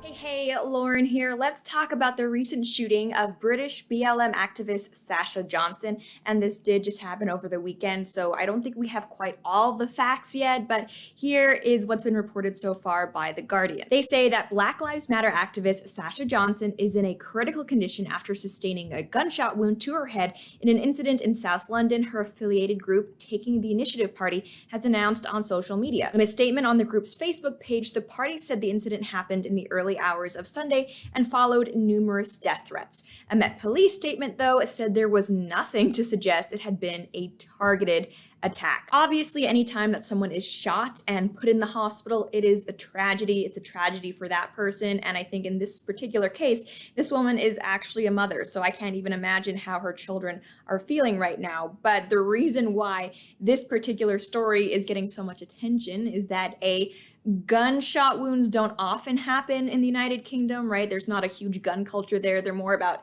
stabbings, unfortunately. And B, this is also newsworthy because of the particular activist that this has happened to. She is a noted anti-police activist. And lately I've been operating under the idea that you should live by the standards you set for yourself and others. And I've had people call me hypocritical when I do things like say, well, if you support online censorship, you don't really have much of a platform to stand on when you yourself are censored. But it's like, no, that doesn't make me hypocritical. That makes you hypocritical if you don't like the outcomes of that. And I definitely don't want to say that this person deserved to be shot because I don't think that's true at all. But in this video, I merely want to talk about how when you go around campaigning for things like defunding the police, there are consequences. So now let's go over who exactly this Sasha Johnson person is. And even if you're not familiar with her name, odds are that you have seen footage of her being shared online because she kind of went viral when she gave this talk at a BLM rally in the UK. Racism thrives on capitalism. The back of racism is capitalism. And they say about education, we need a black militia. I ain't scared of no terrorist group. The police is no different from the KKK. They stand around and protect statues and buildings instead of people. They need to join the local council and start to litter pick too. When I say if they have a pepper spray, we have our own too. They have smokes, we have it too. Come together, put your fist in the air. Black power! Don't ever be scared to say it doesn't mean that you hate another race, and anybody that said that you hate them, they too have hidden racism because they're scared of your blackness. Black is beautiful. Black is evident. So she's calling police the KKK, is clearly insinuating that Britain is racist, capitalism bad, and she seems to be very in favor of, frankly, political violence. She is supporting things like revolution. And I know some people are going to say you shouldn't be politicizing the tragedy of her shooting, but let's be real here. It seems like this woman's method of activism is all about politicizing tragedies. And actually, even with her shooting, her own party is already politicizing this, or should I say her own side of the political spectrum. After news of the shooting broke, Diane Abbott, who is an MP and a far-left figure, posted that Black activist Sasha Johnson is in hospital in critical condition after sustaining a gunshot wound to the head. Nobody should have to potentially pay with their life because they stood up for racial justice. Hashtag Black Lives Matter. And keep in mind that at the time I'm filming this, police say there is absolutely no evidence that Johnson was the actual intended victim of the shooting or that this was politically motivated in any way, but already the left is trying to paint her as some martyr. As The Guardian explains, it's believed the shooting occurred in the vicinity of a house where a party was taking place and a number of people may have been in the area. A spokesperson said that while the investigation was at an early stage, there was nothing to suggest it was a targeted attack or that the woman had received any credible threats against her before this incident. Detectives from the Met Specialist Crime Command were leading the investigation. But hey, screw the actual facts and evidence when it comes to this case. The left is already painting this as just another instance of too many guns or violence against women or you name the social cause they support. In fact, I wouldn't be surprised if tomorrow I wake up to see that this shooting is actually the result of climate change or something like that. Case in point, as The Guardian also explains, Claudia Webb, the MP for Leicester East, wrote online, "Shocking to hear of the gunshot to the head of Sasha Johnson. All women should be safe on our streets, wishing her a full recovery, sending love and solidarity to her family, friends, and loved ones. There are still too many guns and violent weapons damaging too many lives. #BLM. All right, guys. Even if we are to accept the idea that Johnson was targeted because she's a BLM activist or because she is a woman, or that the problem is really there are just too many guns in the UK, which, I mean, if they weren't shooting people, they would be stabbing people, as we see all the time in London, sadly. What would BLM's solution to this be? We don't know a lot or really anything about who the shooter actually was, but it seems pretty clear that it was not a police officer. And people like Johnson often frame the conversation as if violence on the streets is something that solely happens at the hands of police officers toward members of the Black community or Hispanic community or whatever marginalized community they're talking about. But what is their answer to crime like this? Because it doesn't really seem like they have any. Sure, people will say things like, oh, we should redirect police funds to social workers. What is a social worker supposed to do in a case like this? Like, do they want the social worker to investigate and try to figure out who exactly committed the crime? And once you find the person that shot Johnson in the head, is a social worker supposed to just sit and have a chat with them in lieu of sending them to prison?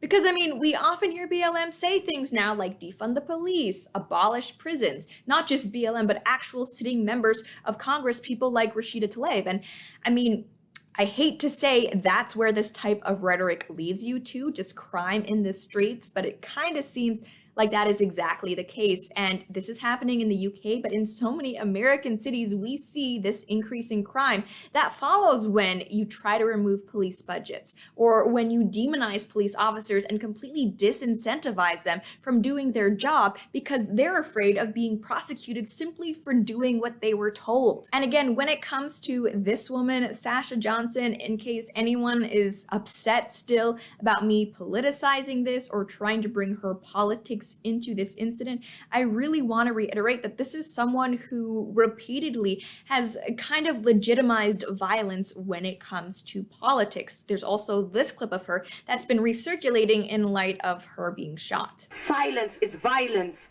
If we keep silent, we are also a part of that oppression. I refuse to let nobody put a gag on me. That's why I don't connect to no political party. We need our own political party because we have David Lammy, tokenistic. We have Sadiq Khan, is tokenistic. Priti Patel, tokenistic. We've had so many inquiries. We've had the Grenfell inquiry, the Windrush inquiry, the McPherson inquiry, the COVID inquiry. Them, they know they're racist. Get ready to fight them. If they don't bring peace, they know what's going to happen. One solution! Revolution! One solution! Revolution! One solution! Revolution! No justice! No peace! Take it to the streets!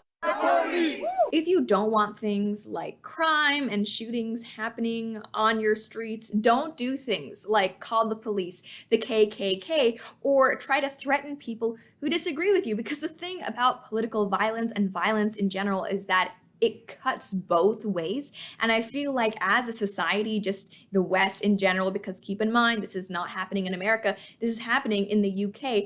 Over the past 2 years, we've really reached a point where crime, it's almost meaningless in so many of these urban centers. It seems like so many of these attacks, whether it's rioting, shootings, lootings, you name it, just go unpunished. It's like there's no rule of law anymore. And as terrible as it is for Sasha Johnson and her family to now be in this situation, looking forward, maybe we should have a conversation about how to make sure this doesn't happen again. And spoiler alert, the answer is not in defunding the police. And as much attention as this particular story is getting, don't forget that in the UK, in London, there are people who are stabbed all the time and whose cases don't get a fraction of the headlines that this one is getting. The same is true for gunshot victims in New York, in Chicago, in Minneapolis. Crime is up pretty much across the board, but the reason why we don't often hear about it in the mainstream media is because they don't want to discuss these issues because it makes their own policies look bad. I mean, places like New York, they've been Democrat run for exactly how long? They have no one to blame but themselves for the way things are going. And I think the only reason why they are reporting on Johnson's shooting is because, as we saw, they're trying to spin this into BLM activists being the victim. And it's like, no, if anything, you are the victim of your own misguided anti-police ideas. And it's actually interesting because on social media, we finally saw prominent leftists, specifically Ezra Klein, address this increase in crime that we've been seeing in so many cities. But the kicker is that he doesn't see this as a problem necessarily because, more people are being shot and that's bad in and of itself. No, according to him, the real problem is that this makes liberal policies look bad. I'm not even kidding. Let's read it. Violent crime is spiking. Homicides in cities were up by 25 to 40% in 2020, the largest single year increase since 1960, and 2021 isn't looking any better. This is a crisis on its own terms. Thank you for admitting that, Ezra.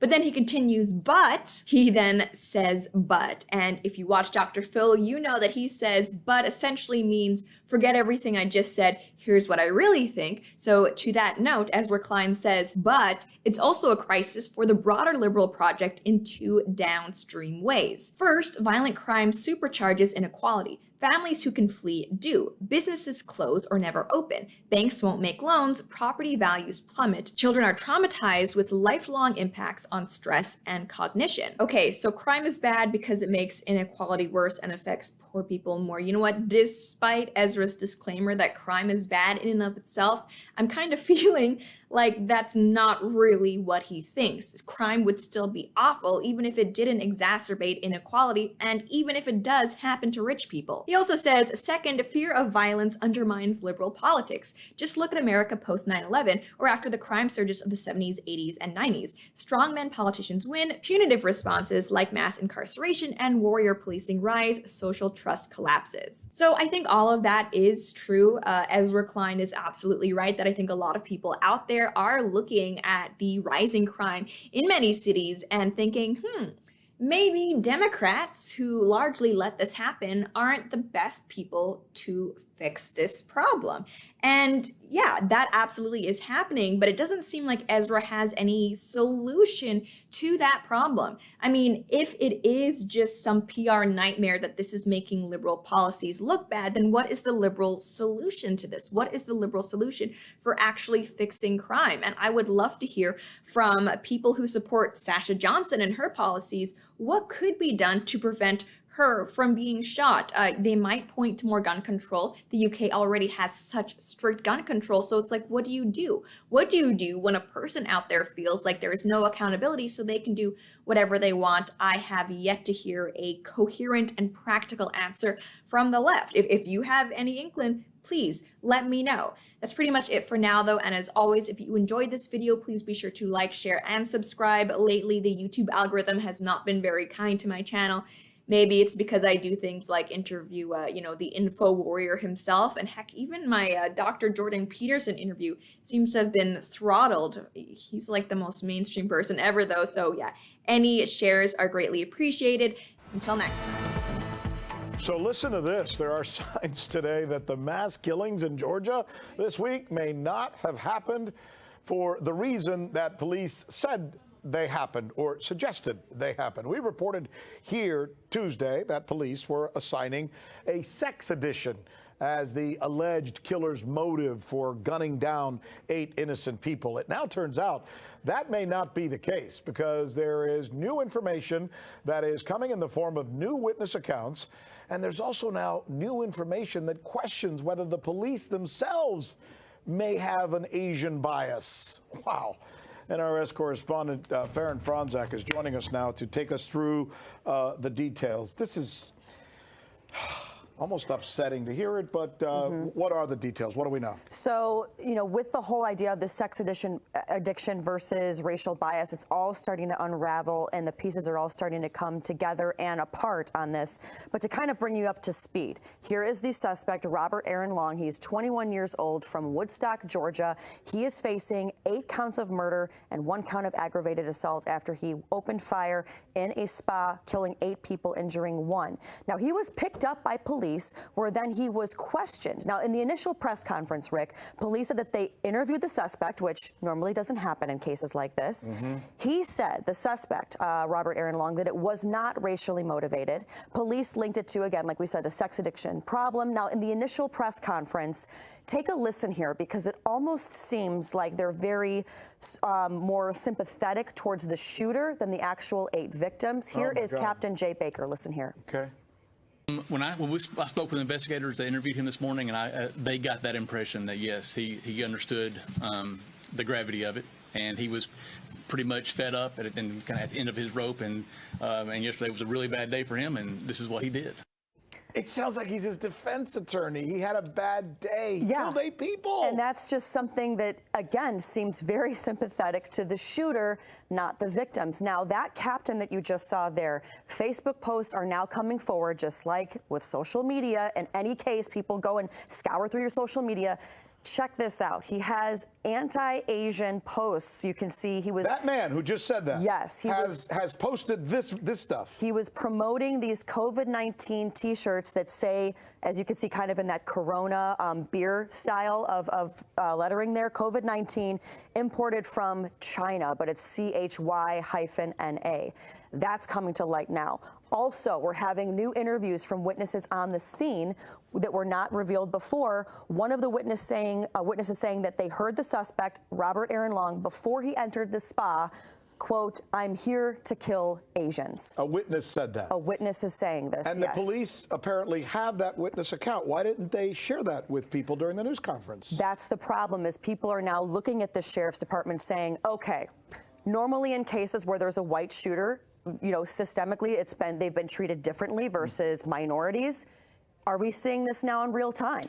You mentioned that they interviewed him, and that's not usual police practice with somebody who you're essentially arresting for a heinous crime. But they did. They sat down and talked to him. Right. If you remember the Charleston AME shooting, they captured Dylan Roof. They did not have an interview with him right away. And it also wasn't even that day. They picked him up, interviewed him that night, and then had the press conference the next day. No, you interview him if he's a suspect and you're wondering whether you're going to make the arrest. Right. But once you know you're going to make the arrest, what are you talking to him about? Exactly. But here it is that they're interviewing him. How's your day been going? What got you to do this? And then again, that does seem a little odd. It was, and he did tell the officers that he was treated previously for sex addiction, and that's where I think they said, okay, not racially biased, we're going to go straight with the sex addiction. And by the way, it could be both.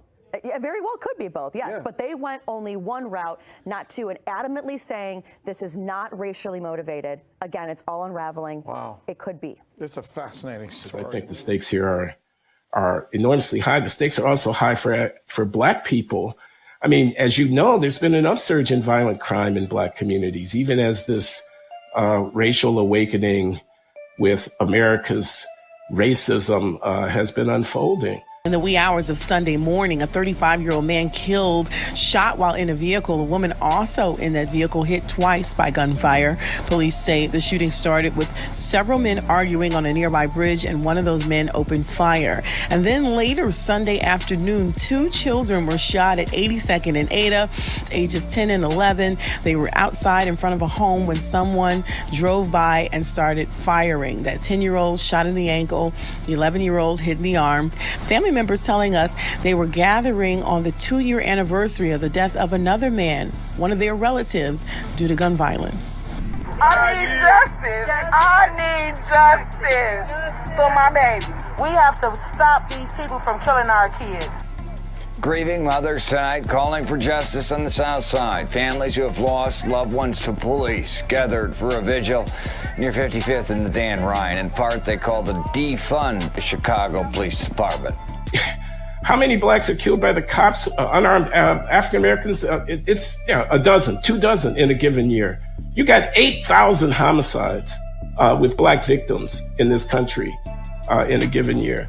There are areas of American society that are absolutely unlivable because of the depredations of, carjackers and muggers and teenagers carrying guns in the middle of the street at 1 a.m. in the morning and whatnot, terrorizing people. The cops become the enemy. The cops become this, cartoon representation. They're all stormtroopers, over-militarized, preying upon people. It's a complete lie. There's no guidance. No. That's period. There's no guidance. Nobody at all. We don't stick together. We gotta learn to stick together. Black lives matter. Black lives matter. Black lives matter. 8,000 homicides? Chicago police just moments ago, they tell me a total of 203 juveniles have been shot since January 1st of this year alone.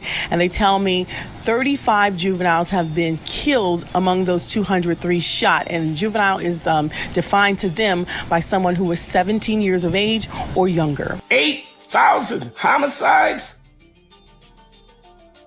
go unmentioned in the context of the evocation of the value of black life? Y'all can call me whatever you want to. I don't care.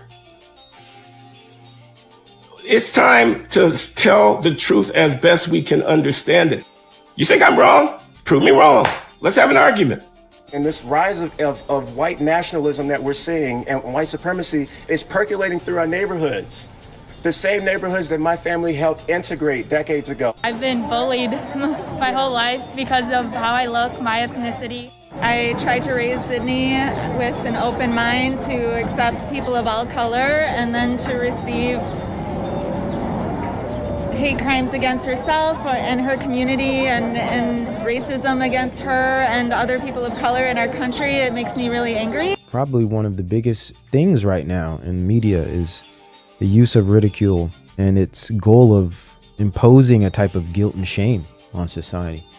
And this is a very manipulative tactic, but it works, especially when the general sentiment of the time is empathy, right? And I perceive it as this type of malignant empathy whereby, it's extremely exaggerated to the point it becomes almost narcissism. This idea of reformers and organizers, it's interesting because you see this in the shape of course, different groups like BLM and Antifa, now AAPI. In this idea of techno cult, what is the techno? Where does that tie in? I see it as having a lot to do with their method of administration, which is social media, right? Which is smart technology. Through applications, they create virtual communities, and they affect social media platforms that really are surrogates of mainstream media in a sense.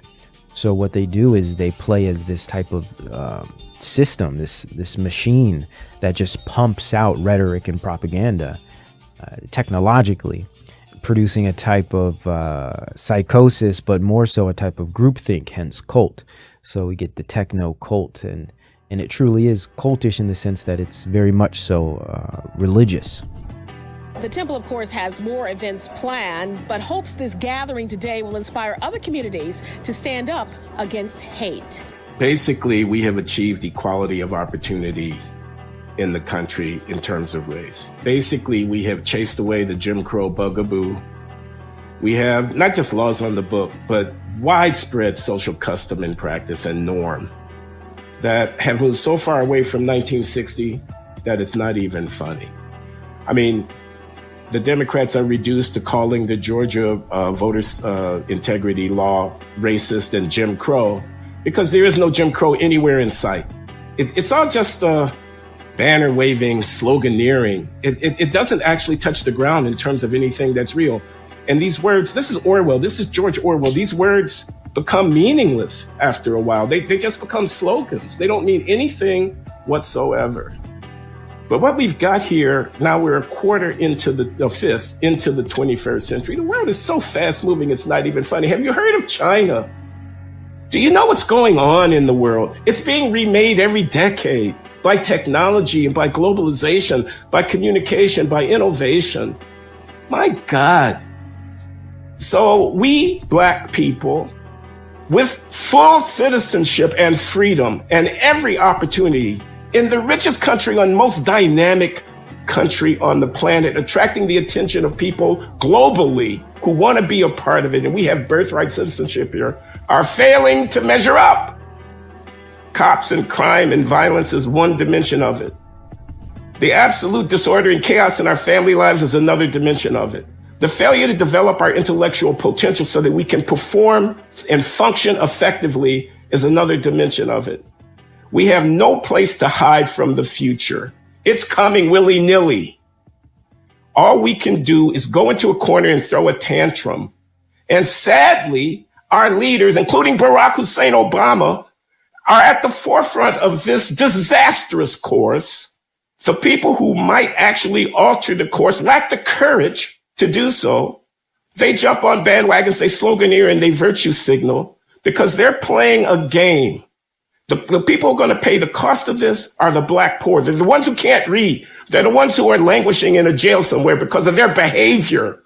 So I'm just absolutely furious with these people, their irresponsibility, their demagoguery, their cowardice. I'm furious with them. And they are leading us to hell. We're on the road to hell here. Another tragedy, another sickening rush to exploit it to push more racism and division. A gunman in Atlanta, Georgia killed 8 people in an attack on 3 local massage parlors. The media and the left immediately pounced to amplify the narrative that white supremacy is responsible for a massive increase in violent hate crimes against Asian people. The Daily Show's Trevor Noah. The Atlanta shooter blamed a specific race of people for his problems and then murdered them because of it. No, he fucking didn't. That never happened. The shooter explicitly told cops he targeted the massage parlor employees because he blamed them for his sex addiction. The FBI director, Christopher Wray, said, quote, "It does not appear that the motive was racially motivated. It had nothing whatsoever to do with race." Noah spends 5 minutes exploiting the tragedy to push a narrative about racism and white supremacy, when the attack had nothing to do with racism or white supremacy. He completely omits and ignores the fact that the gunman killed 2 white women during the attack. Do they not count, Trevor? Do their lives not matter? This tweet and this video is literally fake news. The very definition of it. Over 1 million views. No Twitter warning label, no clarification, nothing. What does it say about news broadcasts and comedy shows, which at this point have basically merged into the same thing? Are so thirsty to demonize white people that they have to brazenly lie about mass shootings. Don't we have enough polarization and division in society already without you having to invent more? We're told COVID hate crimes against Asian Americans are on the rise because a year ago Donald Trump said that COVID came from China. But it did come from China. It didn't come from the fucking moon, did it? But let's take it at face value that hate crimes against Asians are on the rise because of COVID. That's wrong. That's terrible. Why? Because it's unfair and discriminatory to blame an entire race of people for the actions of one government. You don't stigmatize and demonize an entire race because of the actions of a group of individuals. Unless they're white, of course, then apparently that's not only permissible, it's institutionalized and encouraged. CNN, white supremacy and hate are haunting Asian Americans. The Root, whiteness is a pandemic, only way to stop it is to isolate it and kill it. Imagine if I responded to yet another weekend of bloodshed in Chicago by calling for blackness to be eliminated. I'd be called a racist. Because that would be racist. Because it's racist to stigmatize and demonize an entire race because of the actions of a group of individuals. Yet with absolutely no proof whatsoever, the narrative continues to be amplified. Violent hate crimes against Asians are on the rise, and it's all white people's fault. Really? One of the first instances of violent hate crimes targeting Asian people in America after the emergence of COVID was perpetrated by a black man who punched an Asian woman in New York because she was wearing a face mask. It received barely any media attention at the time, and there was no attendant moral panic about the rise of hate crimes against Asians. According to Russell Jung, professor of Asian American Studies at San Francisco State University, quote, "We're really careful to note that this violence against Asian Americans in high crime neighborhoods has always been high." High crime neighborhoods, gee, I wonder what that could be a euphemism for. If the left wants to get into a debate about violent crime and per capita demographics, they're probably going to lose that debate. White masculinity fetishizes and dehumanizes Asian women, and it's intrinsically tied to racism. It's crucial that we don't erase the way that misogyny and racism operate together to justify killing Asian women, tweeted feminist Liz Plank. That's odd, because Liz was noticeably silent when Kamare Lewis and his friend raped and beat 36-year-old E. Lee to death in a park in Milwaukee, Wisconsin last September. A tragedy that wasn't followed by waves of mainstream media hand-wringing over white supremacy and hate crimes targeting Asians. Wonder why? The media would have you believe that this wave of violent hate crimes targeting Asian people is wholly the responsibility of white people, when it clearly isn't. And it isn't the responsibility of black people either, because again, it's racist to stigmatize and demonize an entire race of people based on the actions of a group of individuals. So why, when it comes to white people, has the media made an industry out of it? Because there's a lot of money, attention, and political power in fanning the flames of racial division. The grift is real. Take Trevor Noah's fake news video. His solution at the end of the clip is to donate money to anti-extremism groups. The same groups whose entire funding and existence relies on generating constant hysteria about extremism. If there wasn't enough extremism to justify the millions they receive from governments, foundations, and giant corporations, they'd need to invent it. And they do. They don't want racism to subside. They don't want us all to live in harmony, because they'd all go bankrupt. Their entire raison d'etre is totally dependent on whipping up racial tension, which is why they do it at every available opportunity. Same goes for the media. Amidst an environment of news outlets going bust, contriving moral panic surrounding race is guaranteed clickbait. That's why they bend over backwards to platform professional race grifters on the left. You know, the kind of people who say, it's not enough just to be racist, you have to be anti-racist. Quite ironic that generally speaking, all those people turn out to be massive fucking racists. The media is institutionally racist against white people. More specifically, white working class people and white conservatives. That's why they'll literally invent fake news to stigmatize and demonize an entire race of people for the actions of evil individuals. There's also the tremendous guilt that white bi-coastal elites feel over being wealthy and privileged, which is why they continually dump their projected insecurity on white working class people. While I refuse to be the dumping ground for the likes of Trevor Noah, Stephen Colbert, and John Oliver. I refuse to be demonized because of the color of my skin, an immutable characteristic I don't even control, by an establishment that is itself institutionally racist, by an establishment that profits from stoking division, societal turmoil, and racism as an integral part of its business. Toxic masculinity. Arizona Education Department claims babies can harbor racial bias. Ah, yes, the racial bias thing. Yeah, this is good fun. Okay, so they've actually been saying this for quite a long time, that babies can harbor racial bias. They've done different kinds of tests that show, that like not just white babies, but even black babies, if they give them a choice between a black doll and a white doll, they'll choose the white doll. Right, and this has been. Aren't they choosing the doll? They look like them. Well, you would think so. Yeah, you would think that they would, because that's what they're used to seeing. But they don't. Black babies, for whatever reason, they choose the white doll. Which doll is the nice doll? Which doll is the pretty doll? Can you show me the doll that you like best or that you'd like to play with? This one. I like that one. This one. And nobody really understands why, but the guess that is made by these crazy leftists, the guess that they make is that they have been conditioned to believe that white is better by our evil white society.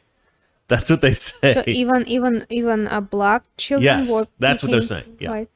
Like that our TV and our Interesting. media is so biased against black people, so biased toward white people that, you know, that the baby's conditioned at like age 5 or something like that, that they think white people are better. Now, but here's the thing. There could be, this is a very controversial, I'm going to say one of the most controversial things I've said on Talks About. I've said a lot of this stuff on Mr. Reagan, but I try to avoid saying stuff like this on this show. But I'm going to say it's just possible that, I don't know, maybe this is true, maybe it isn't, that lighter skin is perceived to be more beautiful naturally by human beings on average. In Africa, for instance, there are many tribes who value the lighter skinned people in the tribe. In Black America, actually, light skinned black people are considered better for some reason. I learned about this like even just a couple of years ago. I didn't even know this. But there was some big deal that Barack Obama's wife was darker than he is, because usually black men don't marry women who have darker skin than they do. This is like a thing. And so it is possible, I think, that there is just some kind of bizarre intrinsic thing about humans that we prefer lighter skin. And look, I don't actually associate race with skin color as much as other people do. I know that's the typical thing, right? But there's so much that goes along with race, especially culture, that to me, that's a much more important question, is what's your culture? Because culture can be changed. Your skin color can't, your race cannot. So that to me is a much more important question. But look, that's kind of like, the problem that we have with like ugly people and beautiful people, like we were saying earlier, that nature makes people prefer beautiful people and reject ugly people. In the same way, there might be this sort of unfair reality that human beings naturally prefer lighter skinned people to darker skinned people. And it's not necessarily something that I think people want to accept, but it may actually be true. That may actually be true. And so it may not be something about our society that's driving people toward preferring white skin or whatever. But anyway, this study I think is actually wrong, because they found some things that are like much weirder. They found that only white babies prefer white people, and Hispanic and Latino or Hispanic and black babies don't care one way or another. They're like, oh, I'll take the white person or the black person. I don't care. So they're basically saying like, oh, babies who are of color, babies of color are not racist, but white babies are racist. I mean, this could not be a less sensible outcome. I don't think this is true at all, right? There's something called p-hacking. I don't know if you're aware of p-hacking. No. P-hacking is where a scientist or a researcher can draw a wrong conclusion based on false methodology, either intentionally or unintentionally. But it's very, very easy for p-hacking to occur, and in fact, you get a lot of papers that come out that have been p-hacked in a way that have given us drastically incorrect results. Some of them are an accident, some of them are on purpose, right? Like chocolate's really good. Chocolate will make you skinny. That's like a p-hacked study. And then like the whole thing about gluten intolerance, that was totally wrong. Studies can be very, very wrong, right? If you have like an outlier study, you have like 20 studies here that say one thing, and then you have an outlier study. The outlier study has probably been p-hacked, or somehow there's like a mistake. But anyway, this is this has been included in a toolkit. Let's see here. The Arizona Department of Education is providing teachers and parents with an equity and diversity toolkit that aims to show how racism can manifest in children as young as 3 months old. Right out, just pop them out, pop those racists right out. They come out with a Confederate flag. Actually, I don't know if you're aware of that, but let's see here. 3 months old, and that white children remain strongly biased in favor of whiteness by the age of 5. Okay, so let me look at this. All right, at birth, babies babies look equally at faces of all races, and at 3 months, babies look more at faces that match the race of their caregivers. The infographic says, citing a 2005 study. Now, I didn't look into the 2005 study. I didn't have time to look into that, to click on that. I should have. The document cites another 2008 study to claim that by 5 black and Latino children in research settings show no preference toward their own groups compared to whites, while white children of that age remain strongly biased in favor of whiteness. This is such absolute garbage. This is such a lie, and it's disgusting. This is disgusting that this is being spread. This kind of garbage is being spread. But at this point, we can't really be surprised, can we? And the left is constantly pushing this. I feel bad for gingers. Yeah, nobody cares about the gingers. Nobody cares about them. Nobody's mentioning people are them. just as biased against gingers as they are any particular racial group, but they're not protected. And this, it's not the. I mean, I wouldn't call it race. No, of course it's not a race. That's why they're not protected. They disappearing. They're disappearing. They're disappearing. That has been noted. I don't think they're actually disappearing, but there has been research that indicates that they may be being wiped out. But here's the problem with being a ginger, I think, is like you do see a lot of bias against gingers, but because they are, it's sort of like ugly people. Ugly people, there's a bias against them because they're not from a protected class necessarily. Like if you're an ugly black person or an ugly lesbian or something like that, you're good because you got that other layer of protection. But if you're an ugly white person, you're screwed, right? And it's kind of like being a ginger. Being ginger doesn't necessarily mean you're ugly, but for whatever reason, there is this bizarre social bias against gingers. We have one of our neighbors somewhere in the building. Mm-hmm. She's a ginger. Mm-hmm. She's so beautiful. Mm-hmm. Every time I see her, I was like, wow, because So, she's like, what floor does she I live on? don't know. I don't know. That was a joke, darling. Yeah, I haven't seen her. I don't get around too much. Well, if you see, like, she's so beautiful. She's like freckles, like curly red hair, and I was like, wow. Yeah, I always like beautiful redheaded women. I dated a redhead girl. I would Again. All right. Here we go. right. Here we I go, could've- Chris. Here we go. But anyway, my point. Ugly lives matter. Ugly lives matter. That's right. They should have a kind of a movement like I was born this way, right? The ginger movement. I was born this way. But yeah, there was for a time all of the redheaded characters in comic books and in movies and stuff. They were all being replaced by black people. It was really weird. Like the chick from Spider-Man. She was replaced with a black character in the new Spider-Man movies. Mm-hmm. But all of I think Jimmy Olsen was a redhead, or in previous incarnations of Superman, and now I think the Supergirl show, he was replaced by a black guy, and it's bizarre. All these redheaded characters have all been being replaced by black people. It was like somebody in Hollywood said, "Oh, you know what we should do? You got all these like ginger-haired." Comic book characters, they're a bit marginalized. You know who else is marginalized? Black people. So let's just replace all these redheads with black. It was a weird phenomenon. A friend of mine brought it to my attention because she has red hair, and she identified to some degree with all these redheaded characters in comics. And then she was infuriated by this reality. Mark says, Orange Man, Trump identifies as a ginger. Oh, you're kind of choppy still. All right. So the camera on Valeria is a little bit choppy, and I'm not sure why. So I've been trying to fix it. What's choppy? Like wave your hand. See? Yeah. See how it's like. No, you're not noticing. No. Okay. Well, it's choppy. It's choppy. I, on the other hand, perfectly smooth. Nobody so far criticized that Valeria's camera is choppy, guys. No. We can look at her. No, but I notice, and it annoys me, so I'm going to fix it. You're a Anyway, perfectionist. I am. Do we have another story, or is that it? We do have another story. Oh, we have one more story. Ex-CIA director Brennan says he's increasingly embarrassed to be a white male. That's Here right. you go, Chris. You are completely going to be demonetized for this episode. Completely. Yeah, ex-CIA director Brennan says he's increasingly embarrassed to be a white male. Toxic Masculinity. Weekdays, 9 p.m. Eastern, 6 p.m. Pacific. We don't want the word to get out, Sanger said, that we want to exterminate the Negro population. It doesn't matter whether or not they're the victims of society.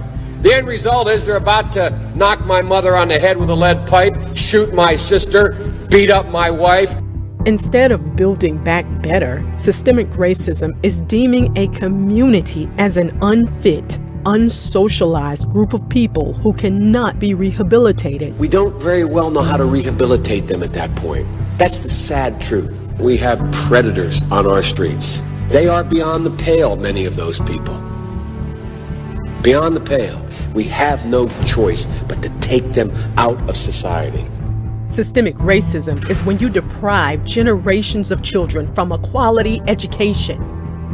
If I'm president, Betsy DeVos's whole notion from charter schools to this are gone. It's when your own running mate calls you out for supporting institutional racism. I was actually it was hurtful to hear you talk about the reputations of two United States senators who built their reputations and career on the segregation of race in this country. Biden sought and received support from Mississippi Senator James Eastland. He frequently spoke of blacks as, quote, an inferior race. And it was not only that, but you also worked with them to oppose busing. Do you think that his remarks about segregation as senators and his past policy on busing effectively disqualify him as a candidate?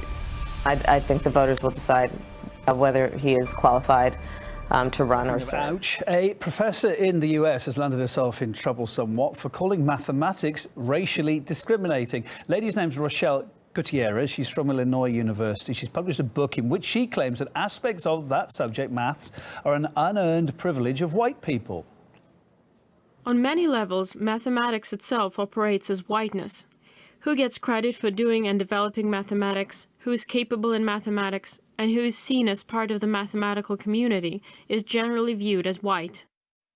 Well, Gutierrez describes what she calls the use of political knowledge to teach mathematics. She argues that studying the subject perpetuates white privilege because its laws are largely ascribed to Europeans like Pythagoras. Follow me? Well, that idea hasn't sat too well with some of her students, certainly. Here's some of the negative reviews she got on the website Rate My Professors. For instance, her students accused her of racism, claiming she said there's no white privilege in her classes, and that she makes assumptions about languages spoken by ethnic minorities. We spoke to a marketing professor who told us it's important that students get equal access to learning, but we can't expect everyone to achieve the same. I think it really comes from this idea of identity politics. So truth becomes secondary to protecting so-called marginalized peoples, right?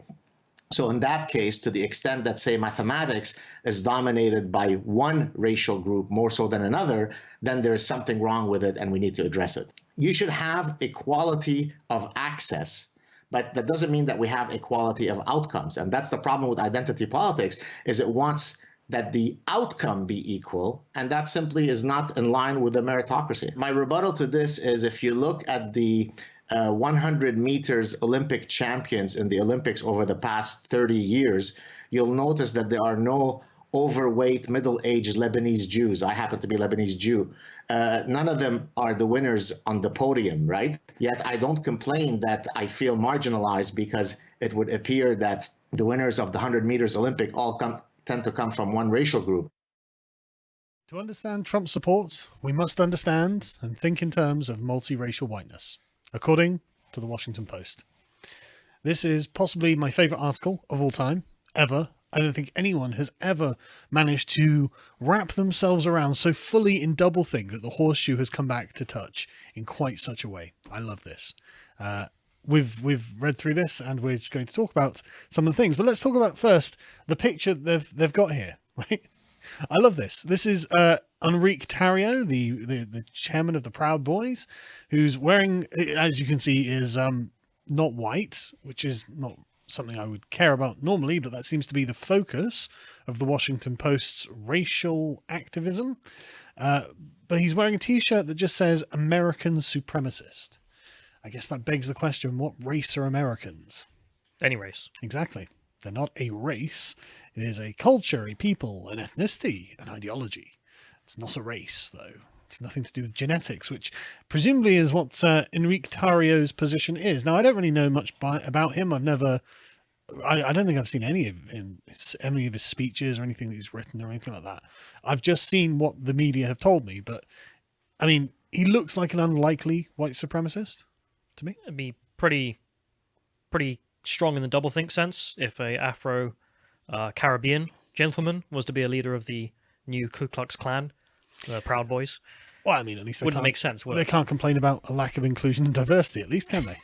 But anyway, so the article begins like this. The Trump administration's anti-immigration, anti-civil rights stance has made it easy to classify the president's loyalists as a homogenous mob of white nationalists. But take a look at the FBI's posters showing what people wanted in the insurrectionist assault in the US Capitol. Among the many white faces are a few that are clearly Latino or African American. Such diversity highlights the fact that President Trump's share of Latino vote in November actually rose over 2016, notwithstanding years of incendiary rhetoric targeting Mexicans and Latino communities. I just want to say, I don't agree. I don't agree that Trump had incendiary rhetoric targeting Mexican and Latino communities. He was targeting specifically illegal immigration. I love the framing here, though, which is we believe that the Trump movement is white supremacist. That's the first part. Yeah. But the evidence does not say that. Yeah. So what are we going to do about it? That's essentially those two paragraphs in a couple of lines. Yeah, they actually have to try and think their way out of the knot that they've got themselves into. How is reality wrong? Yeah, empirical, and we are right. Empirical evidence suggests that we're wrong. This is why we're not. Yes, Trump voters and his mob are disproportionately white. Is it disproportionate, though? I don't think there's any evidence. Yeah, I would have to see. Because, I mean, like, you know, if America's 70% white European, and I'd like to see the breakdown of Trump's support, I suppose.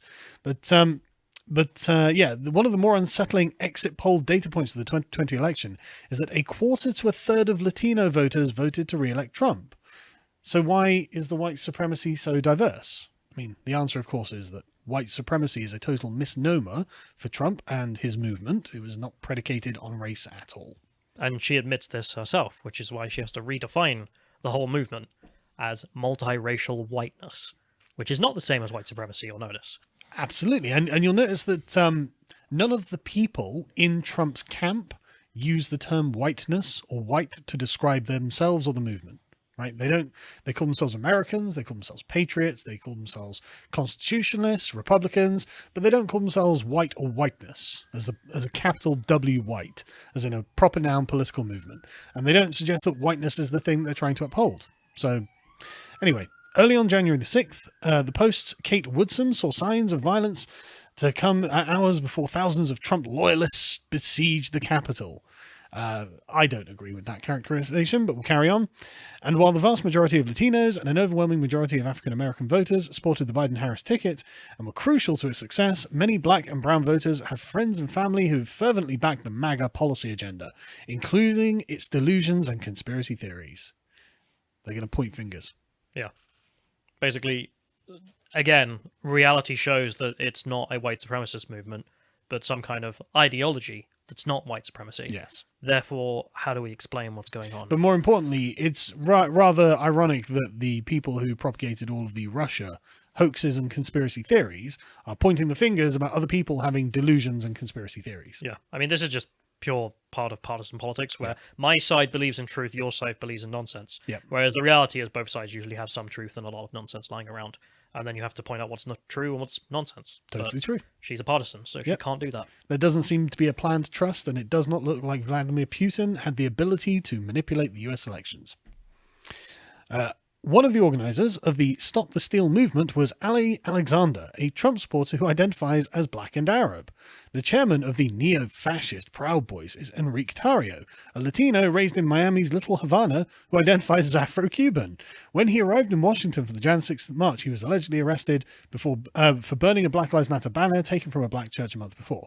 So, I mean, all that this says to me is it's probably not about race. You know, I mean, if you're an Afro-Caribbean person or Afro-Cuban, sorry, and you're in which Little race Havana, is he fighting for? That's the first part. Well, yeah, I mean, this thing, mixed race people themselves would probably make unlikely racial supremacists. But again, we can see that we're not talking about racial supremacy at all, because people who flee from Cuba are not fleeing from racism, they're fleeing from socialism. And they flee to the United States and become strident Republicans, as Donald Trump was the Republican president, because of ideological distinctions. Again, we're going to pound this point into the ground, but this just is the answer to everything that she's saying in this article. What are we to make of Tario, and more broadly of Latino voters inspired by Trump? Race traitors? I don't know. What are they supposed to be? I don't know what these lunatics are supposed to think. I would just call them people who agree with Trump supporters. Conservatives. Like, how is this difficult? I don't know. Yeah, exactly. It's not. I mean, we don't need to get some sort of arcane explanation when it's all just laid out in front, and they'll just tell you to your face what they think. And what are we to make of the unmistakably white mob violence that also includes non-white participants? Now, the reason I'm emphasizing the white there is because white is capitalized with a capital W.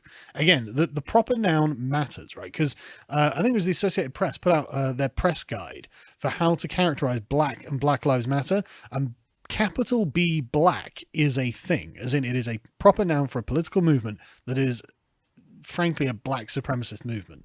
And this is why there have been memes going around where someone's posted on Twitter, Don Lemon is an openly black CNN host or something like that. It's like, nobody needs to know that he looks black. You can see that by looking at him. But when they have capital B black, what they're saying is black the political movement. And what they're trying to do here is ascribe a capital W white political movement to Donald Trump, which is why we have to explain why so many non-white people are joining it. It's a very short way of saying white supremacist with capital W, and black supremacist capital B in my view. That they are. I think it's a bit more complicated. I mean, I agree that that's what they're saying for the black side, but they are trying to say it's not even just white supremacist, because that conjures up images of like the KKK and like people who care about race, right? So that's talking about actual physical properties of a person.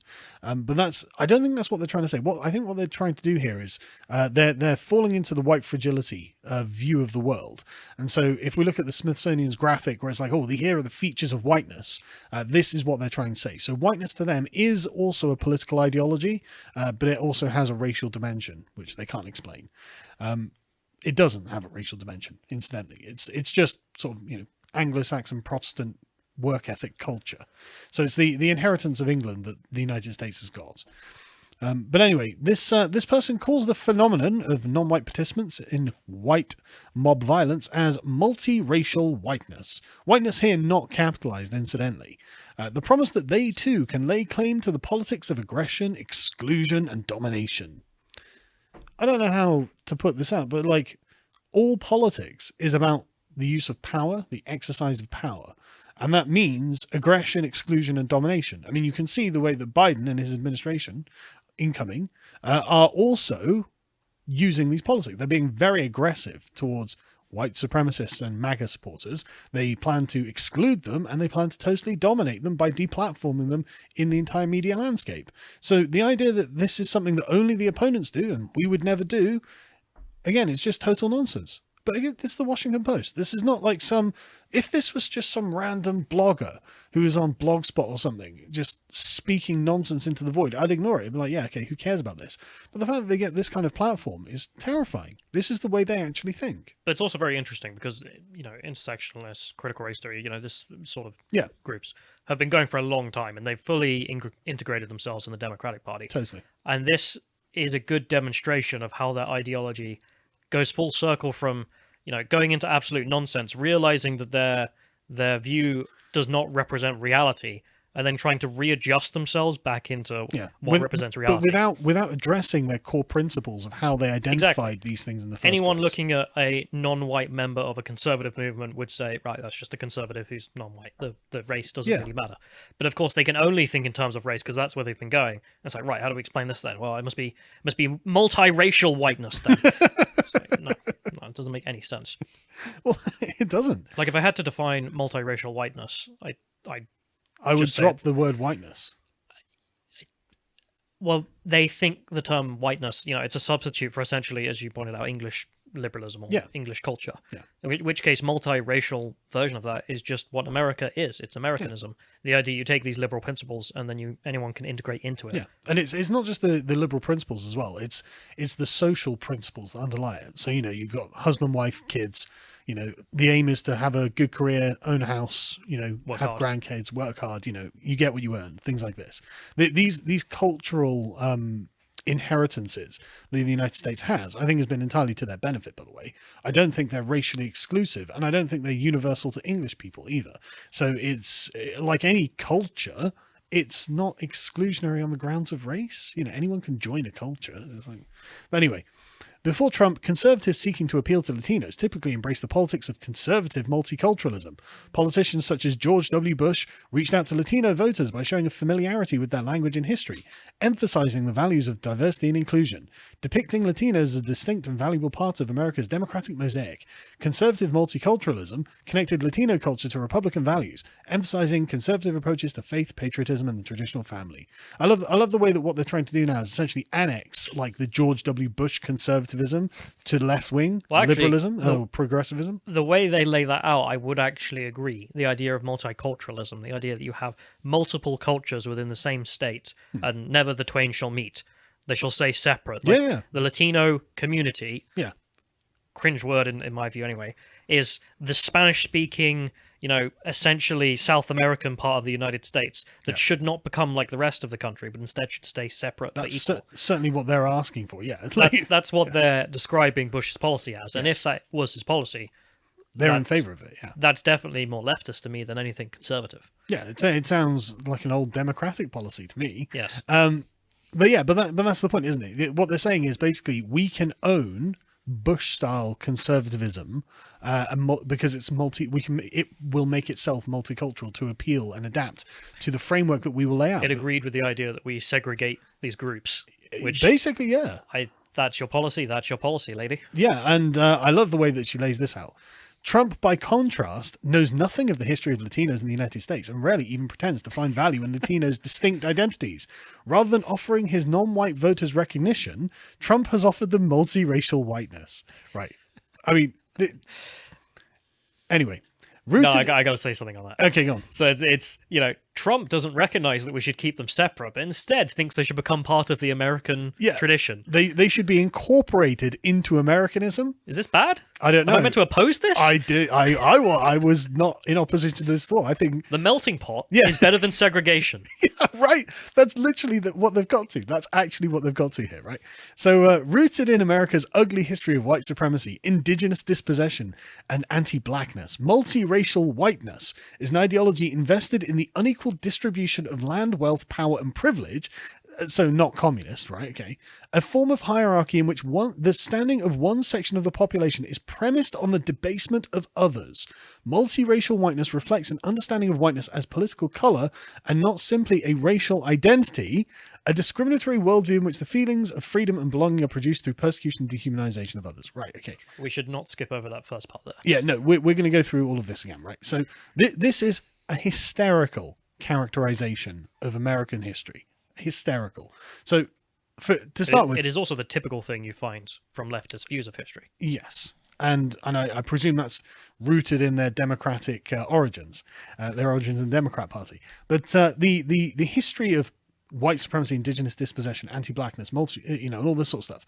Sure, but the American Revolution knew the founders knew that would all stop. They knew that what they're doing when they create life, liberty, and pursuit of happiness for each man is erasing slavery, erasing segregation. They knew that this was going to be the case, and this is why after the Civil War, the Democrats still had loads of propaganda going. Well, the Republicans are the party of the Negro, and it was constantly like that. There's the first black senators and things like that were Republicans because the Republicans were not actually invested in these ideologies of racial supremacy, and they were actually opposed to that. And it was the Democrats who were in favor of it. So it's one of those things. It's like, look, I don't agree that that's a fair characterization of the right at all. And but multiracial whiteness reflects an understanding of whiteness as a political color and not simply a racial identity. Why even bring color into it? Because you've divorced this from racial identity, which is the root of the color politics, and so it's just political. It's a political ideology, and that's laid out in that first line there. Multiracial whiteness is being invested in unequal distribution of land, wealth, power, and privilege. Right, that's just anything that isn't communism. Yeah, but even then, communism always ends up that way anyway. Yeah, So, but that's the the ideal the they have in their dream of mind communism, is the equal of everything else. Yeah. Well, why should they be invested in equal distribution of land, wealth, power, and privilege? Yeah. Why should anyone, unless they are a communist? Exactly. And just for anyone who's like, well, why is communism bad? What you're saying there is that people who do no work and who don't deserve power, wealth, or land or privilege will have power, wealth, land, and privilege. And that means that people who might actually be not just undeserving, but the sort of people you don't want to have power and privilege in particular will have power and privilege. I don't want people who are irresponsible or dangerous having power and privilege, fundamentally. Like, these things should be rightfully earned. You know, it should be a competence hierarchy. And again, that's what the conservatives are invested in. But anyway, multiracial whiteness promises Latino Trump supporters freedom from the politics of diversity and recognition. This is an amazing line that I can't believe got past the editors, right? Freedom from the politics of diversity and recognition is amazing, because what that implies is that the politics of diversity and recognition are oppressive. They're a plantation Basically, in which you are yes. stuck if you're a non-white person. And you've got no option to leave. And Trump comes along with multiracial whiteness. Yeah, and he's like, hey, would you like to come with me? His goddamn underground railroad to the Republican Party. Would you like to get off this plantation? I can offer you freedom from being constantly, like, stereotyped as being just your race. I can make you an American, not a black man. That's essentially the very root of it. It's like, you can become an American, and they hate it. Like, but I love it. Freedom from the politics of diversity. Oh God, you know, who doesn't want this? Who just wants to just be themselves? What a great call out of the cult of diversity. As Yeah, well. it's like to openly say that this is oppressive, basically. And this is what Kanye West was saying when he had his like MAGA hat on in the Oval Office with Trump. He was like, I just want to be Kanye, you know, I don't want to be black, I don't want to be this, I don't want to be that, I just want to be Kanye. I don't want you telling me what to do. But anyway, for voters who see the very act of acknowledging one's racial identity as itself racist, the politics of multiracial whiteness reinforces their desired approach to colorblind individualism. In the politics of multiracial whiteness, anyone can join the MAGA movement and engage in the wild freedom of unbridled rage and conspiracy theories. Yes, they can. Yes, they can. Literally, that's it. Anyone can join the MAGA movement and be free. Just to go back a second there. The politics of multiracial whiteness reinforces their desired approach to colorblind individualism. Yes. So not a racial movement, individualistic liberal politics. Colorblind. Colorblind. As if that is wrong. As if it's wrong to not be racist. And again, they see any acknowledging one's racial identity itself as racist. No, that's not true. It's politicizing one's racial identity that is racist. Giving your race a capital lettered, proper noun political word. You know, your capital B black or your capital W white. Or you can join the MAGA movement and just be an American. Yeah, as she says there, in the politics of multiracial whiteness, anyone can join the MAGA movement. Yeah.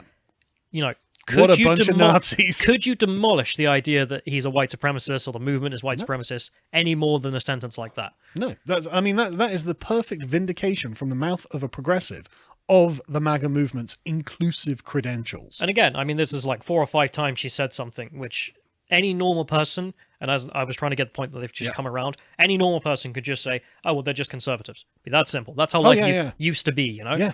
But no, because we've gone into this intersectional, you know, quagmire, you end up having to come around and be like, oh, this is multiracial whiteness. It's just, it's like a new dictionary of how to describe things. Like, we can't just say conservative, we have to say multiracial whiteness. Exactly Why? right. Is it to do because it's white supremacist? Obviously not, by her own standards here. You know, she's pointing out that it's not. She's talking about the European heritage of the United States, and that's called whiteness. And but again, that's not what this is about. That's not what MAGA was about. As she says, MAGA was about being a free American. And she goes on to lament this freedom, right? Multiracial whiteness offers citizens of every background the freedom to call Muslims terrorists, demand that undocumented immigrants be rounded up and deported, deride Black Lives Matter as a movement of thugs and criminals, and accuse Democrats of being blood-drinking pedophiles. Based. Okay, well, if a Muslim is being a terrorist, I'm going to call him a terrorist. What's wrong with that? Whereas if the progressive has to sit there very quietly while the man grabs his rucksack and go, I'm not racist, I'm not racist. Yeah, exactly. I mean, sorry, but and there have been at the Black Lives Manchester Matter being at the Manchester arena bombing, right? I read an article not long ago about a chap who was there who didn't mention that I can't remember the guy's name. It was a security guard. I know. Yeah, there was a security guard. Yeah, he saw him acting suspiciously, but didn't want to be accused of racism, so did nothing. Right, and so it's not like this kind of politically correct fear has no consequences. We know that it does. The grooming gang scandal in the UK. Grooming gang scandal. Yeah, it's all that sort of thing. But like the freedom to say things that she believes are not true. Yeah, deride the Black Lives Matter movement as thugs and criminals. Well, if you keep burning things down and shooting people in the street, why don't we just have a look at the backgrounds of your martyrs? I mean, ooh, not a good one there. Not a good one there. Not a good one there. Oh my God, that's a terrible one. Sexually assaulting a woman. Jesus. Raped a woman with his hand. Yeah. Pregnant woman put a gun to the belly and yeah, exactly. You know, the leaders and the martyrs of Black Lives Matter don't seem to be anything to be crowing about. And then the final thing there, the freedom to accuse Democrats of being blood-drinking pedophiles. I will say nothing more, and we will move on. Just asking, who's been to Little St. James? Like, what were the political affiliations of those people? Just curious. Just it might be worth tallying that up. Who's flown on Epstein's jet? Who's more associated with him? Is it Bill Clinton or Donald Trump? Who went on there 26 times? Just, I mean, Donald Trump never flew on the Lolita Express. And explicitly called out Jeffrey Epstein on national television, saying he's a wrong one. Yes, he did. But Bill Clinton, nothing to worry about. But the point is, let's assume that just what she's saying there, everything there that the MAGA folks are saying is false, right? Let's just assume for the sake of argument, that's all false. Multiracial whiteness offers citizens of every background the freedom to do this. Yes, that's the point. In America, you are meant to be a free man. That's the point. That's what Trump is offering, is personal freedom. You know, you may say things that are wrong, you may say things that are offensive, but the point is you will be free and you won't be judged because of your race by doing it. This is a great advert, frankly. I wish they'd written this earlier. But anyway, here, the politics of exclusion and violence and demonization are available to all. Oh, yeah. Whereas with the Democrats, they're just available to a very small selection of elite people in Washington. If you want to speak Spanish and celebrate a quinceañera with your family, go ahead. If you want to be a Proud Boy, be a Proud Boy. Trump doesn't care. As long as you love him, he'll love you. That sounds really inclusive. If you be pro-America, you're in. What would you expect an American conservative movement to look like? Yeah, but that means that basically the only people who are left out are communists. And judging from this, we can guess that she is a communist. So it's like, okay, well, sucks to be communists, but get out. But anyway, what I love this as well is like this, like it's not like there aren't aggression, demonization, and exclusion in the left-wing movements. Try going to a left-wing space and misgendering a trans person. See how quickly you're aggressed upon, demonized, and excluded. It'll be instant. It'll be within seconds. You know, you will have your life destroyed. And Trump's not going to do that. The MAGA movement isn't going to do that. Yeah, you can come into the MAGA movement, start spouting nonsense conspiracy theory, and we'll just laugh along with you and say, yeah, that's nonsense. We don't believe that. That's it. Yeah, totally. Like you won't be kicked out for it unless you actually do something wrong. That's the thing. Like you're allowed to be wrong. Yes, yeah, that's the point. You were allowed to be wrong. Freedom to be wrong. Freedom from the plantation. Anyway, America's racial divide is not simply between whites and non-whites. Thinking in terms of multiracial whiteness helps us recognize that much of today's political rift is a division between those who are drawn to and remain invested in the politics of whiteness and those who seek something better. Right, so America's racial divide is within the races themselves. Which is so absurd, but she's getting at the. She can't help it though. The point there, it's not between whites and non-whites. Well, if the racial it's between divide, whites and non-whites and non-whites. But if the racial divide is not between races, but instead between terms of thinking, it's not a racial divide, love. No, it's not. But she can't not frame it in terms of being a racial divide. She can't do it. So this is what I mean by them making a new dictionary definition for everything, so they can try and re-explain everything in terms of race, when it obviously doesn't fit. And again, when she says the politics of whiteness, that's not even a racial statement, really, you know, in the way that she means it. She doesn't actually mean whiteness is for every white person. There are lots of white people who reject whiteness. But the point is, she's saying the people who are invested in sort of Americanism and those who seek something better, as in communists who want to try and enact a communist utopia. We witnessed this very divide in Georgia, where a segment of white voters broke with Georgia's white majority, joining, again, capital white, capital W, joining a multiracial coalition that sent Raphael Warnock and John Ossoff to the US Senate. Gotta love those F curves, don't you? Following the leadership of black women whose organizing made that electoral victory possible. Yeah, sure they did. This is was it because they were black? No, it's because they're good campaigners. Oh yes, because they're excellent campaigners. So excellent that the F curve never lies. This is the hopeful side of the shifting and diverging politics of whiteness. In the post-Trump era, the challenge will be to prevail over the extremism of Trump's capital white majority, while trying to prevent the politics of whiteness from becoming an increasingly multiracial affair. Oh dear, is the politics of whiteness is going to become a multiracial affair, and that will seem more appealing than the politics of shut your mouth and know your place. Isn't that interesting, though? The challenge for the left wing of America, the Democrats, will be in trying to prevent the politics of whiteness from becoming increasingly multiracial. Yeah, we don't want... We need to keep you segregated and... not able to get away from the politics of diversity. Exactly. We don't want you to have freedom from the politics of diversity, because then you might join the opponents because they're white supremacists. Doesn't make any sense. I love that they have to admit it. This is the best example I've ever seen in which they are just accepting that, yes, we are oppressive. We are, just flat out wrong with, our view does not determine... does not coincide with reality. Yeah, it doesn't map to reality. And we're not able to explain anything when you think like us. So we're going to have to make up a whole new term for liberalism. Yep. And therefore, then we can explain everything. Yep. And we can't explain why non-white people would be attracted to whiteness. Whiteness can become multiracial. Why would non-white people be attracted to any ideology other than our own? Yeah. Yeah. What's in it for them? Because they are people. Yeah, and they want to be free. More importantly, especially the Cubans who fled from Cuba want to be free. They know what your politics are. But yeah, so I love it. I love everything about this article, and I'm so glad that the Washington Post posted it. Like you say, I think this is just the best example of how essentially they're admitting that their ideology doesn't represent reality, and they can't explain why the multiracial white supremacy is so appealing.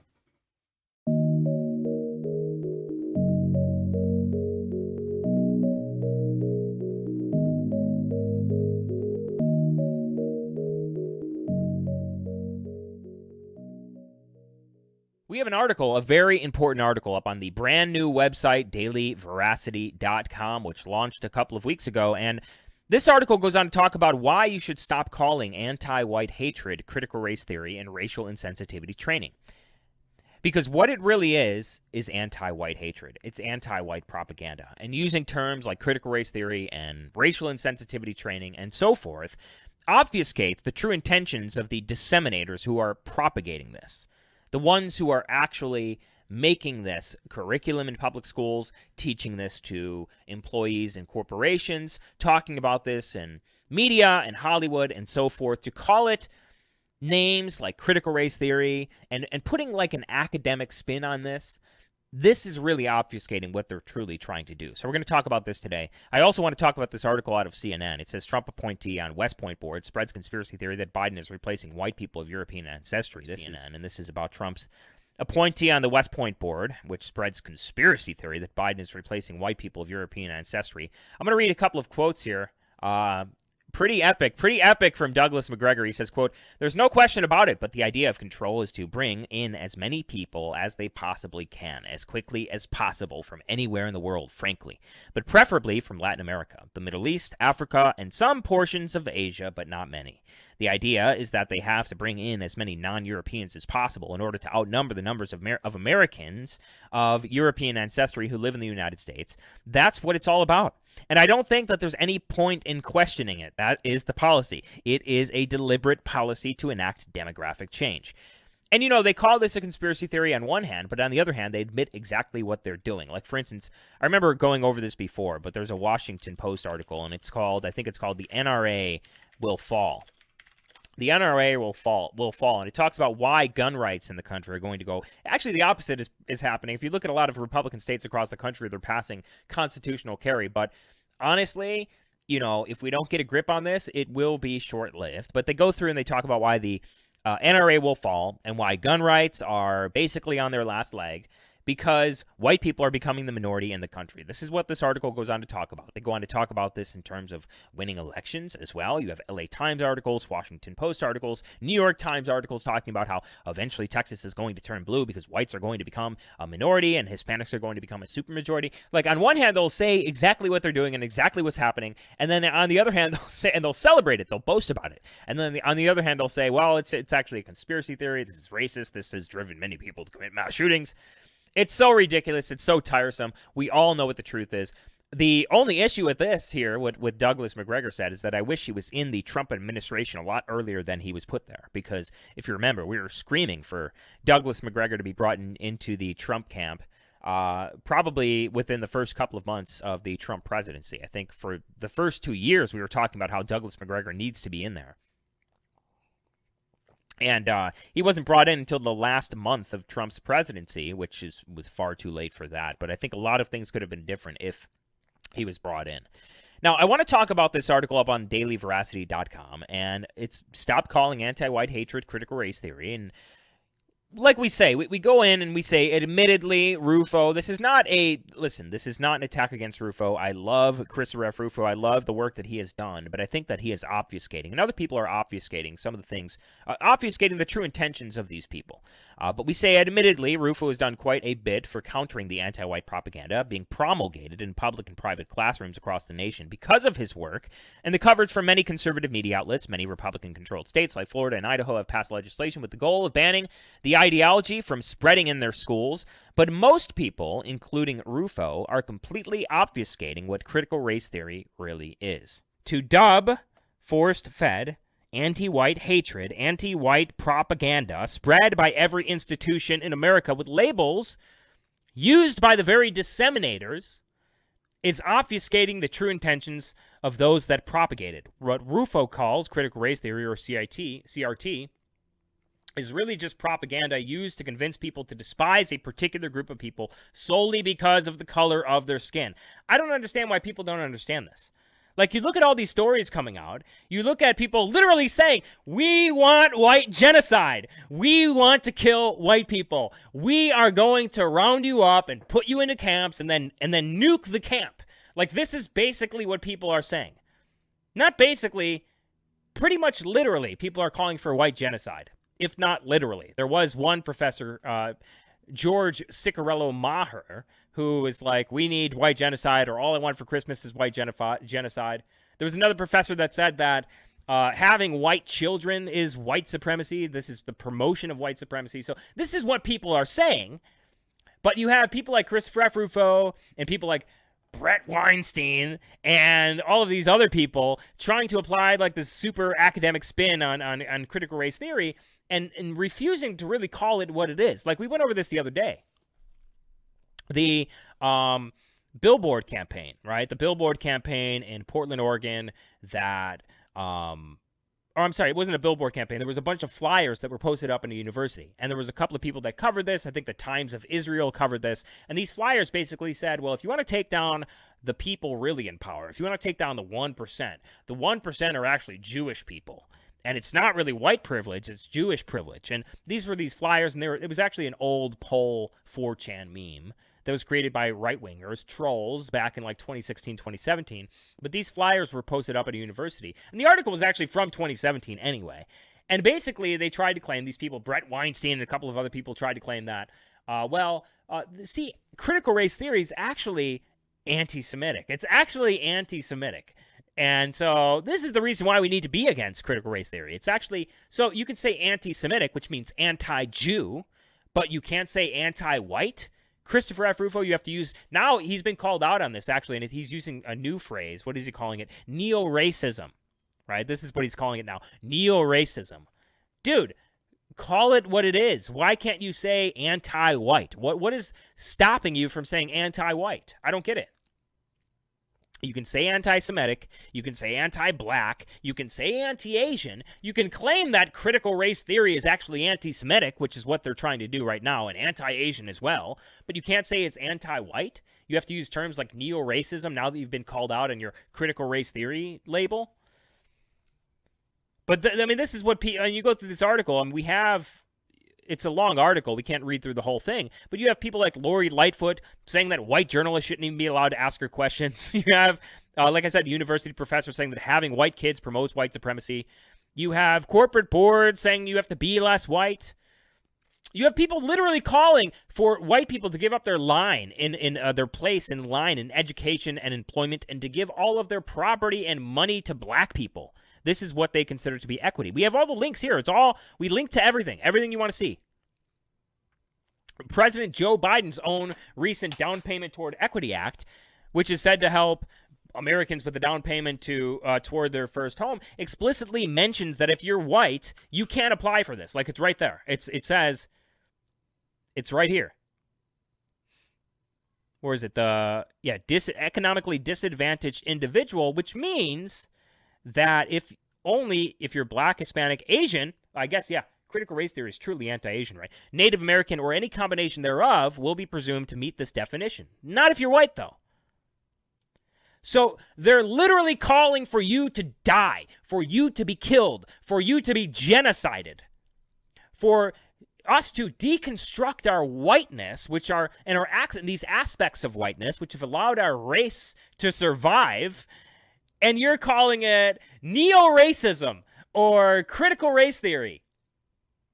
Okay, Lockheed Martin Corporation, this is the news story.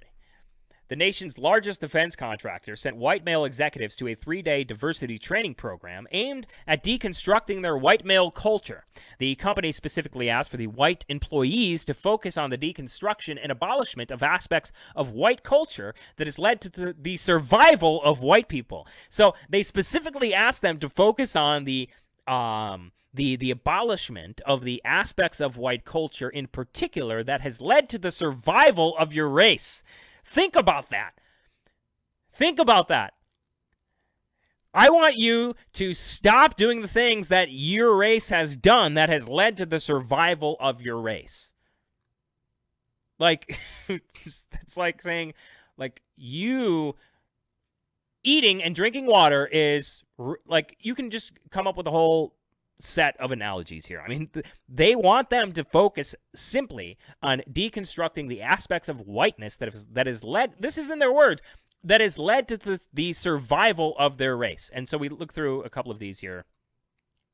This is studying the relationship between white male culture and the history of the British Isles can help America. So you look at like survivor mentality that focuses on the future, a tendency to rugged individualism. We've heard this before.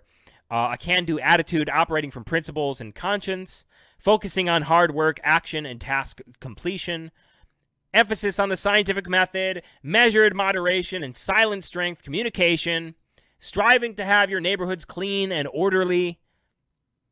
Like, we've heard this all before. And then we look at the associations for white men. This is in the Lockheed Martin documents as well. It says, free association, white men, old, privileged, reactionary, racist, golf, conservative, majority, Republicans, set in their ways, disconnected, angry, leadership, work ethic, good old boys network, provider, don't listen, executive, independent, Aryan nation, self-reliant, guns. I can come up with a list for other races too if you want. I mean, we can go over this for Jews, we can go over this for blacks, we can go over this for Hispanic. Like, I can come up with a whole list too for other people. NASCAR, religious, can't jump, chauvinist, anti-woman. This is all for white people. Congress, CEO, Senate, KKK, breadwinners, hardworking, founding fathers, power centers, fathers, founding fathers, educated, rich, not perceived of positively, hardworking. President, guilty, shame, blamed. Right there. Oh man, we go on to say what they call whiteness and define as having inherent qualities like individualism, Protestant work ethic, emphasis on the scientific and mathematical method, meritocracy, English common law, good manners, communication, and the pursuit of clean and safe neighborhoods is actually fairly accurate. Which it is. It's something that Christopher F. Rufo won't say. Some notable conservative pundits would use these descriptors to define what Western culture is, for example. And they would be correct as well. The issue is not that they define white culture, or what some might call Western culture, accurately. One of the concerns is that they claim Western culture, in general, is unfair because certain groups don't do as well as other groups, and that we need to lower the bar so that everyone receives an equal outcome for everything. This is what the term equity means as opposed to equality. obviously. We've been over this before. This is precisely why the Biden administration has barred white people from applying for relief, for example, which he's being sued for. During a recent appearance with former CNN contributor Mark Lamont Hill, Christopher F. Rufo was left stammering when Lamont Hill asked Rufo what he likes about being white and inquired why white people and whiteness needs to be defended at all if he was unable to answer the question. And he was. I mean, I don't have to show you the video, but you can watch this. This is up on the dailyveracity.com. He was left stammering. So instead of coming out, like, Rufo came out with this, and I'll read from this. It says, after Rufo was at a loss for words, Lamont Hill pressed on. He says, if you were asked some of the things about, if I were asked, if you were to ask me some of the things about being black that I like, I can talk about cultural norms. I could talk about tradition. I could talk about the kinds of commonalities that I feel around the diaspora. Name something positive about being white. Rufo, instead of doing this, instead of mentioning exactly what he mentioned, I mean, being black is not from a particular country. It's from Africa. It's from a continent. And so there are different countries in Africa that have different cultural traditions, that have different traditions, as he would go on to say. And when he says that he feels the kind of, he likes the commonalities that he feels around the diaspora, and he says, name something positive about being white, Rufo, instead of mentioning the same things, well, I could say the same things about being white. White cultural norms, European traditions, and the commonalities white people feel around the diaspora. Hey, indoor fucking plumbing, like that. Hey, I love indoor plumbing.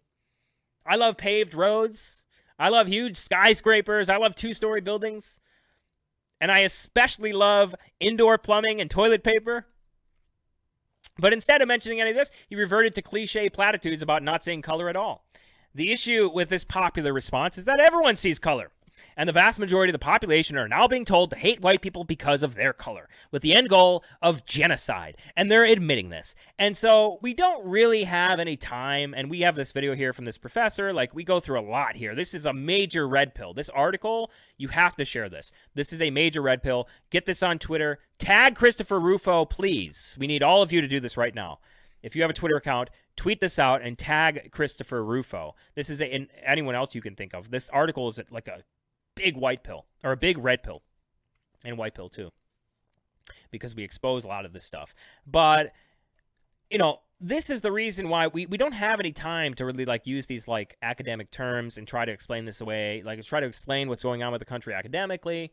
We do, you know, it is good and probably effective to point out, of course, where this originates from, and how, you know, who created this ideology, which I did talk about before, and I ended up having to delete that stream, and I ended up having to post it up for Patreon and subscribe to our members only. I didn't even want to post it on BitChute. But it is important to talk about that. But it's also important to really make people understand what is going on here and what the implications are for white people in the future. Because if we're treated like this now with only 60% of the population, imagine how we're going to be treated when we're 30% of the population in 20, 30 years from now. Or 40% of the population in 20, 30 years from now. 30% of the population in 50 years from now. 10% of the population in 60 years from now. Imagine how we're going to be treated then. When not only in population do quote-unquote non-white people make up the majority of the country, but also in positions of power. Do you think that they're going to give up with this? Do you think that, I mean, when you see people who are the main people behind taking down the Christopher Columbus statues, saying that we need to replace Christopher Columbus with some of these Haitian revolutionaries who slaughtered 100 white people, that's probably an indication of where this is going to go. When they're literally saying we want white genocide, and white people need to die, white people need to commit suicide, when they're literally saying that when black professors are saying that some white people may have to die to end white supremacy, when you see Hispanic professors get up and say the things that this guy says in this video, which I'm not going to show you, you can watch this up on our website, then it's a pretty good indication of what the future holds for us.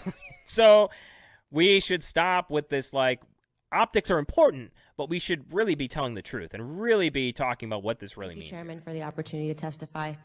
I want to testify just as a black American today, and I want to first start off by saying that white supremacy is indeed real, but despite the media's obsessive coverage of it, it represents an isolated, uncoordinated, and fringe occurrence within America.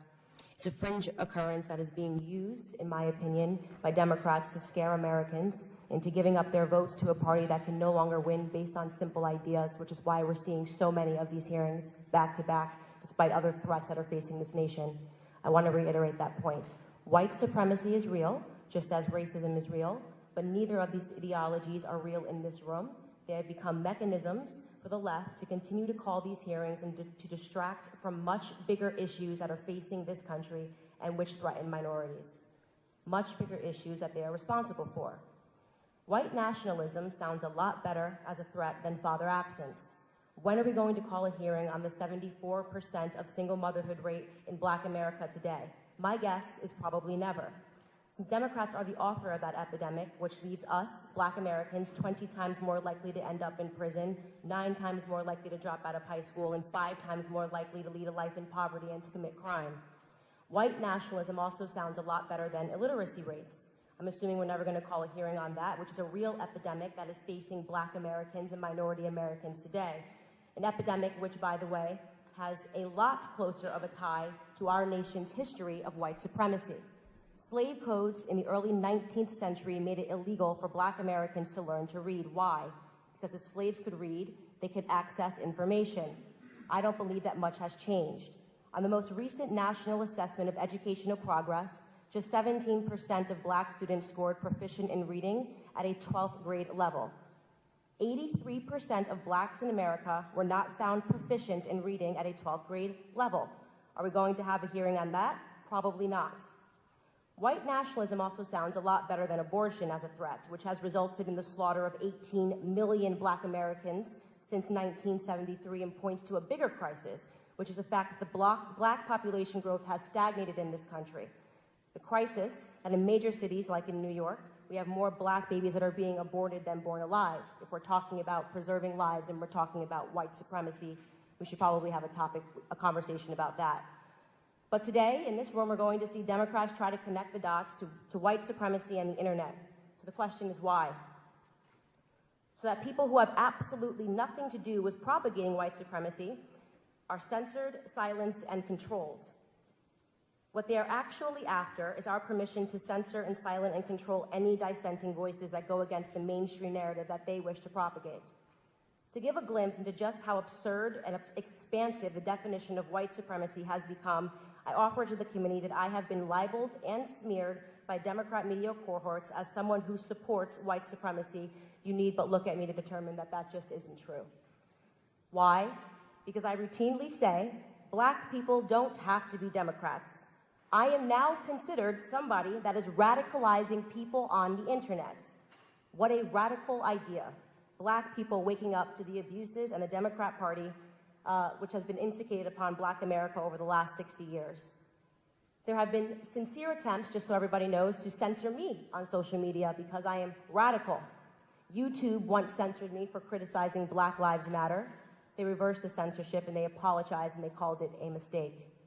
Facebook once censored me for calling out liberal supremacy as a threat facing Black America. What I said specifically was that in any community where liberal policies reign supreme, you will find that Black America is hurting. I stand by that assessment. Facebook reversed my censorship, apologized, and claimed it was a mistake. Of course, I'm fortunate that I have a big enough platform that when I get branded something extreme, I can reverse it, but the majority of Americans don't have that platform. The majority of Americans with dissenting opinions are silenced forever. Many words which have once held very serious meanings have come to take on a different definition over the last couple of years, as Democrats have desperately tried to grapple with the fact that they are no longer able to manipulate Americans with broad claims and broad strokes of racism, sexism, misogyny, and the like. Words like racism, which today most nearly means anything or anyone that disagrees with a liberal, and terms like white nationalism, which today and in this room and upon this floor most nearly means that it's election time, America. It's time for the left to do what they do best.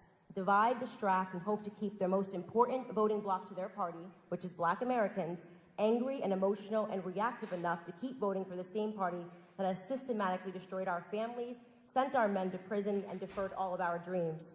I would close out by telling you that this is not going to work. America, and more importantly, Black America, is waking up to the ploy.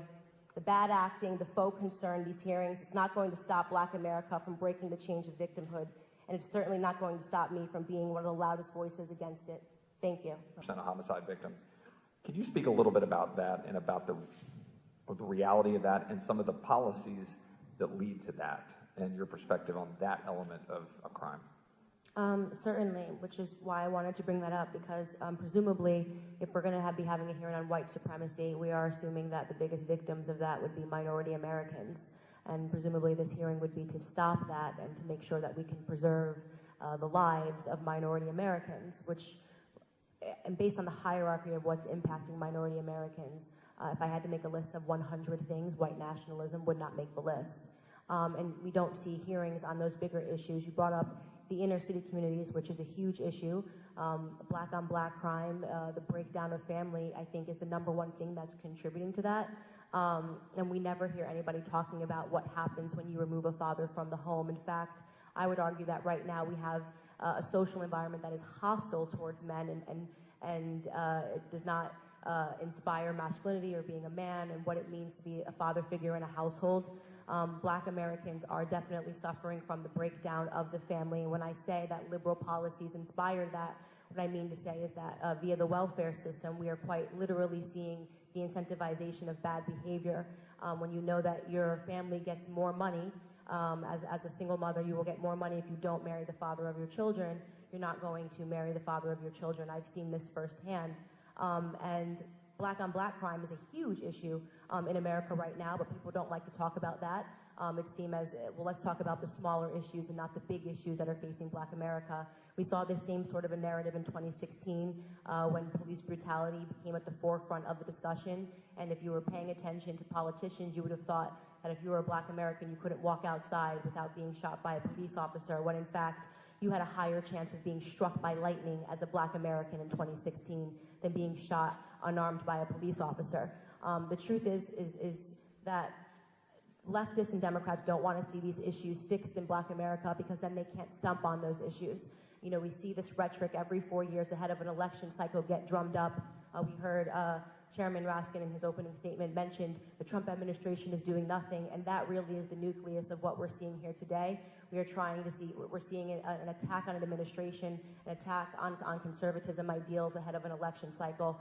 There's no real effort to fix the issues that are in black America, or the things that are hurting minority America, because believe me, they don't want those issues to be fixed. Ms. Owens, you said that this issue that we're talking about here today, which we all agree obviously is an important issue to root out crime and root out criminal organizations and activities and figure out how to target lone wolves, bad actors, etc. You said it wouldn't make the top 100 of the things that you're concerned about as a black American, concerned about black communities in America. What would? You can't rattle off all 100, but in the time I've got 30 seconds. Father absence, the education system, and the staggering abortion rate, as well as illegal immigration, which, you know, the United States Commission of Civil Rights, when they were actually doing work in 2008, came out with a report and told the truth, which is that illegal immigration harms black Americans first and foremost. We are the ones that are meant to compete with illegals for jobs, and they are flooding our communities with crime and violence. Black American men between the ages of 18 and 22 are harmed by illegal immigration, but just saying that perspective is considered racist, and it's not. The gentleman should be reflective of our effort as a nation to bridge the divides that falsely separate us, to embrace the fact that we're created in God's own image. What message would you have me share, good lady? And I shall listen. That's a beautiful question. I would say if I was in that audience, what I would want to hear is just a message of hope. I think that what's been taken away from black America is our sense of pride. We've allowed rhetoric and policies to tether us to the government. And I love that you opened your statement talking about God and the family, because those are the things that we used to value first and foremost in the black American community. And as government grew in the 1960s, all of that was pretty much taken away from us. I would remind them to consider who is really the author, who are really the authors in society today of trying to separate us as a society. I personally believe it's the media.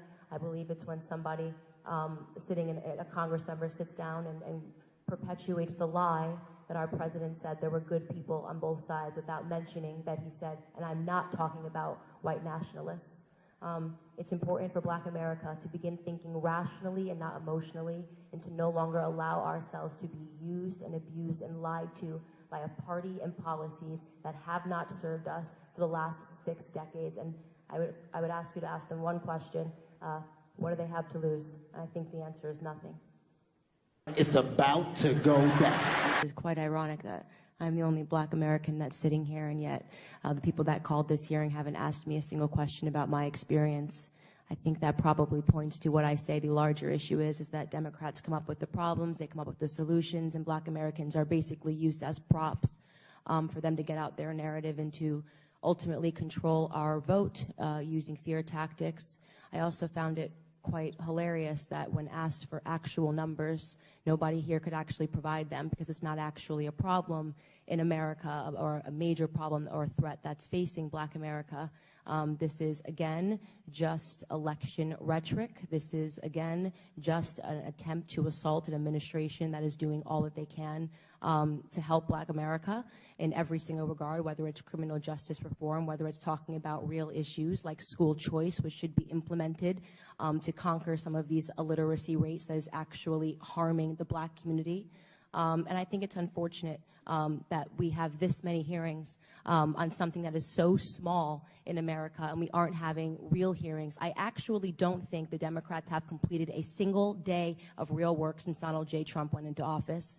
This has just been about attacking his administration day in and day out with things that do not matter. I am hopeful that we will come to a point where we actually have hearings about things that matter in America, things that are a threat to America, like illegal immigration, which is a threat to black America, like socialism, which is a threat to every single American. And I hope that we see that day. It's definitely not going to be today. Fortunately, we have Republicans that are fighting every single day, day in and day out. And I will wrap this up by saying what I said at the beginning of my testimony, which is that for all of the Democrat colleagues that are hoping that this is going to work and that we're going to have a fearful black America at the polls, if you're paying attention to the stuff that I'm paying attention to, the conversation is cracking. People are getting tired of this rhetoric. We're being tired that we are being told by you guys to hate people based on the color of their skin or to be fearful. We want results. We want policies. We are tired of rhetoric. And the numbers show that white supremacy and white nationalism is not a problem that is harming black America. Let's start talking about putting fathers back in the home. Let's start talking about God and religion and shrinking government, because government has destroyed black American homes, and every single one of you know that. And I think many people should feel ashamed for what we have done and what Congress has turned into. It's days of our lives in here, and it's embarrassing. I thank the lady for her comments. And white supremacy and white nationalism is ranks nowhere near the top of the issues that are facing black America. And the reason that you are bringing them up in this room is because it is attempt to make the election all about race, as the Democrats Not in my case, Ms. Owens. I'm sorry. Please do not characterize my motive. Mr. Chairman, it's my time. Yeah, it's my time. You've got your time, Mr. Menez. I'll give you 3 more seconds. Every 4 years, you bring up race, and you knew exactly what I meant when I said hilarious, and you just tried to do live what the media does all the time to Republicans, to our president, and to conservatives, which is you tried to manipulate what I said to fit your narrative, okay? I was not referring to the subject matter that is hilarious. I said it's hilarious that we are sitting in this room today, and I've got 2 doctors and a missus, and nobody can give us real numbers that we can respond to so we can assess how big of a threat this is. Because you know that it is not as big of a threat as you are trying to make it out to be, so that you can manipulate. And the audacity of you to bring up the Christchurch shooting manifesto and make it seem as if I laughed at people that were slaughtered by a homicidal maniac is, in my opinion, absolutely despicable. And I think that we should be above that. To try to assign reality or any meaning to a homicidal maniac writing a manifesto, which, by the way, let the record show, also stated Spyro the Dragon, the child's cartoon, as a source of inspiration. He also cited Nelson Mandela as a source of information. I don't think that Nelson Mandela has inspired mosque shootings. You can correct me if you think I'm wrong. You would rather assign meaning to a homicidal maniac than to actually address the things that I said today that are actually harming black America. Number 1, father absence. Number 2, the education system and the illiteracy rate. Illegal immigration ranks high. Abortion ranks high. White supremacy and white nationalism, if I had to make a list again of 100 things, would not be on it. This hearing, in my opinion, is a farce. And it is ironic that you're sitting here and you're having 3 Caucasian people testify and tell you what their expertise are. Do I know what my expertise are? Black in America. I've been black in America my whole life, all 30 years, and I can tell you that you guys have done the exact same thing every 4 years ahead of an election cycle, and it needs to stop.